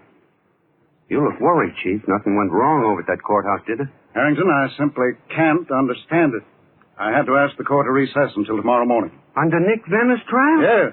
Why, I thought that was all set up, Chief. Yes, it was. And that's just the point. But so help me, Jimmy Appleton was prepared for every move I made. What? I tell you, it was uncanny. Almost as if the man had read my mind. Why, he even knew I intended to put the cab driver on the stand first. What? Oh, Chief, he couldn't have. Why, he only decided that yesterday. Well, he knew it. Yes, and he had prepared notes on his objections. I tell you, Harrington, it was beyond understanding. You got a delay, you said, huh? Well, just until tomorrow morning. But I don't get it, Harrington. No, I just don't understand it at all.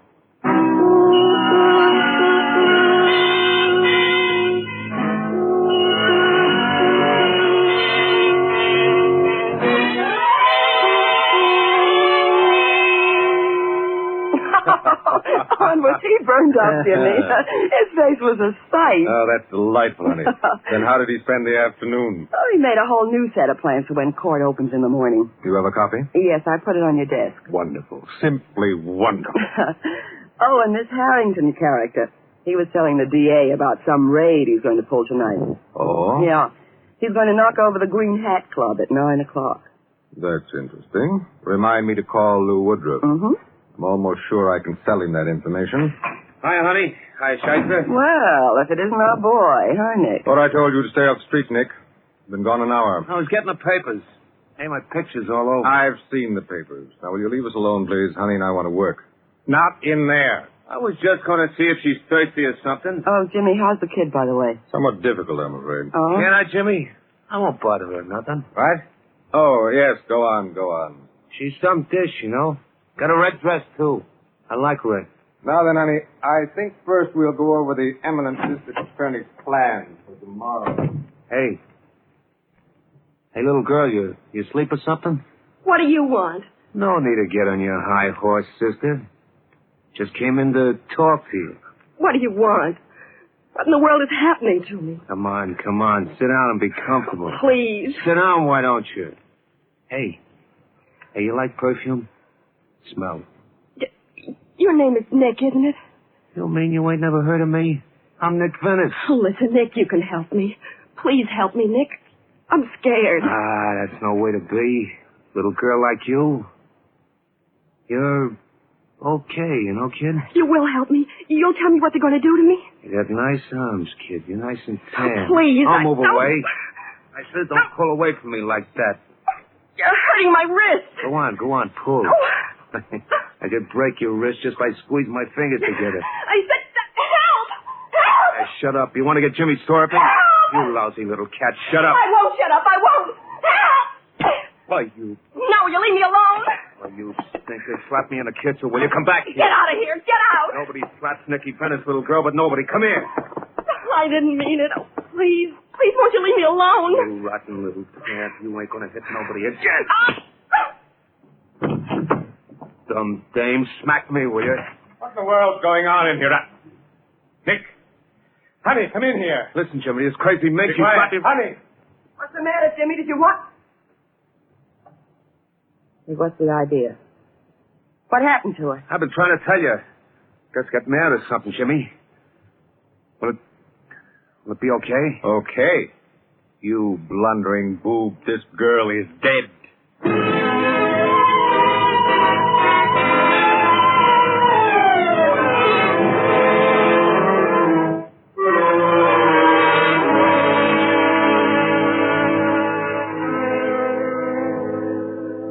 Alice Stratton, innocent victim in a monstrous plot, dead. We'll hear what happens next in this unusual case in just a moment. But first, here's an important question. Tell me, who should know best the difference between toothpaste? Who should know best the difference between toothpastes? Why, just one man, your family dentist. For through study and experience, your dentist has become your authority on the care of your teeth, the health of your gums. So don't depend on just anyone. Ask your dentist about Ipana toothpaste and gentle gum massage. So many dentists recommend massage. And very important to you, a nationwide survey also shows more dentists recommend Ipana toothpaste than any other dentifrice. And more dentists personally use Ipana than any other toothpaste. Yes, Ipana wins wholehearted approval from those who know best the difference between toothpastes, the nation's dentists. Ipana's unique formula actually stimulates gum circulation, and with gentle gum massage, aids the health of your gums, the brilliance of your smile. Help your dentist help your smile. Begin now getting your new Ipana smile. Taste the fresh flavor. Feel the cleanness. See the sparkle. See how you look with an Ipana smile. Remember, for healthier gums, for brighter teeth, for a cleaner breath, Ipana toothpaste and massage.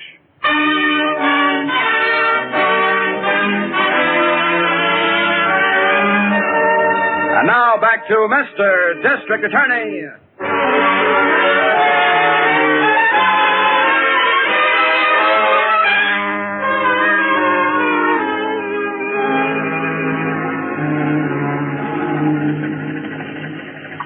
Well, there she is, Chief. Nobody's touched the body since I threw a blanket over it. You've been here how long, Harrington? About 20 minutes, Chief. I tried to get in touch with you right away, but... Strange. A girl dressed like that in a district like this? Yeah, she's no waterfront character, Chief. About 23 or so, wouldn't you say? Yes, something like that. Have you checked the neighborhood, Harrington? I was doing that when you drove up, Chief. We can't get much on tire marks. All the trucks from the south end of town dump here into the river. Yes, I know. Of course, the dame's little, whoever she is, and somebody could have carried her from that alleyway, got scared, and didn't even drop her into the water. Yes. What about the cause of death? I don't know. Your guess is as good as mine, Chief. Look, she's got a terrific bump here on the back of her head, and it looks like a broken jaw. I bet either one of them could have done it. Yes, well, we'll get the examiner's opinion when he gets here. What about identification? Not a thing, Chief. No purse, no gloves, nothing. They even tore the label out of her jacket. Oh? And that's another reason I thought you ought to have a look. This is strictly a professional job. Yes, it seems to be. Well, let's get to work on it, Harrington.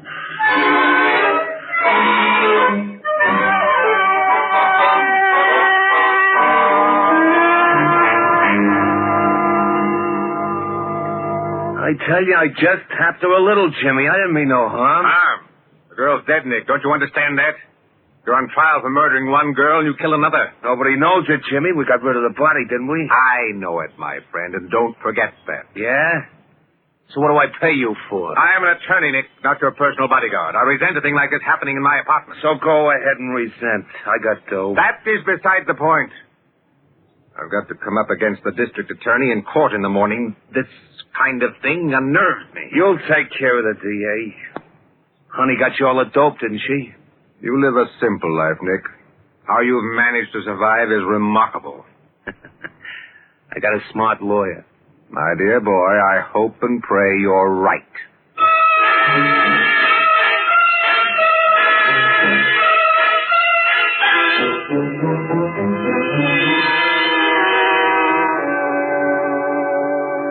Yes, Doctor. And if I'm not here, Harrington will be. Yes, call as soon as you can, will you please? Oh, and one thing more. Will you send up that report you did on the victim in the Nick Venice murder? Yes. Yes, that's right. The waitress. Yes, thank you, Doctor. Chief. Oh, come in, Harrington. I was just going to phone for you. Chief, I got something that's... I haven't much time here. No, Chief, listen to this. That kid we found down by the river last night? Yes. Skippy took a set of fingerprints off the body, so I checked him against the master file. And? Get this, Chief. That girl is Alice Stratton. Alice Stratton? Yeah.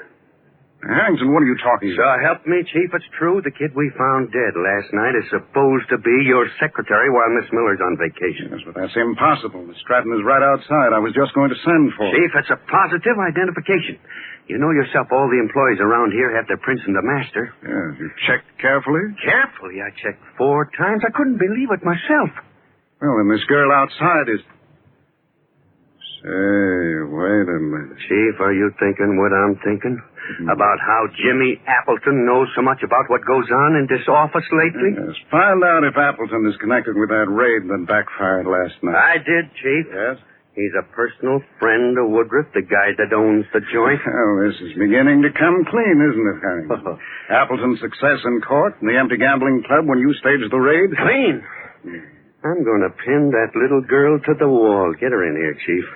Let's find out what this is. No, let's wait, Harrington. Let's wait. Wait? Yes. With that dame out there spying on you, Chief? Why, there's no telling who she is. We can tell, all right. I think we'll play this young lady right into our hands.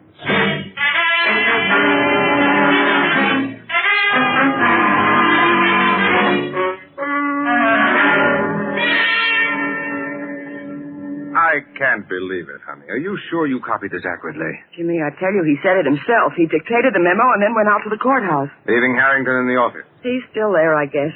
I said I had a sick headache and had to come home. What's it all about, Jimmy? I didn't get it. It seems, Nick, we're about to have a visit from the district attorney. Yeah?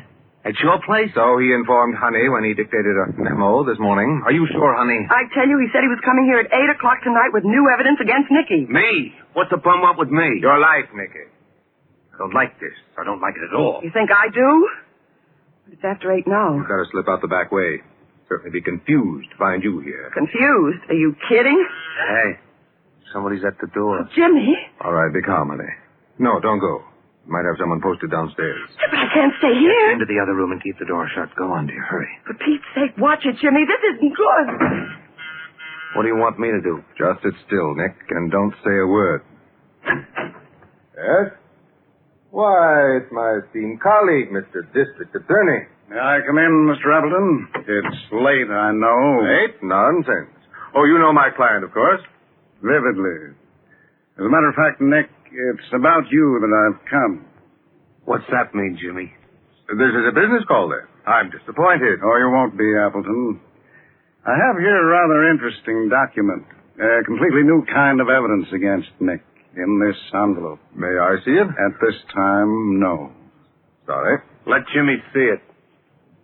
What's that, Venice? You heard me. Hand it over to him. Nick, put down that gun. Yes, Venice. Isn't it unwise to draw a gun in your circumstances? I said hand it over. I'll show you why I got this gun, wise guy. I'm getting sick of this, see? Now we're going to play this game my way. With a gun.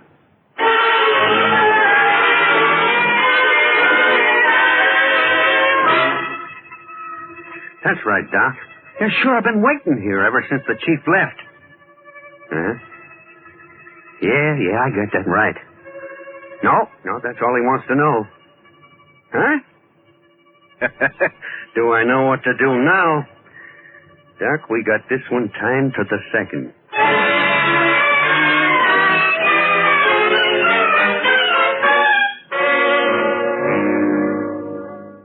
May I put down my hands, Nick? I assure you I'm not armed. Keep 'em in the sky. I need hardly tell you, D.A., I'm not responsible for my client's actions. I wash my hands of it. You pipe down too, Shyster. What do you intend to do now, Nick? Or may I offer a suggestion? Huh? Ask the young lady to come out of that bedroom. Oh, there's no need to look surprised, Appleton. I mean, Miss, well, there's a question about her name. Honey. Nick, shut up. I'm sick of this. I'm pulling out of here, but good. Honey! Don't tell me you got rid of it. Oh. Well, Miss Stratton, you do seem to get around. Jimmy, what's the idea? Nick's making a fool of himself, D.A. I give you my word, I know nothing of all this, nothing. You pipe down. I gotta take a powder. You got any dough? Dough? For what? And Nick is in the act of escaping, I think you might say, young lady. Oh? Oh, I have a suggestion, Nick, if you're interested. Yeah, what? There's a rather interesting memo in that envelope I brought with me. Why not read it? Nuts to it. Now, look, Shyster, I want dough. You know I ain't got any cash around here. Did you say memo? What memo? One you couldn't have copied for Mr. Appleton here, Miss Stratton. I had it prepared after you left. Open it, honey. This? Yes, this will interest all of you, I know. You too, Appleton. Oh, Jimmy. What's in it, honey? Some more about me? Jimmy, listen. Yes, dear. What is it? Memo to James Appleton, Nick Venice, and to my secretary. Yes, that would be you, Miss Stratton. If you'll open the door, Mr. Harrington is waiting for you. You are all under arrest for murder. What? Now, see here. You're going to put away the gun, Nick? Oh, Harrington, you outside? Right here in the hall, Chief. The joint's surrounded. Well, Nick? That's better. It's much better. All right, Harrington. Oh, and will you open the door, please, honey? You know, a competent secretary always does. And closes it behind her.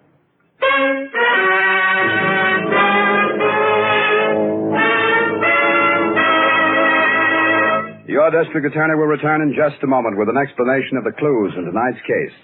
But first, do you know what this is?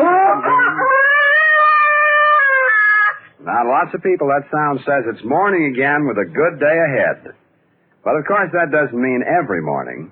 For now and then, most all of us wake up feeling dull and logy because we need a laxative. And that's when another sound is so welcome. Yes, that's the sparkling sound of sal hepatica in a glass of water. Sal hepatica. Unlike slow-acting laxatives, a sparkling glass of sal hepatica, when you get up, brings quick, gentle relief, usually within an hour. That means you don't have to feel dull and logy all day, waiting until night to take the laxative you needed in the morning. And if at the same time you're troubled with excess gastric acidity, sal hepatica helps sweeten your stomach. So keep a bottle of sal hepatica handy.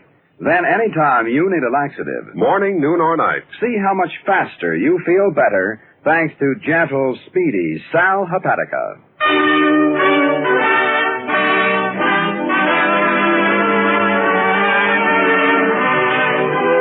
And now, here is your district attorney. I'm happy to report, ladies and gentlemen, that all three members of this unusual trio, Honey, Appleton, and Nick Venice, will pay the full penalty demanded for the murder of Alice Stratton. Yeah, and I'm happy to say that Miss Miller will be back at her job next week, Chief. Boy, what a dame that Honey was. Fortunately, Harrington, we've seen the last of her. Hey, Chief, why don't you explain just how you put all the pieces in this puzzle together? Well, actually, we didn't connect the murder of Alice Stratton to Nick Venice until the examiner reported traces of strong perfume on her body. And not a scent she was wearing, but one that had apparently clung to her arms from contact with another person. Violet perfume, huh, Chief? Yes, exactly, Harrington.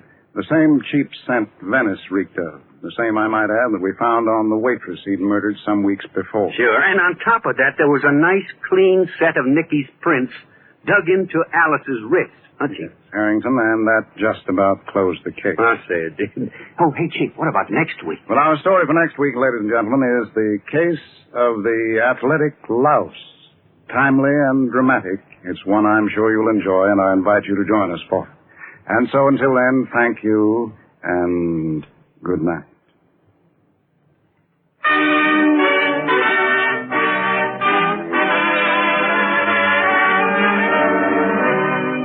Tell me, when you think about shaving, do you worry about your whiskers or your face? Better just forget your whiskers and think about your face. How your face feels and looks is what matters. To get a more comfortable feeling, a smoother shave, try Ingram Shaving Cream. That rich Ingram lather on your brush helps condition your face for the razor. You get cool, comfortable, soothing shaves. Remember, comfort means coolness. Coolness means Ingram. INGRAM. Ingram, the cooler shaving cream.